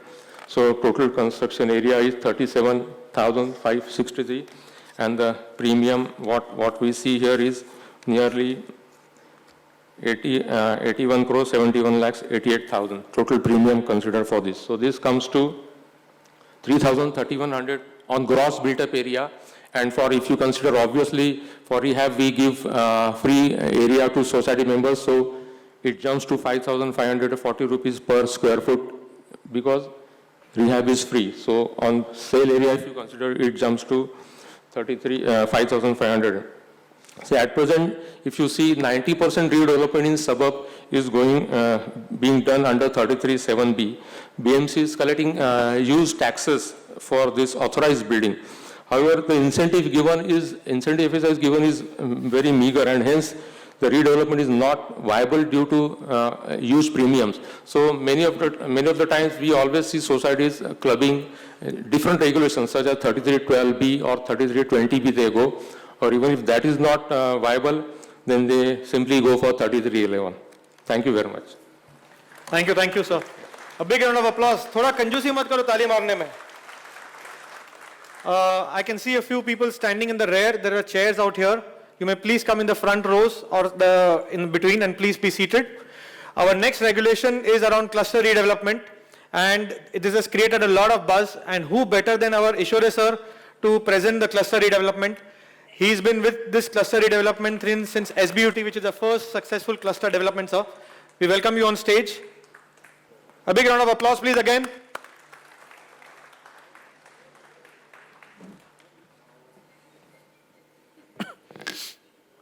Good evening, everybody, and thank you first for such a huge response. So, as we were in the college or schools, the teacher must be finding when the class is full, more inspired to give certain instructions or for that matter some knowledge to the, here it is not exactly, I'm not a teacher, but being presenter, it feels good when the chairs are full.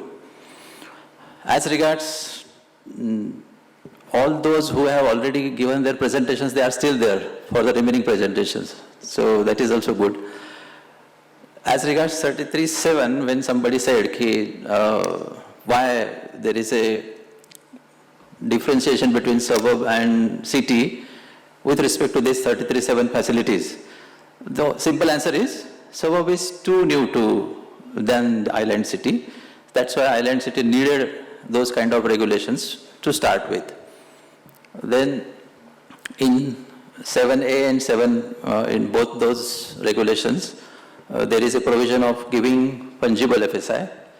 So in our presentations, let us be careful to rewrite what is there in the regulation, because in 33(7) and 9, with great effort, we have changed the word shall be given to may be given, which we need to even present it now to the Honorable Court also. So let us be very peculiar about that particular word, shall be or may be. So those are going to make certain difference. So now I will start my own topic. Sorry for venturing into other topics, but I thought that let us make those facts here clear. So I will request MOC to give that good sheet after 21st minute of my presentation, so that I can hurriedly give this mic to somebody else thereafter. So, in island city of Mumbai, which is very old, so redevelopment is the key issue. So it all started with that 33(7), and why we came to 33(9). So this is one of the typical DP sheet. So you can find the sizes of the plot, the road layout in the old island city, how it is small sizes of the plots, and all having tenanted buildings which need to be redeveloped. So how that redevelopment will be. So it would have been like this. If all are allowed to be redeveloped under 33(7) or 7A, so those all will be pencil towers. So all the thought giving to this particular aspect, rule makers thought it prudent to make some new scheme, a better redevelopment scheme, and that is by amalgamating such small plots and coming together for better redevelopment, that is cluster redevelopment. So it was introduced in 2009, so 12-13 years have gone, and it has been, the regulation or the scheme implementation is getting improved day by day, maybe in all senses, which we know. So what will be the eligibility criteria for going into cluster? If I have very small plots and then I have to make a cluster, so it should be a cluster of buildings on minimum plot area of 4,000 square meter in city and 6,000 square meter in suburb. So there are generally frequently asked questions regarding 33(9). The authorities must also be facing those questions. So whether single plot of 6,000 or 4,000 will do, or whether it should be an amalgamation of the plots. Of course, now the thoughts or the facts have been settled. So it is, the wording is cluster of buildings on an area of land 4,000 square meter or 6,000 square meter. So it may be a single plot or maybe a more than one plot, but there should be a cluster of buildings. Not a single building, it should be more than one building. That is what we think of. So it should be bounded by distinguished boundaries, which are, we are finding it very hard. They are rarely so. But then Commissioner has been given that power to relax that particular rule to already presented cluster. It should have an 18-meter wide road, or 12-meter will do with 18-meter wide road within 500 meter of that particular thing. And all important, an impact assessment study report regarding what will be the impact of this cluster after its fully redeveloped stage on the infrastructure, amenities, traffic, and environment. So based on the findings of the environment or impact assessment report, certain parameters are suggested to reduce the impact, if at all impact is there. None of the project has so far been rejected.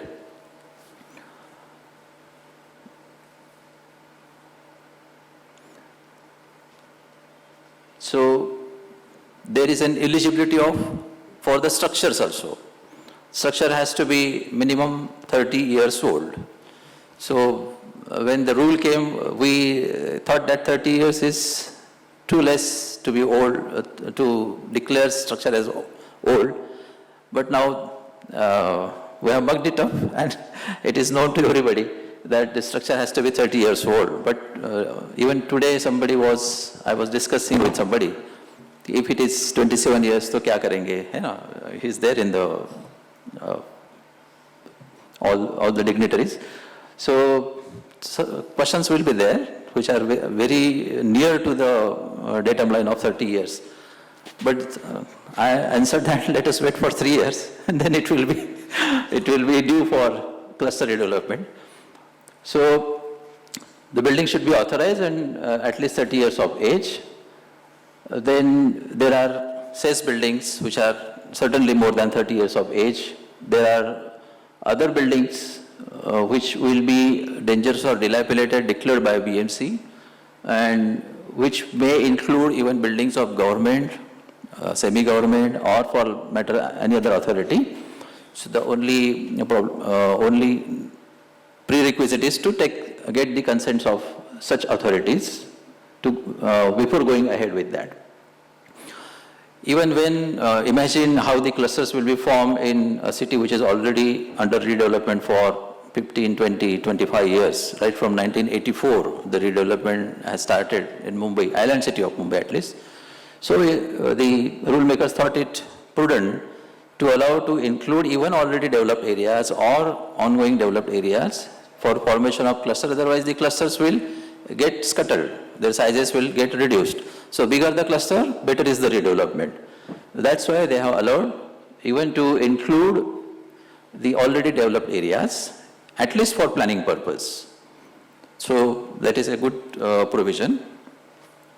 There are certain specific provisions at par with 3310, which during the course of SBUT redevelopment, we could convince the government that this will be necessary for any cluster of that size. Of course, SBUT redevelopment, Bindi Bazaar redevelopment size cluster, where there will be existing municipal roads already there within that particular cluster, which will have to be relocated and relaid. In such cases, and there will be, say, for example, in Bindi Bazaar cluster, there are 280 plots. So, to make the amalgamation and revenue entries of all such plots will take so much of time. That's why these these provisions have been there. So, various CS numbers can be included and will be treated as natural amalgamation. Then boundaries as may be given by the city survey office, that area to be taken for cluster, and if at all needed for planning, because roads, if they are relayed, amenities, if those are handed over with land, they will have to be subdivided from the cluster. So that provision has also been made. So after the eligibility of the land, eligibility of the structures, there is an eligibility of the tenants and occupants.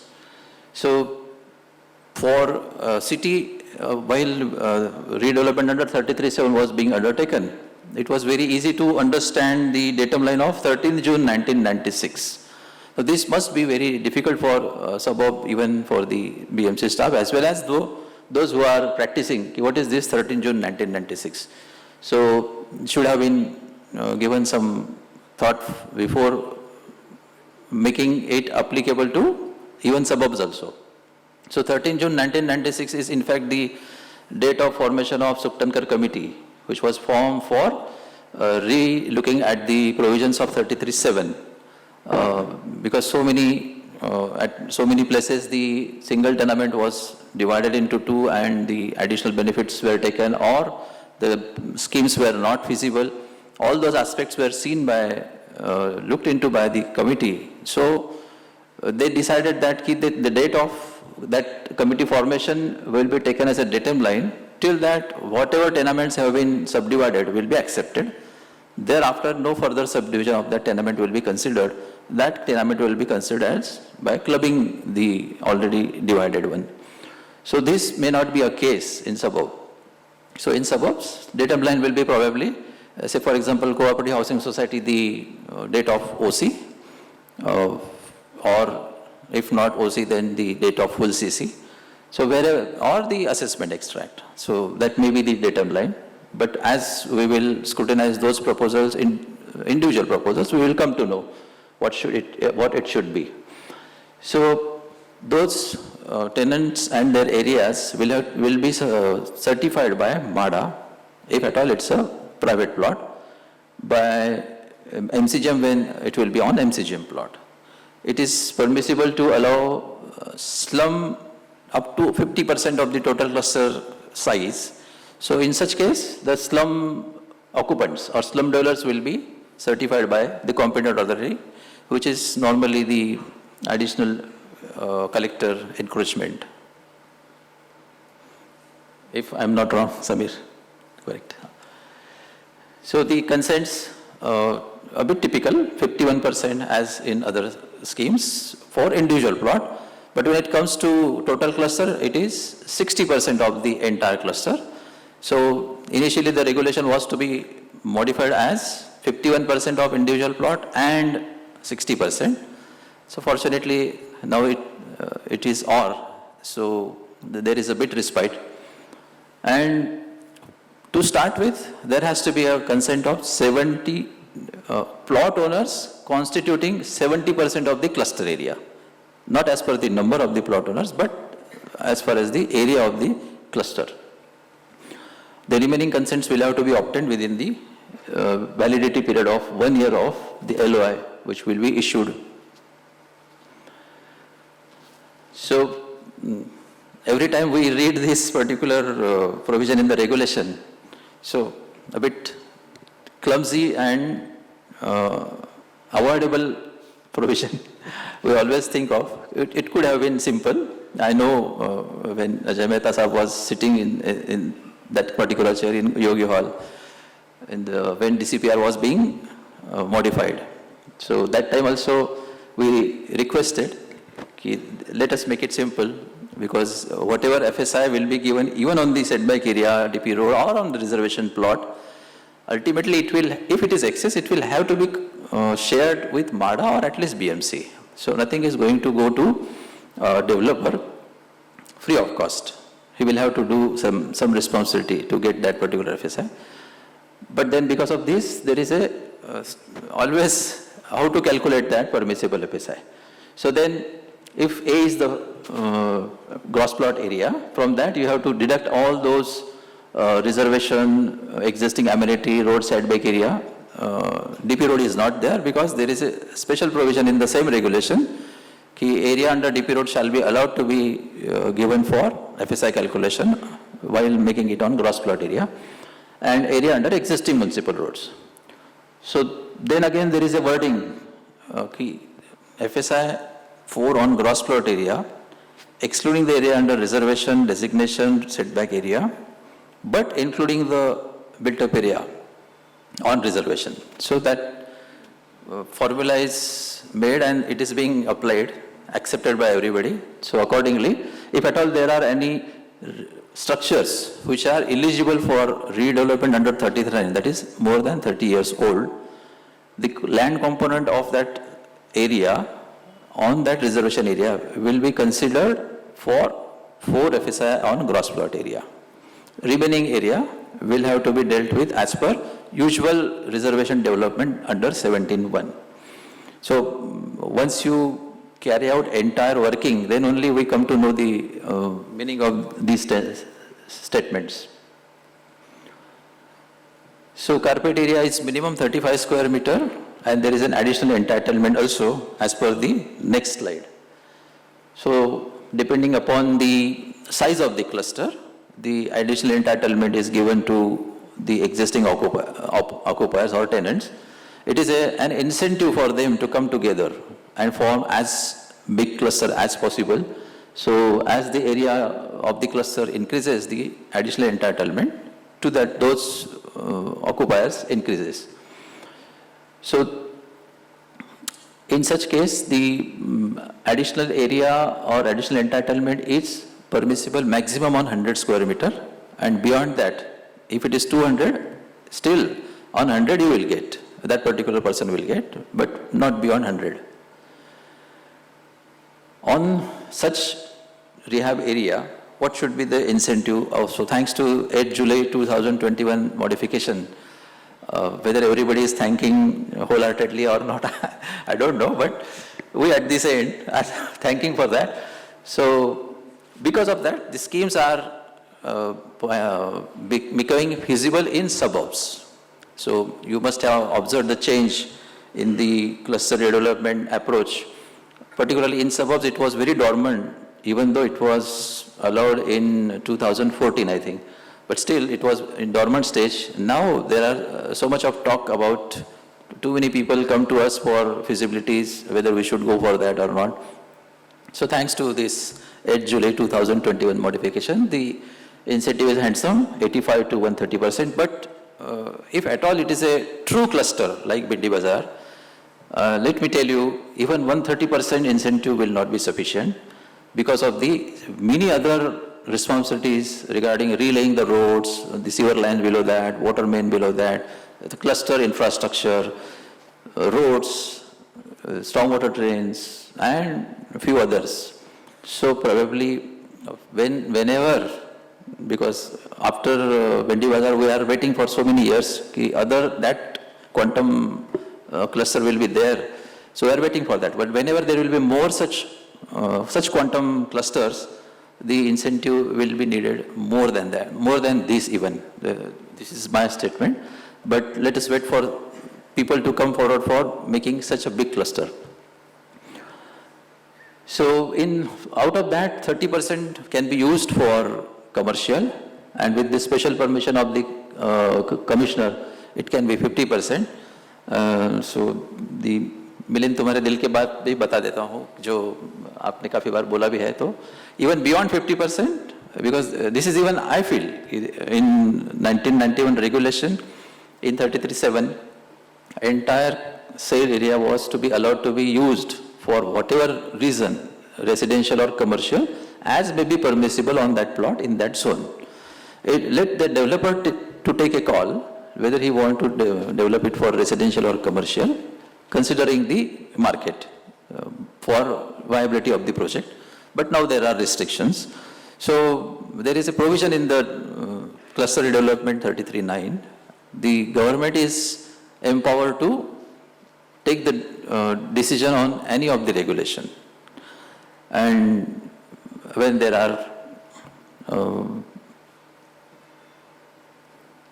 people who understand the difficulties of those particular cluster, so they may take the decision accordingly because they have the power to make changes in any of the regulation under 33.9.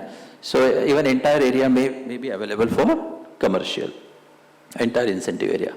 Whatever is surplus within the 4 FSI will have to be shared with the MADA.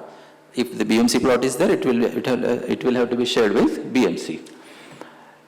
This is to some extent difficult to provide LOS because to start with, for any such size cluster, 20 to 25% LOS is required as per the normal regulation. So when you say that you have given relaxation in 33.9, so it is 10%, then additional 10%, and there will be an amenity, 5 or 10%. So 25 to 30% area of the cluster, even otherwise, after the relaxation, will have to be kept open for those particular aspects. Development of reservation, once the area is marked on the reservation, which one will be under 33.9 and which one will be under 17.1. So under 33.9, the area required for buildable reservation is even more than the normal regulation, because in normal regulation it is either 40 or 50% on 40 or 50% land. In 33.9 it is 60% of zonal FSI. Because you are making a big cluster and rule makers thought that more space will be available. So let us take something more from such. So मैंने सोच के रखा था कि ये जब कागज देगा तो मैं क्या बोलूँगा. So I have received PPTCC. Normally we say after completion of the building we get PCC. So after completion of my time I have received PPT completion certificate. So I will be completing, I think 2-3 slides only. Open space requirement, there is relaxation with respect to open spaces for rehab and composite component, and for cell component there will be regular open spaces required, but fortunately the premium for both the components is at 10% of normal premium. So open space deficiency premium, deficiency is a problem, but deficiency premium is not much of a problem for cluster development. So here it is. So as per that marathon circular, which BMC has come out for 33.7 and 33.9 guidelines, which will be very, very helpful for each and every person. Maybe a person who is scrutinizing the proposal as well as those who are representing the proposal. So it's a very good circular. Thanks to BMC for coming out with that. And so accordingly 10% of normal premium is the premium. So staircase, lift, lobby, nil for rehab and composite. So there will be normally a question regarding what about the MADA component or BMC component. So the circular clears that doubt. So MADA and BMC component will be treated at par with rehab component. So in that the answer lies. So additional development says 4% of RR rate or minimum 5,000. It is at par with the other regulation. And there will not be any premium on fungible area of rehab component as well as MCGM and MADA component. So a simple, as a presenting various 33 aspect under regulation 1 to 24, we as PIATA, welcome. So we at PIATA thought that let us take the common specifications, plot area, rate, so that may not be possible to go through the aspects of FSI calculation and premium calculation at this juncture, but as President has said, all these PPTs will be shared with all the persons, particularly the architects, the license surveyor, even the developers. So they may find out certain aspects which may be pointed out by President himself while comparing that and while giving the review by Shashi Jadhav. So they may comment on that, but it is difficult to concentrate when there are one by one presentations on the FSI calculation as well as the premium calculation. So I will go hurriedly. So this is an 18-meter road where there are 3 buildings, and area is 8,000 in suburbs. So it satisfies all the criteria for cluster redevelopment. There is a reservation and there is a setback and there is a building on the reservation, which is eligible building. So based on that, the FSI calculation is made. You have to deduct the setback because there is no building existing on setback, but after deducting the reservation, maybe in column 4, I have added the land component of the existing eligible structure of reservation for 4 FSI. So these are certain things. Accordingly, the permissible FSI comes to 28,800, but the scheme FSI is 19,800, so there is a surplus to be shared with MADA. And then on the remaining reservation, which was not held eligible for cluster FSI, there will be FSI as per road width as well as the reservation will be as per 17.1. So this is the summary, one may go. And with so much of relaxation, still premium regarding development charges, development cess, and the self-fungible. But self-fungible, the builder will get to sell it out. But development cess and development charges still are at higher level. So I have not applied the 50% concession which is there up to June 24, because the one who may start his proposal in the next month may not be able to get that advantage. So I have not gone into that. And thank you. Yes. Thank you. Thank you so much, sir. Ishore sir has always been so calm and so humble, and the way he presents complicated problems with such simplicity, I think it makes it very easy for all of us to understand. So a big round of applause for Ishore sir. Pieta would like to welcome Unge sir, who is now with us. He is now the Deputy Chief Engineer in DP, and he has the experience of both the departments in UD as well as BMC. So we welcome you, sir, for coming with us, and he's always been here with us. Thank you so much, sir, for coming. Our next presentation is from our IPP, Samir Hingu, on 3310 and 3311. A lot of notifications under slum and clubbing FSI is coming. So Samir, please throw light on that. Please give a big round of applause, guys, please. Good evening, everyone. I'll be presenting 3310 first and then 3311. So, while submitting the proposal in slum department, we have to have a lot of documentation.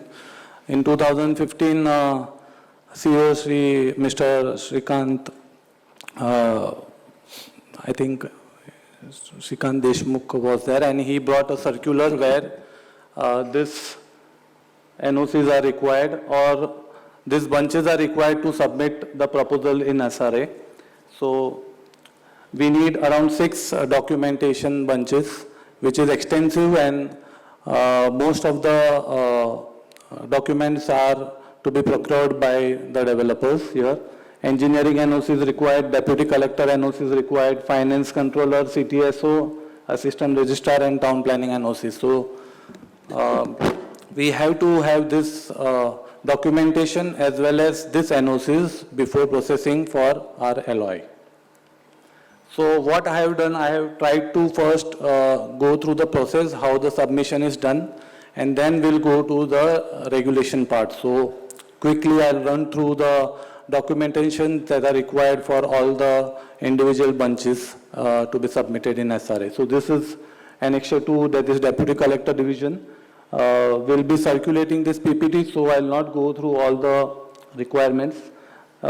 Basically, slum plan is required, and all the architects should take care that you don't sign on any of the annexure list or the slum plan that is to be submitted to the department for NOC.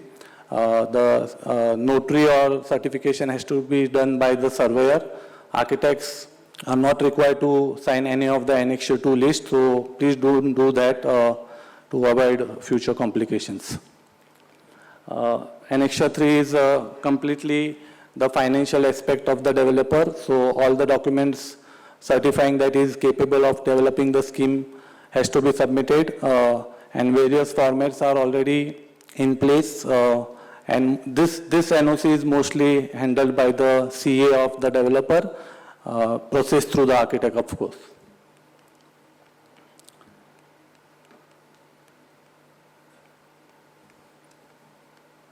Now, this is the most important NOC that is required to process the LOI in SRA, the CTSO NOC, which certifies the ownership of the land that you are submitting your scheme on. If it is a private land, you need to have a registered document, DA or conveyance, and if it is a government land, that is MADA, BMC, or any of the government land, then the process is much simpler. But on government land, you have to pay that 25% premium, which I will cover later on. But in this CTSO NOC, GIS coordinates are obtained by the private surveyor, and the slum plan is overlapped on the CTS boundary. So this is the most important NOC that we require for submission and processing the LOI. Again, GBR is conducted, officers from the registrar department come to the slums and they do the recording, and 51% consent is verified, and then the NOC is given for further process. Town Planning Division NOC is replica of the DP remark that we obtain. Everything on the DP remark is been copied, and they write that engineering division has to take the decision. So many a times we have complained to the CEO SRA to eradicate this NOC, and what should I say, to procure this NOC for plot more than 50,000 square meter, but still this NOC is required for submission.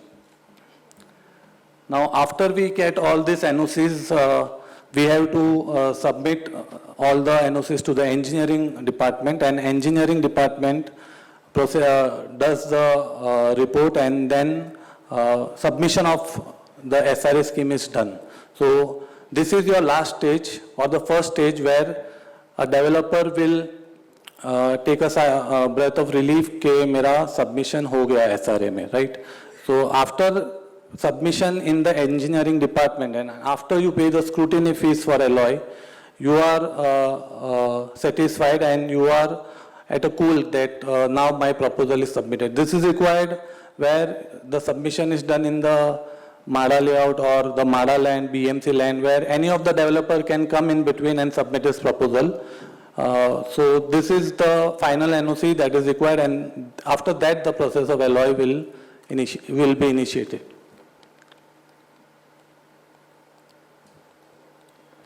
So now I'll go through the regulations. 3.11 is the regulation where a vacant land of plot is being developed for getting the TDR, and we have to hand over the entire tenements to the SRA, and we get the TDR on that. Now, the minimum density for developing the SRA scheme for plot facing road width from 9 to 13 meter will be 3 FSI or more, and the density will be calculated at 500 tenements per net hectare. If your road width is more than 13 meters, then the FSI will be 4 or more, whatever the REAP component is achieved, and the density will be calculated at 650 per net hectare. You can't calculate a 650 ka density on a road less than 13 meters. So take care of that. You can't propose higher density on a lower road. Now, if there are certain restrictions such as height restriction or any other restriction which are imposed by the department or the authorities, then COA has the power to reduce the density to 500. So even if 650 density is allowed, but you don't have the height to go up, then around 500 density will be allowed for the plot. Carpet area of commercial is always 20.9 square meter. If you have to give more area to the commercial tenements, rehab commercial tenements, then the extra area will be counted in sale FSI. Carpet area of commercial tenement is 20.9 and not 27.88 as we have in the rehab residential area. Maximum passage width allowed is 2 meter. 2 meter is clear 2 meter, not the wall which is included. But there are certain cases where even that 0.15 wall has been counted in rehab component. Regulation says that maximum 2 meter component is allowed for as rehab passage. So this is very important when you as an architect start designing, then please take care that 2 meters se zyada rehab component is not allowed. RG is allowed to be 8% and not 15% as per regular scheme. So 8% has to be left for the recreation ground that is on Mother Earth. Now 51% of consent is required in SRA schemes. If you don't have 51%, then your scheme will not go through, and if other tenements don't agree, then you can do the process of law and make their structures to be demolished. Now this is very important, this 2 years advance rent to be deposited in SRA as per recent circular 210. Most of the 3310 schemes right now are at a standstill because developer has to pay advance rent of 2 years in SRA account, and SRA will then distribute the rent to the individual tenants. So previously kya hota tha, we used to give 6 months rent and vacate the plot and start the construction. Now if you want to vacate the structure, if you want to demolish the structure, whether it is eligible or non-eligible, you have to pay rent to them. So this circular has brought the 3310 scheme to a standstill right now because most of the developers are not able to pay the entire rent in advance. So we have represented to CEO SRA, but he said that he has the court directions, so he can't do anything on that. Now, if I am not able to pay the advance rent for the entire scheme, there is a provision that I do a phase program. I pay the rent to the existing structures which are going to be demolished, and you can keep the other structures as it is on site. So you have a leeway on that. Do a phase program, pay the rent of the structures that you demolish, eligible or non-eligible, and then you can go ahead with the proposal. Now 25%, as I said, if I am proposing my scheme on a government land or a Mahada land, 25% of premium of the ready reckoner rate has to be paid, 15% at the time of LOI, 10% at the time of IOA, and then there are stages as per CC. COSR, there are many Mahada lands or government lands where you don't have a definite boundary. So CO has the power to adjust the slum boundary as per the submission of your slum plan. Now, when we submit a slum plan, the same plan is issued by the deputy collector as slum plan. So slum plan is your now boundary, and CO has the power to adjust that slum boundary. Clubbing of SRA schemes are allowed under section 3310, western to western, that is from Bandra to Dahisar, eastern to eastern, and city to city. You can't club Mulund ka scheme with a Goregaon ka scheme. So western to western clubbing is allowed, eastern to eastern is allowed, and city to city is allowed. Now, amenities in SRA schemes, we have to provide amenities for 250 tenements per count. So I'll show you how the amenities are to be provided. So we have Anganwadi, community hall, gymnasium, fitness center, skill development, Balwadi, library. So either of these, 4 in number, has to be provided for every 250 tenement. So if my, say, tenements are 500, then 8 tenements of this will have to be proposed. And for society office, for every 100 tenement, 1 society has to be provided. So for 500 tenements, 5 society offices has to be provided.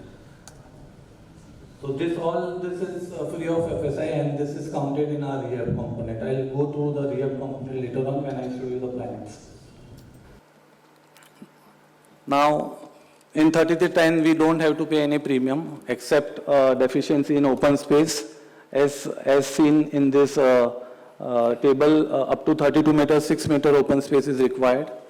Up to 70 meter 9, 120 meter 12, and 120 meter above 120 meter 15 meter. Generally, we take around 50 to 60% concession. So this comes to a very less amount of premium that has to be paid to the SRA.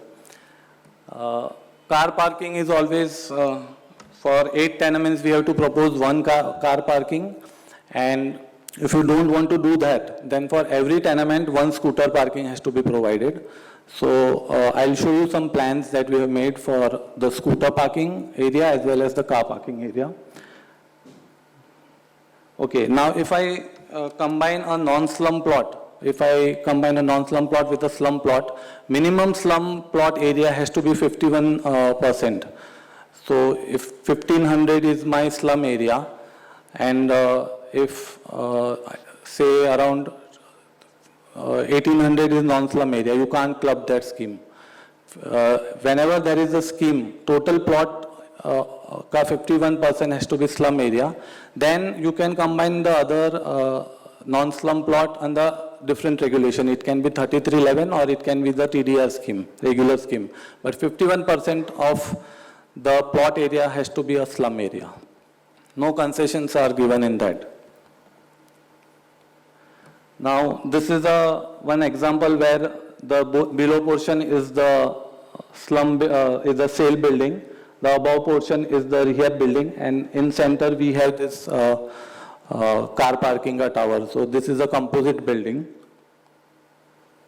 A regular table that will be useful when this PPT is circulated. Now, if you go through the parameters, 12229 is the plot area, and if you see the ratio, my rehab component is around 3677, and the sale component will be according to the table which is given in regulation 3310. So again, this will be useful when you go through the PPT.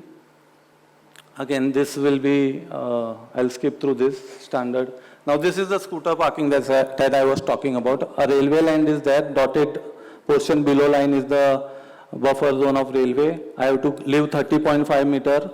So what we have done, it is a 140 or 120 meter rehab building, and it was not possible to fit the entire car parking ratio. So we proposed scooter parking, 3 basement, scooter parking, ramp of 3 meter wide, 1.5 meter, so 3 meter wide ramp is proposed, and scooter parking is proposed for the entire scheme. This is a rehab scheme with PTC buildings. Again, entire 10,000 square meter ka plot. The hatch portion is the PG portion. So what I wanted to tell you will be in the next slide. What we have proposed. Now, 35% of RG is left on the right hand side as per regulation, and client said that maximum component bithana hai. So what I tried initially was, as an architect learn proper open space, proper light ventilation, but in the end he approved this plan. All the pink lines that you see are the passages. By increasing the passages, I increase the component of the entire proposal. So more the rehab component, more the sale FSI that I am getting. Again, PG reservation plot, rehab building on side, sale building on the main road. This is again rehab and sale proposed. So this finishes 3310. I will now go with 3311.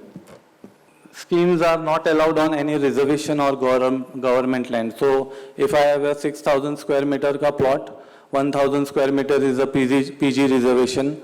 What I do, I subtract the 1,000 square meter, 5,000 square meter ka plot raha, and then as per road width, you get the FSI. The minimum criteria for approving 3311 is 12 meter for 3 FSI, more than 18 meters, 4 FSI, okay. And there is a cap, you can't go beyond 4 or 3 as per road width. In 3310, there is no cap. In 3310, you get rehab component, you get sale component. Agar rehab, that goes to 5, 6, 7, sometimes 8, 9 FSI also. In 3311, your FSI is restricted to 3 and 4. Next. Okay, wait. No restriction. Clubbing is allowed within the 5 kilometers. So within the ward is allowed, adjoining ward is allowed, and 5 kilometer radius is allowed. So if it is allowed in adjoining ward, then this 5 kilometer criteria always goes for a toss. So clubbing is allowed in western to western, eastern to western, and city to city. 8% recreation ground is as per 3310. Installment facilities are also available in 3311 as per the MCGM norms.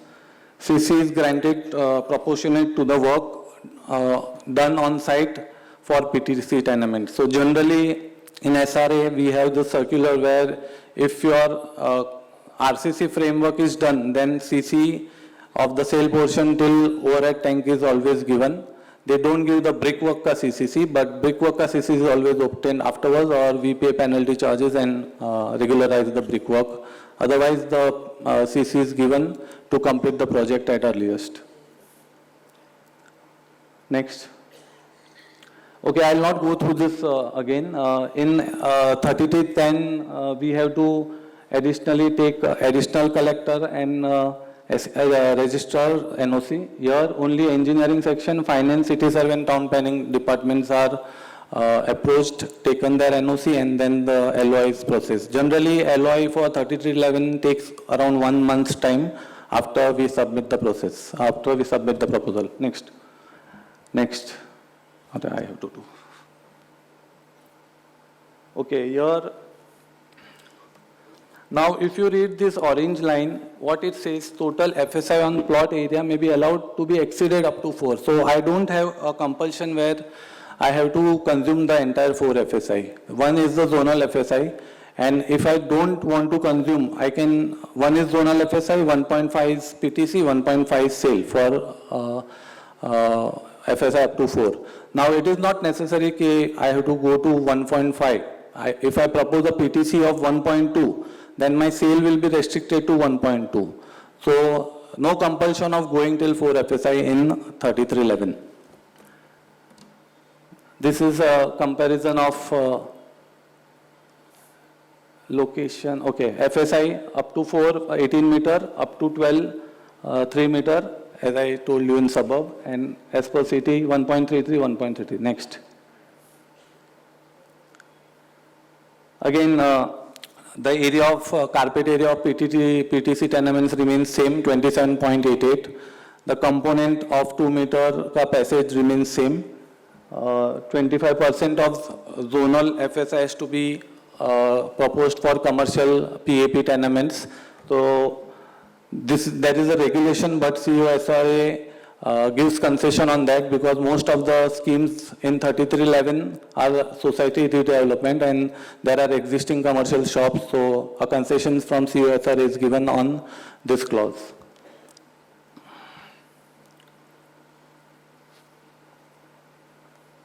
Clubbing, I already told you how the clubbing is allowed. Premium, also we get installments on premium. Now, under different regulations, what are the benefits? Road width 13.2, we get directly 3 FSI, no TDR has to be purchased. 50% government FSI, that is one, that is without paying premium. Now, this is, again, I will skip this. We had done this project report for one of our clients, and for 2015 square meters, around 72 tenements of PTC has to be proposed. The component I have taken here is regular component of 35 square meter, but it can go from 45 to 55 as per your planning. Again, two different plots, slum and non-slum. Parking is also same, 8 tenements, 1 parking, or you can provide scooter parking also. I'll like to explain this plan. The narrow plot on the right hand side was first proposed in the MCGM department. They were not able to get concessions because of the width of the plot. Then we proposed this under the SRA scheme of 3311. We have got the concession, already building is being constructed till 17 floors. The main concession was of the parking. For in BMC, we have to propose regular 4 tenements ka parking here, 8 tenements ka parking. So for entire 70-story ka building, only 12 to 13 parkings were proposed. So this scheme became viable because of the concessions that are being given in 3311. Again, plans were already approved for the society and the sale component. We remodified the plan, proposed the living, kitchen and bedroom as required, 27.88 was achieved. And the most important thing, we got concession in room sizes also. So that is also possible. You don't have to provide exact dimensions as per DCR. Various concessions are given by COSRA to make the scheme viable. Now this is the regular scheme where we all the speakers have taken the plot area, 8,000 square meter, but I think Manoj Bhai is going to compare all the schemes, so I'll leave it to Manoj Bhai to explain the scheme under 3311. Thank you very much. Thank you, Sameer. I think आज मेरी पिटाई होने वाली सबको 2-2 minute का notes देने के लिए, but I think all these regulations are extremely complicated and doing justice to them in 20 minutes. A big round of applause is needed. Thank you, Sameer. The next presentation is on 3312B, and after that it's going to be about 3320. Both these schemes are combination schemes which are generally done with either regulation 30 or 337. The 12B is going to be taken by me and 20 by Akshat. So under 12B we have two components, 12A and 12B. 12A is about rehabilitating contravening structures and 12B is about rehabilitating structures coming in the alignment of road. So under 12A, what happens is in TP schemes, between final plot and OP plot, when the structures were left outside the final plot, these are the structures which got left behind, and sometimes either in the reservation area or the setback area or the scheme road areas, these structures were left out. And these structures needed rehabilitation. So that is being considered as part of 12A. If those structures are within your final plot, they are not considered. So don't take structures within your plot as part of contravening. These have to be outside your FP. 12B is about structures coming in the alignment of road.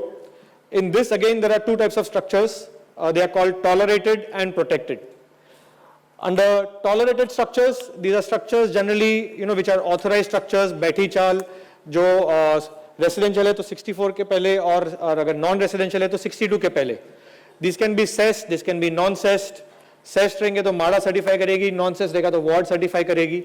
So these are called tolerated structures, but these are generally बैठी चाल and authorized structures.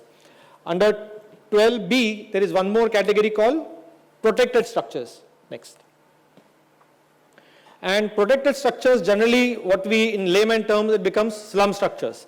So these are generally structures which are like either in the road setback, all these slum structures, mostly they are on the BMC plots, but they can also be on private plots. And these structures, the BMC has come up with a new policy in 2023 on how the certification process will be carried about, which I'll be explaining in the slides thereafter. And the certification is to be done by ward. So again, as I mentioned, if it is cessed structures, the certification is done by MADA. If it is any other type other than stress structures, it will be done by the ward, by the assistant commissioner. And the fungible component on this rehab structure is free without charging premium. Next.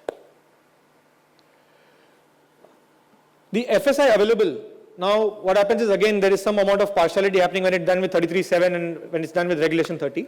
But the maximum FSI available is FSI of 4, and this FSI of 4 is on net plot area if you're doing combination schemes with any of the schemes in suburbs.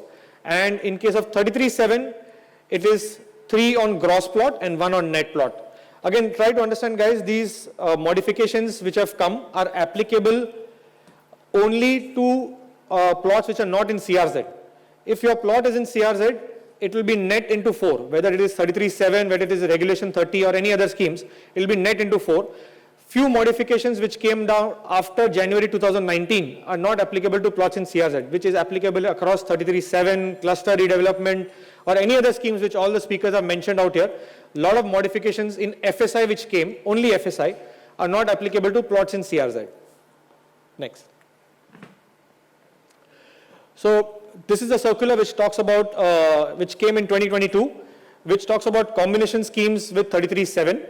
And when the plots are combined, when scheme of 33.12 is done with 33.7, you get 3 on gross plot and 1 on net plot. We'll understand in the next slide what is the area calculation we are talking about if this circular was not there. Next. So on the left side of the table, what you're seeing, say it's a 1,000 square meter plot and you have 100 square meter setback. So 900 square meters is left about. Into 4, 3600, plain and simple. In this 3600, you can combine with regulation 30 or any other scheme possible and do balance component with 3312 if you want to achieve an FSI of 4. On the right side of the table, what you see is when you're doing combination with 33.7. Again, if the plot is not in CRZ. What happens is then, even though it is 100 square meters setback, you get 1000 into 3, which is 3000, plus the 5%, and you get 900 into 1 full. So you get 3,900 square meters. Yes, you will get 5, 8 and 15% over and above this. So in 33.7, you get more component under 33.12 compared to regulation 30 combination schemes. Next. Now this has always been a debate when a lot of the times we have in the BMC also. Carpet area definition, because the carpet area to be provided to the tenement is 27.88. Whether this is MOFA carpet area, whether this is RERA carpet area. And a lot of confusion came because this scheme mentions that you can do with 33.7. So you have to understand that carpet area in the DCPR is mentioned, which is defined as RERA carpet area, unless otherwise mentioned. For example, 33.5, 33.7, 9, 10 mentions how the carpet area has to be redefined, and it indirectly means it's MOFA carpet area. Whereas in 12 itself as a regulation, it does not specify again. So this carpet area becomes RERA carpet area. So there's a lot of confusion when we try to do planning of the flats, but yes, it gets adjusted in the fungible somewhere here and there. But whether this carpet area has to be MOFA or RERA, if the department feels no, it should be this way, I think a clarification would be needed. Otherwise, till then, it means RERA carpet area and not MOFA carpet area. Next. This is just a basic costing as to how the scheme becomes feasible. And you have to understand that these schemes, which is combination scheme, which is Akshat is going to talk about 2820B, are actually the nitrous oxide. You know, when your car needs to go faster, you need to combine the schemes and make it more feasible. So 12 makes it more feasible because this comes to you after adding all the premiums, costing, transfer of tenancy, or whatever you want to do, to around 20 to 22,000 per square feet. So if your sale price is more than 32,000 or 35,000, these combination schemes become much more feasible. Another very important fact, there is no road width criteria. So if your scheme falls on a 6-meter road also, you can do the rest of the FSI under 3312, which is not possible either in 30, 11 or 20. So these schemes help those plots which are abutting 6-meter road or less than 6-meter road, provided you are able to consume the FSI and the permissible height is available to you as per that particular road width. Next. This is a certification process, a very important circular, because before this it was quite random, there were no streamlined guidelines, and I am highlighting only the key factors out here, that the department has been told each ward that 3 priority roads have to be identified. Only structures in those roads have to be taken, because we don't want one structure from one road, one structure from another road, and neither of the roads get widened. This is a good circular where it streamlines the process, and we want the structures to go in series so that the road comes to the city, the citizens enjoy the widening of the road. At the same time, there is no misuse, so there is biometrics carried out. The whole process has been converted online, so no one person can have more than 2 tenancies with him. So a good policy has been launched in June 2023, and it's on similar lines of bottleneck as far as the certification process is concerned. Next. And you have to understand that if you're doing the schemes on estate scheme plots, there is a cost to be given to the department also, which is 5% for residential and 10% for non-residential. And a lot of times people ask us, whether हम लोग ने principal NOC लिया तो अपना plan approve होगा कि नहीं होगा? नहीं. You need to get your possession receipt in place, advance possession receipt in place. That means the BMC has to be ascertained before approval of plans. You have removed the structure or vacated the structure on site and given it to ward so that they can demolish. We don't want false promises. And this is a good thing, because ultimately architects become responsible if things don't work on hand. So you also have to ensure that these things happen properly and systematically as per this circular.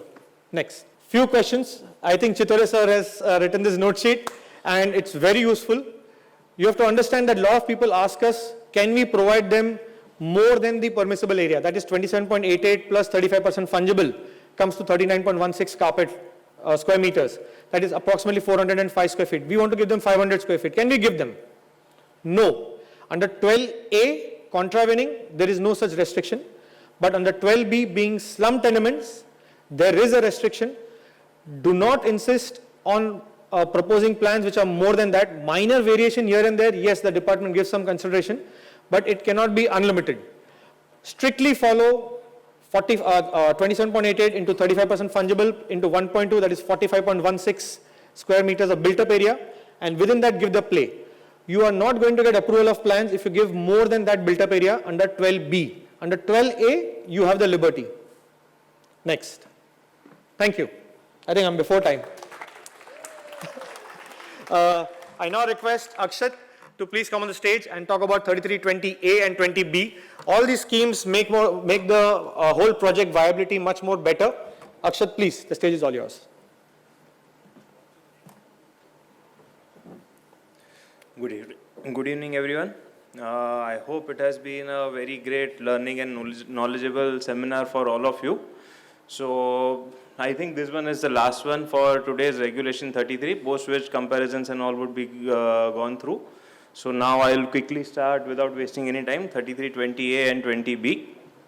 So 3320A is for development of affordable housing or R&R tenements on the land which are unreserved plots belonging to government, BMC or any other authority.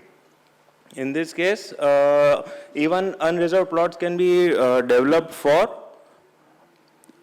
construction of AH or R&R tenements for implementation of schemes like DP, MU, TP, MU, IP or any other vital projects. In this case, there are 2 criteria, the road area as well as the road width. So for plots up to 2,000 square meters and below 12 meter road, FSI is 3, and above 2,000 square meters and 18 meter road, the FSI is up to 4.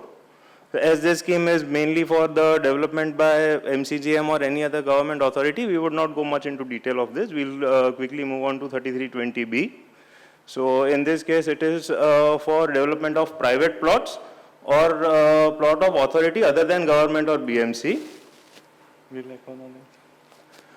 Basically, this is an incentive scheme to develop non-reserved plots for affordable housing or R&R tenements, and part of which has to be handed over to BMC free of cost. FSI for this is excluding all roads, reservations, amenities, anything which has to be handed over. So in this, for island city and for suburbs, the basic FSI is 1.33 and 1 respectively. So for gross FSI up to 3 or 4 based on the road width, we get an additional FSI up to 1.67 or 2.67 in city and 2 or 3 FSI additional in suburbs.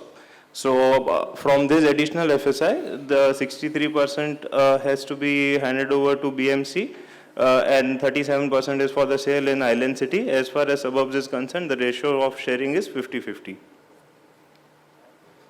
So now, combination of 3320B with 30A is permissible as per the 4th July 2022 circular. So in this case, we have a basic permissible FSI of say 2.4 to 3 FSI in city and 2.2 to 2.5 FSI in suburbs. So then, if we consume this FSI and then the additional FSI is gone for 3320B, then we have an additional FSI component available from 0.6 to 2.67 in city and 0.8 to 3 FSI in suburbs. So again, the sharing of affordable housing or R&R tenements is the same. In this case, basic thing which has to be considered is it is not mandatory to consume entire FSI as per regulation 30A. Any FSI as per 30A can be consumed and balance can be taken to 3320B. So this scheme is basically not permitted for plots situated in special development zone or green zone, and carpet area has to be minimum 25 square meters or as decided by the government. Ratio of built up to carpet is 1.2, including all the amenities and facilities. Even the features permitted free of FSI as per 31(1) are not to be considered for the conversion into carpet area. So CC for the R&R area or AH area and sale area is to be released in the ratio of 0.5 sale is to 1 for AH or R&R, and 100% CC of the sale area is only released when the entire AH or R&R tenements is handed over to BMC. Even LOS as per regulation 27 has to be provided based on the size of the plot, 15% to 25%. And amenity open space as applicable under 14A or 14B has to be provided. And this scheme is not applicable where the basic zonal FSI is less than 1. So in case of unconsumed sale component of the additional FSI, due to any restrictions, say height restrictions or any other restrictions, then the same can be generated in the form of TDR.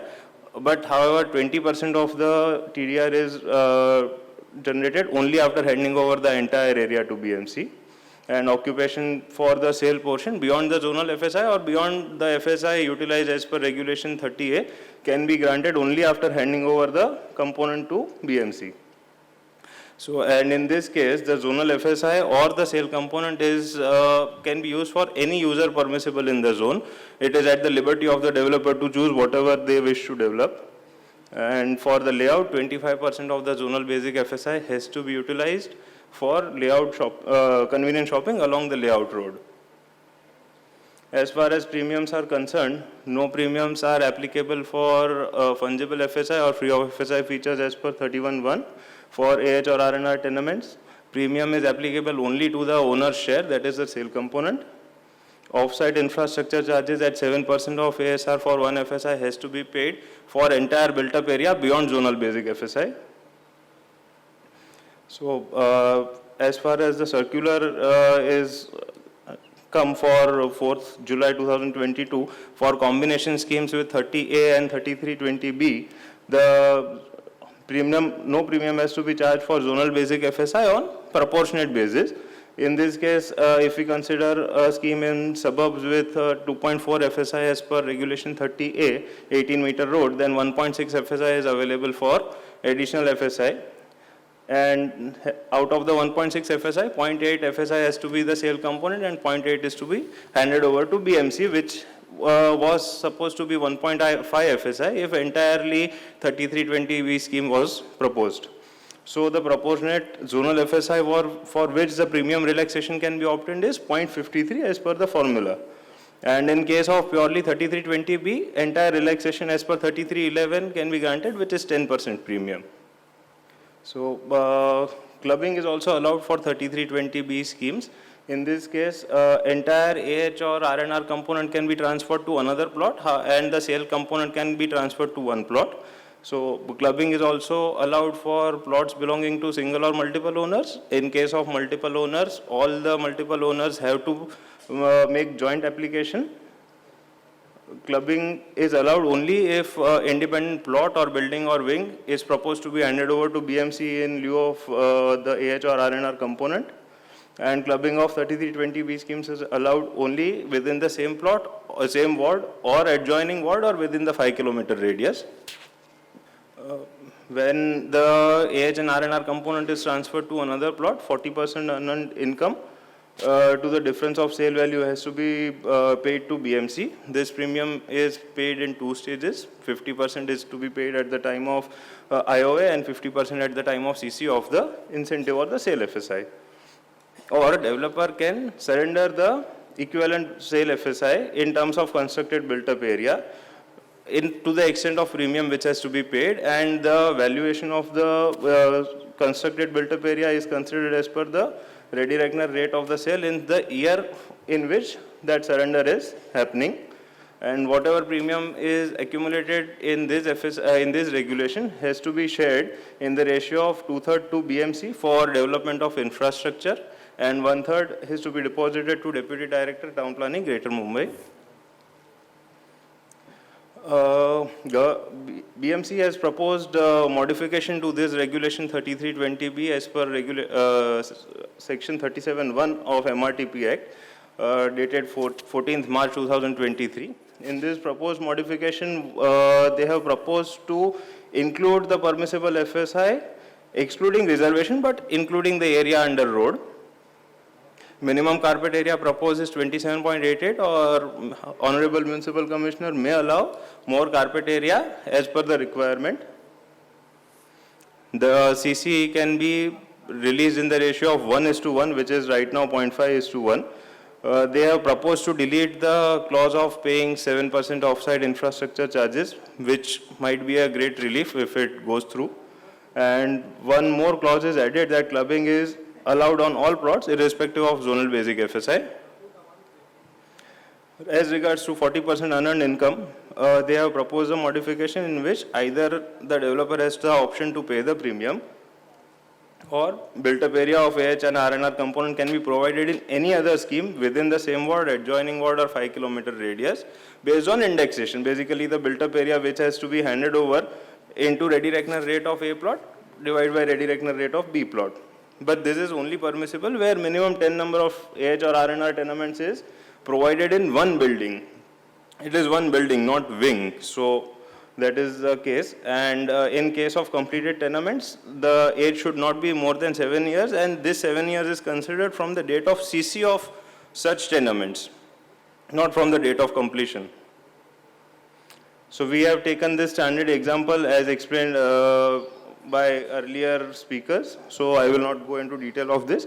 As regards to scheme is concerned, we have worked out the first scheme, which is purely 3320B, but in combination with 33.7B and 17.1, as the plot is affected by a buildable reservation and even there is an existing society building.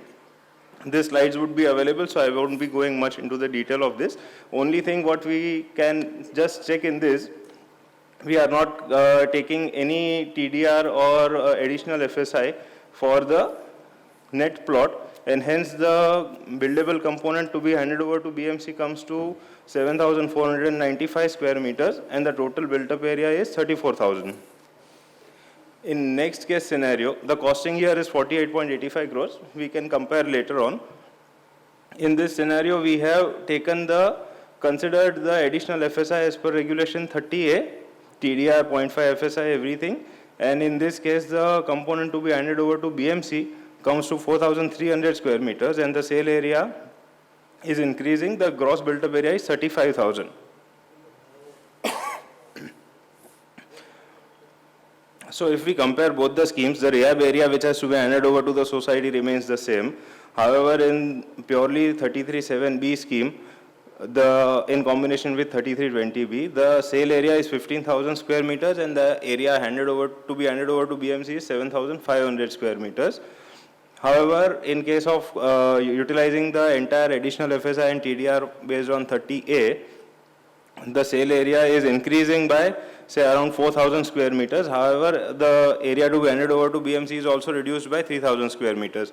So the premiums are worked out tentatively based on the test case scenario which we have provided. However, the main crux of the situation is ready reckoner rate of the plot where the land is situated, and in case where AH tenements are to be transferred outside the plot, ready reckoner rate of the plot where it is being transferred.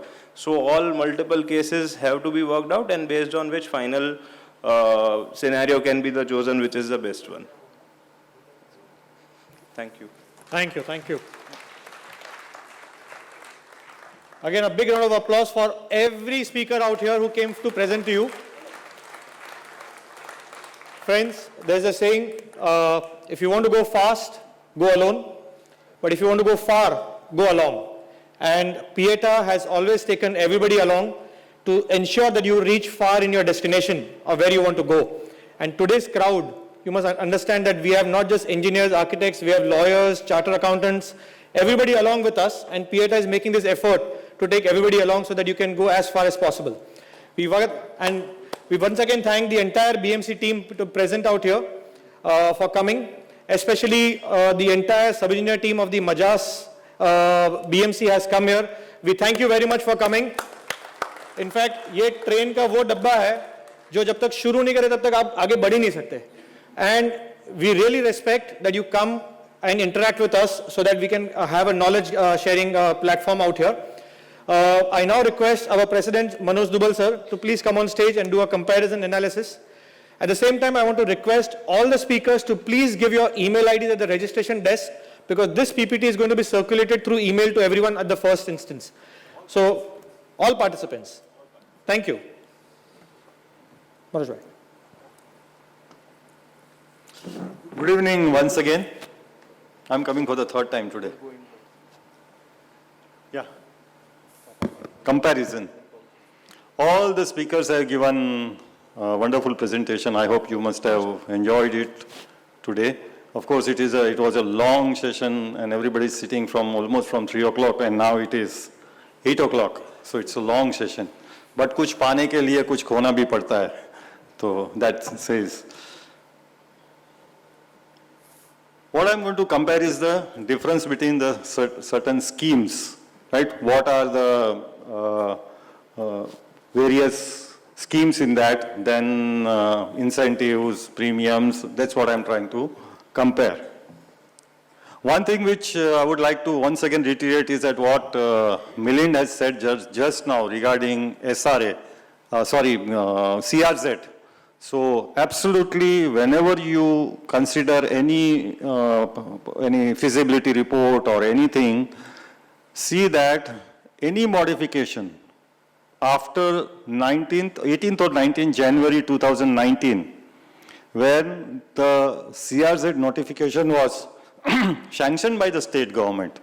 So any modification in FSI, any modification in FSI won't be permissible. So for any cases, if the plot is in CRZ2, then you will have to consider permissible FSI prior to 19th January 2019. Please, what Milind has said is absolutely clear.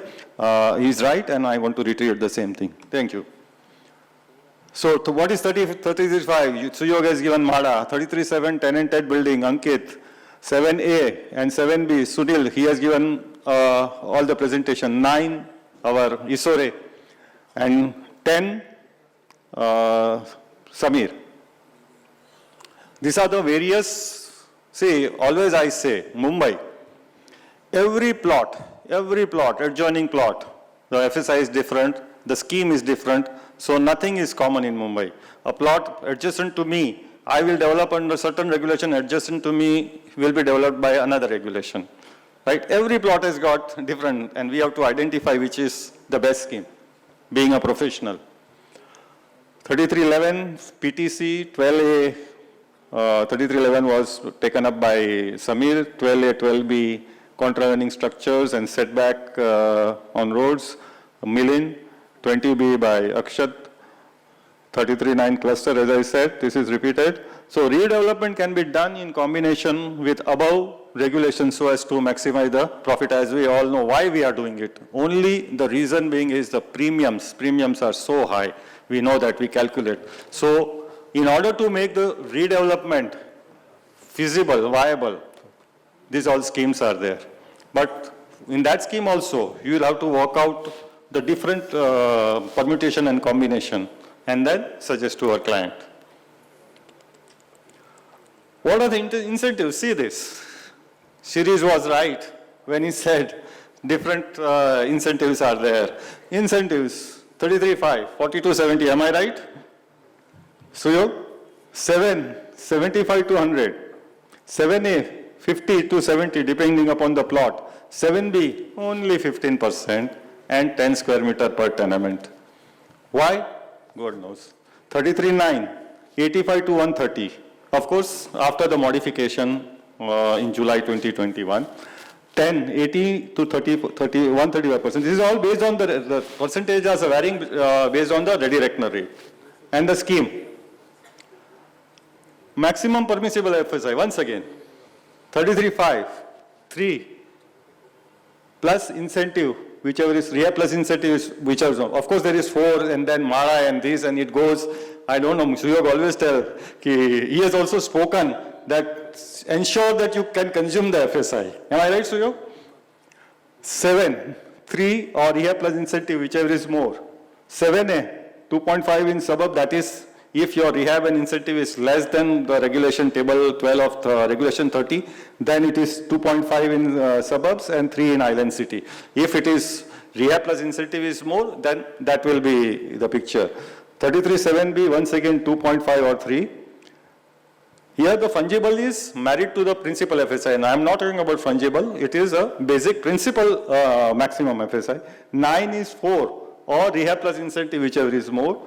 10, once again, 3 or 4, as Samir has said, depending upon the road width. Rehab plus incentive, whichever is more. So, once again, if you see, who are left behind? 7A and 7B. Premiums, comparison. 5, 10% of normal premium, 7, 10%, 7A, 10%, 7B, 75% of the normal premium. 9, staircase, lift, lobby area, rehab and composite, nil. Sale, non-composite hoga to normal. Deficiency in open space, rehab and composite, 10%. Sale, if it is non-composite, then normal. 10, of course, that premium formula which ISOR had shown because of the recent circular, a very good circular which ISOR had shown, there is, normal means there is working is little bit different. It is not normal which we calculate for other schemes like 7B or any other. So there is also concession, but it is normal. 10, 10%, 11, 10%, 12, 12A, 12B, it's normal premium. 20B, 10% if it is purely 3320B scheme. That means we are not doing in combination with any other scheme, or we are doing with 30A along with 20B, which Akshat has presented, and normal for combination with 30A in proportion to what you utilize for 33 AH and RNR tenement, and normal for the balance port. In proportion it is there. Now, some examples which I have done,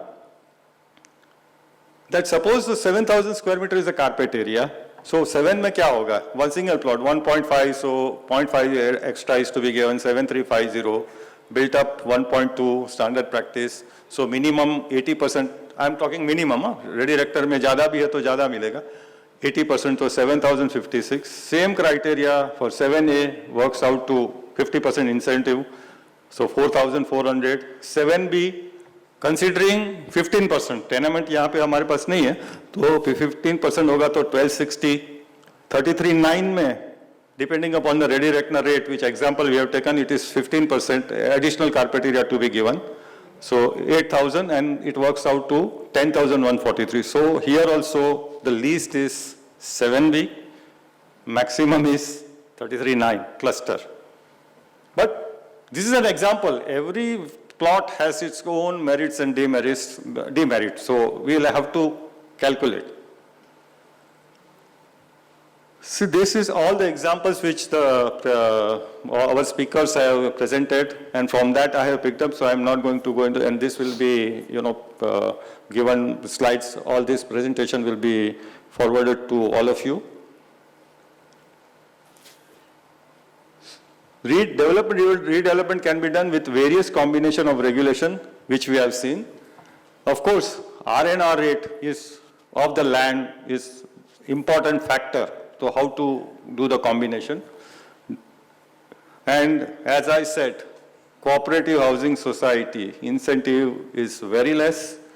Additional FSI, TDR is to be purchased because in societies, normally these societies are constructed prior to 1991, so 1.2, 1.4 was the maximum, 0.4, 40% was maximum road FSI allowed as per 1961 regulation. So maximum if you go 1.4 FSI was consumed. So you have to buy, and there is incentive is only 15% or 10 square meters per tenement. So TDR and FSI is to be purchased. So for maximizing the FSI in order to offset the project costs, including free of cost accommodation, TDR is to be purchased, FSI or TDR, and this increases the cost compared to other schemes which are on incentive base. So conclusion for redevelopment in society, incentive is less, permissible FSI is less, premium more, and additional cost for purchase of TDR. Thank you. Thank you very much for listening us patiently. Thank you very much. Thank you so much, sir.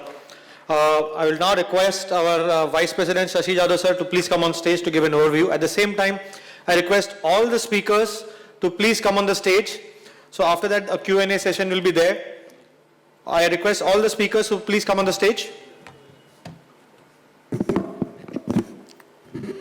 Good evening. आता सगळ्यांनी एवढं presentation केलं आहे, त्याचं comparison दिलं आहे. आता overview म्हणजे काय? ओव्हरव्ह्यू म्हणजे वरून बघा, एक्सपिरियन्स. नाव आपल्याकडे इथे आर्किटेक्ट्स आहेत, इंजिनियर्स आहेत, त्यांच्या दृष्टीने हे सगळं प्रेझेंटेशन झालं. मी याला थोडासा वेगळा ओव्हरव्ह्यू देतोय. फायनान्सच्या दृष्टीने कशा स्कीम्स वर्कआउट होत आहेत, म्हणजे how it is to be looked at from the finance point of view. I have taken one sample example of normal plot without any redevelopment with certain assumption. Just so plot area is assumed 6,500. Landed cost is considered as a balloon area. Here one is finance cost considered. Landlord cost is considered is 15%, which plays very important role. If that landlord cost is more than 15%, 20%, then profit is very less. For the comparison, I have considered is 15% so that your scheme will look more lucrative. Just go to for the next scheme. Next.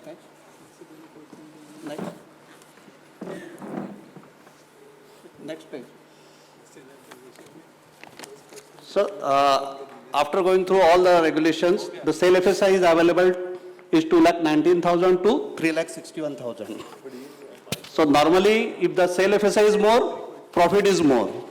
You just see the profit, it is 257 crore, 300 crore, 307 crore, 349 crore, 273 crore, 359 crore.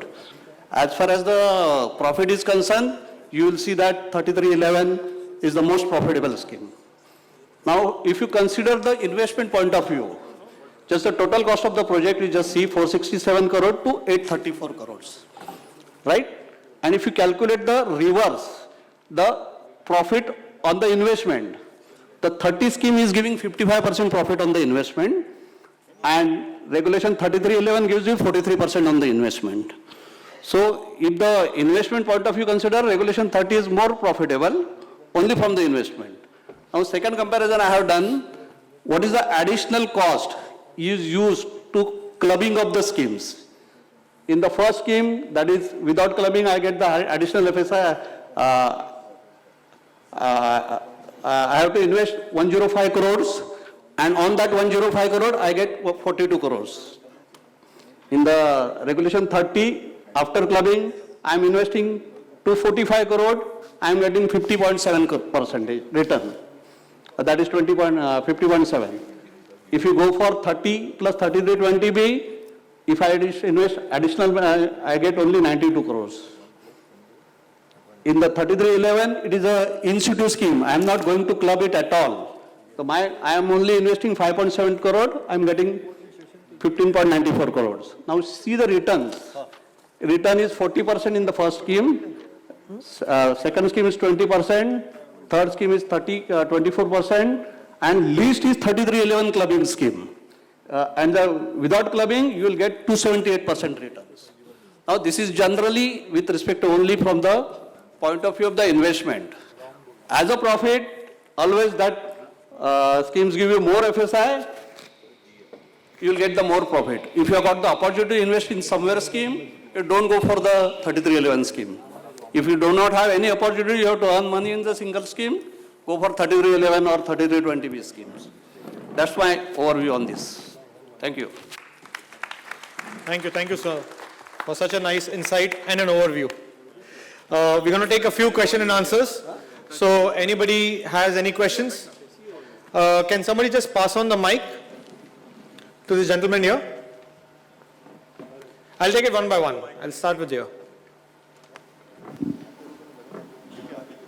I request you may mention the regulation so we can ask the concerned speaker or anyone to reply from the dais. Hello. Financial. I have a scheme where I have got more, the slum area is less than 50%. And non-slum area is more than 50% plot area. Now, the slum area, slum portion is over. But my non-slum buildings have come for redevelopment. And which authority should I go to? BMC or SRA? SRA will not accept your proposal because 51% of slum is already redeveloped, what you said, right? Yes, and then both these buildings are C1. You have to go to the BMC. C1, SRA does not accept. No. Okay. Slum schemes are accepted with 51% of plot. Okay. Less than 51%, you have to go to the BMC. Simple and clear. Thank you, Samir. I hope that answers. The next question from gentleman there. Yeah. This, my question is specific about 3337B, Housing Societies Redevelopment. Sorry, I can't see you. Can you just... okay. Please, sir. हम लोग इतना देर खड़े रहे, आप लोग भी खड़े रह के सवाल पूछ सकते हो. Yeah, no problem. Yeah, like all incentives in 37A, like 5%, 8%, 15%, it's added in the FSI, or incentive also given on that addition. But in case of 37B, the incentive is of 10 square meter or 15%. So that is added to the FSI, or it is then how it is become incentive? Why it is being called incentive? Within the cap. Within the cap. But that is free of FSI, that's all. You can say apart from fungible, you're getting that incentive for no cost. For cost? Yes, only for cost purpose it is called incentive, so nothing incentive else. FSI? No, nothing over and above. No, I will answer that question. Sir. The 15% incentive wording is used, but that 15% by virtue of regulatory provision goes to the society. So that 15% incentive is given to society to increase their existing house to some more area. That was the concept. But when it was discussed within the authorities, the developers who will come for redevelopment of the society, जो है वो area भी देना है, 15% additional भी देना है, so they don't have any incentive to come for those schemes. So then BMC has drafted one circular with the consent of the society itself, because it is their first right on that 15%. If they, by virtue of their GBR, decide for viability of this scheme, we need to give away this particular to the builder for redevelopment of our society, then that can be given. So incentivization for private developers for redevelopment of cooperative housing society, that incentive is not there in the regulation. This incentive is for the society. Thank you. Yes, next question, please. Good evening, Milin. See, before I'm looking at such a thinning crowd, before they all leave, I want to ask one question to you. Question meaning the explanation is required that there was one news in the newspaper that 35% fungible is mandatory and it is compulsory to be given to all society members. And we had discussion on WhatsApp, but I think let some other competent person explain what was that judgment and what is the repercussion and whether it is correct or not. So can you answer that? I think it's a very difficult question to answer. The reason being the court's interpretation, and I think somewhere it has erred to say that even though the FSI is free and the entitlement belongs to the particular member, it doesn't come free of cost. There are 16 different heads of premiums which are on construction cost. For example, extra order charges, sewerage charges, scrutiny fee, CFO capitation fee. So it doesn't come free. However, what happened in that court judgment was on various parameters. It was an ongoing scheme, and the interpretation came that if the sale is using entire fungible, why can't rehab be provide entire fungible? I mean, there is no correlation whether if the rehab is not given entire fungible, the sale should not use the entire fungible. What is the impact of that judgment? Well, difficult for me to say. No. See, in 31.3 fungible, it is mentioned that, as Isura has rightly pointed out, may and shall. So Isura has rightly said may, the word is may.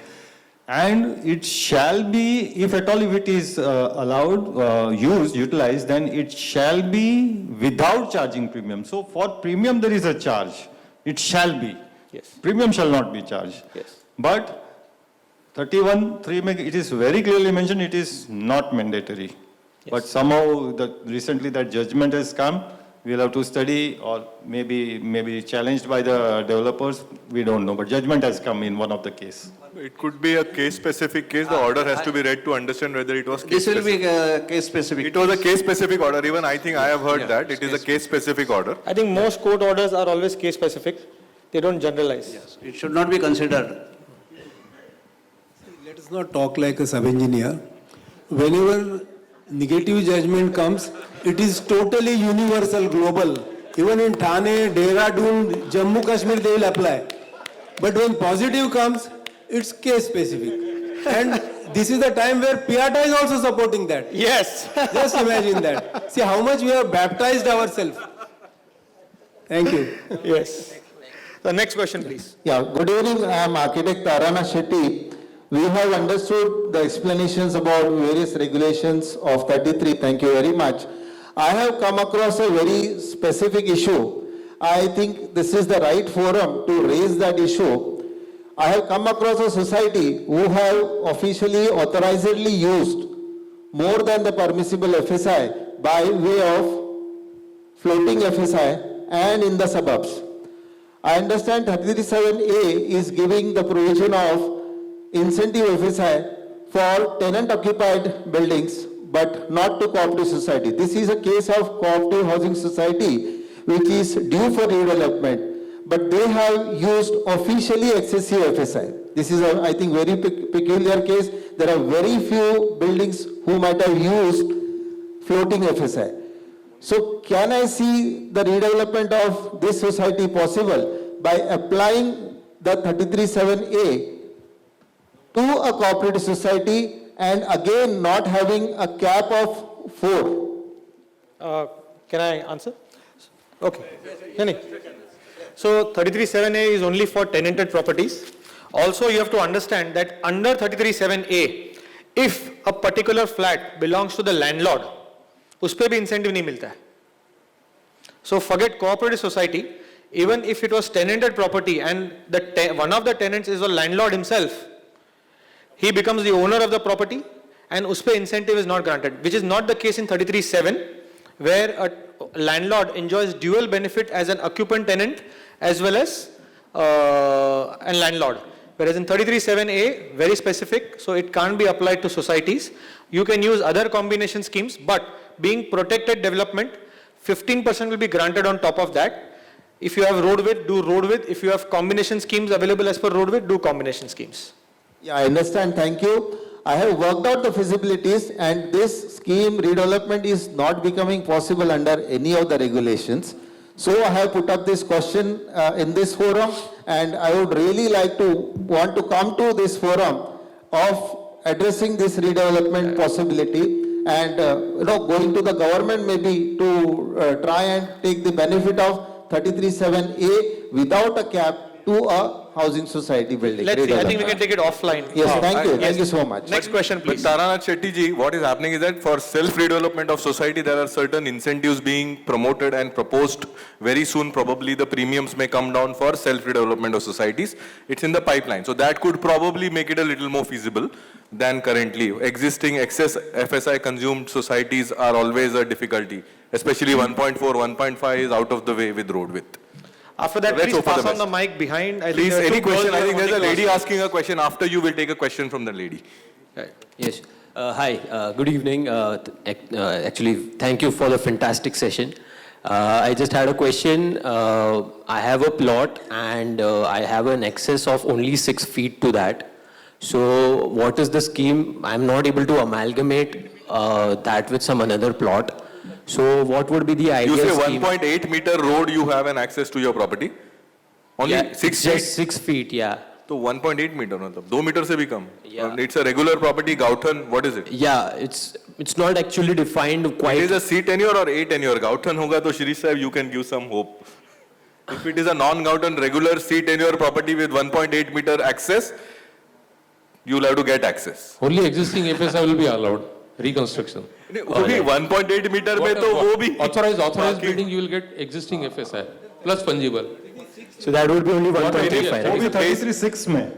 Only under 30, but basically under BMC 6 meter road width is mandated for any In redevelopment. short, your plot is not developable unless minimum 3.6 meter road width is made available for your plot. With commissioner can consider for development with one FSI and fungible. That's all. I think we'll take a question. Thank you so much. 1.8 को develop भी क्यों कर रहा है 1.8 के access? I will try and answer. I can't see you are behind the dais.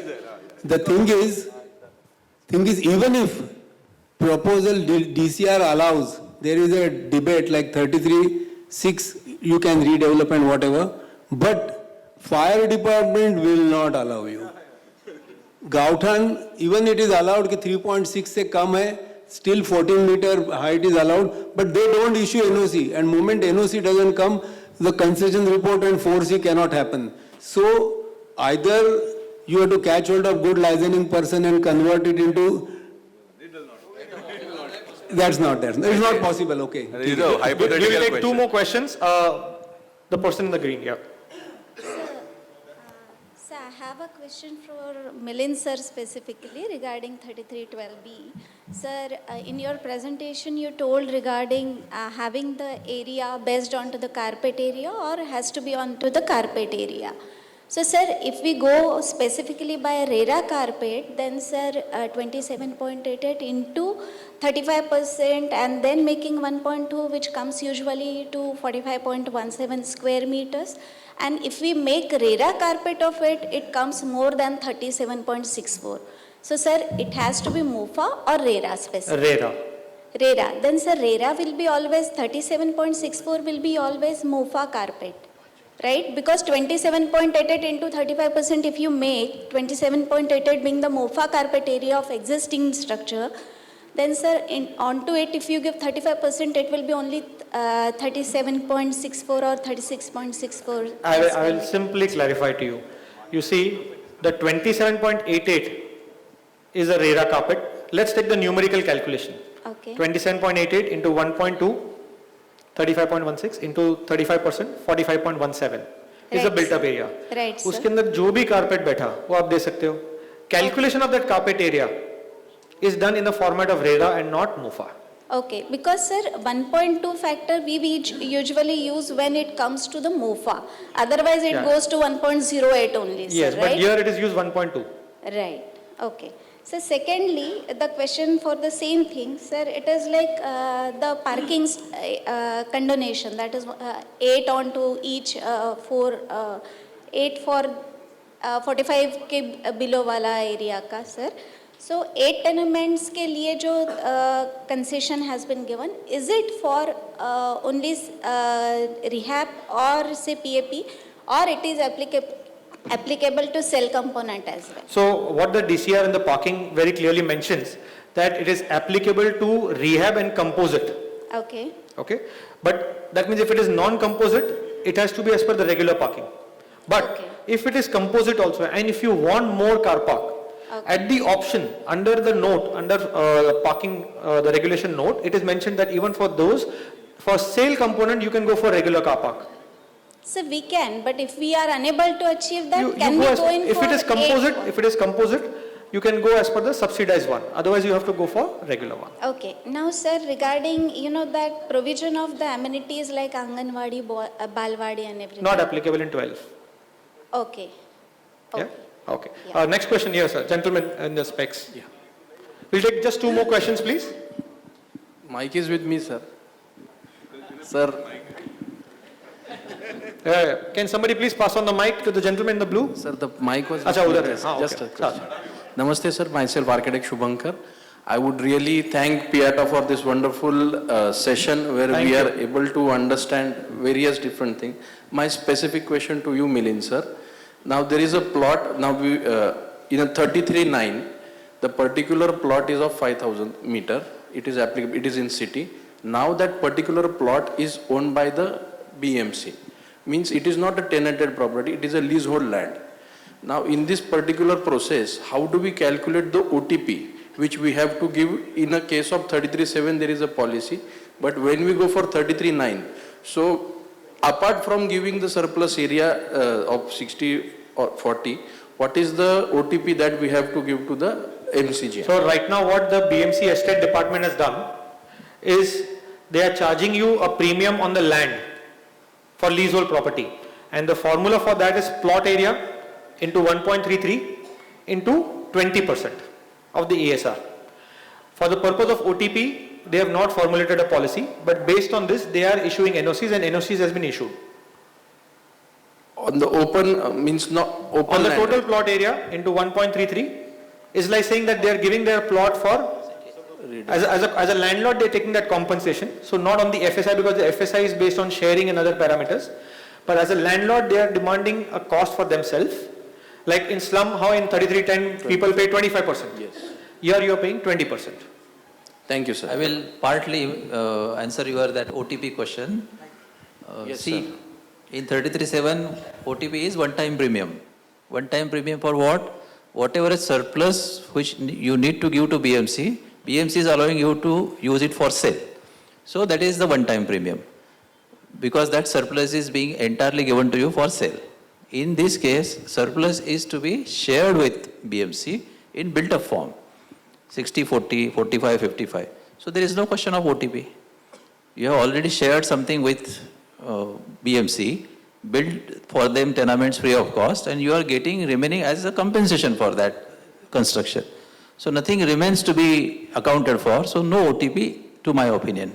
But there is a land cost taken. The policy is Of course, drafted. land premium will be there, that will always be there. And the policy is in place. Which you and we both together should fight for as minimum as possible. Yes. Yeah, last question please.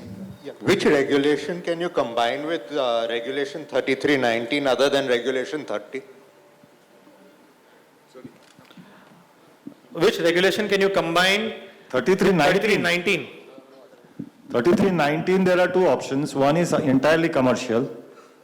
3319 में 5 FSI तो मिलते हैं, उससे ज्यादा FSI और क्या उससे ज्यादा और बाकी otherwise you utilize the table 12 of 30A and balance as per 3319. नहीं but 33 हो सकता है combination, whatever combination you can want to do, but ensure that the conditions of 3319 are fulfilled. In case of, if you utilize that TDR and 0.5 FSI as per table 12 of 30, then maximum permissible residential is 30%. Otherwise, if you, in combination, there will be, of course, residential component. But in second option, you have to use entire plot FSI, including zonal, for purely commercial. No residential is permitted. So concluding the session, I'll just brief you out. In DCPR, under 30, it mentions combinations of schemes are possible. One-liner answer. Now, sky is your limit to your imagination. Use it wisely such that it doesn't get challenged. Don't be over greedy. Yeah. Now to conclude the session, I would like to invite Jigar to give the final conclusion and vote of thanks, please. Good evening, everyone. Hello. I'm sure we still want this seminar to go on this question and answers, but I am given this task of giving the vote of thanks, and I request all to please be seated. So, be it I selected this topic of glancing through the entire regulation of 33 for today's seminar, which is very important for the real estate fraternity in the present scenario. PAI conveys its sincere thanks to Shri Vinod Chitore, retired Deputy Municipal Commissioner, our chief guest, who has enlightened us on the finer aspects of this regulation.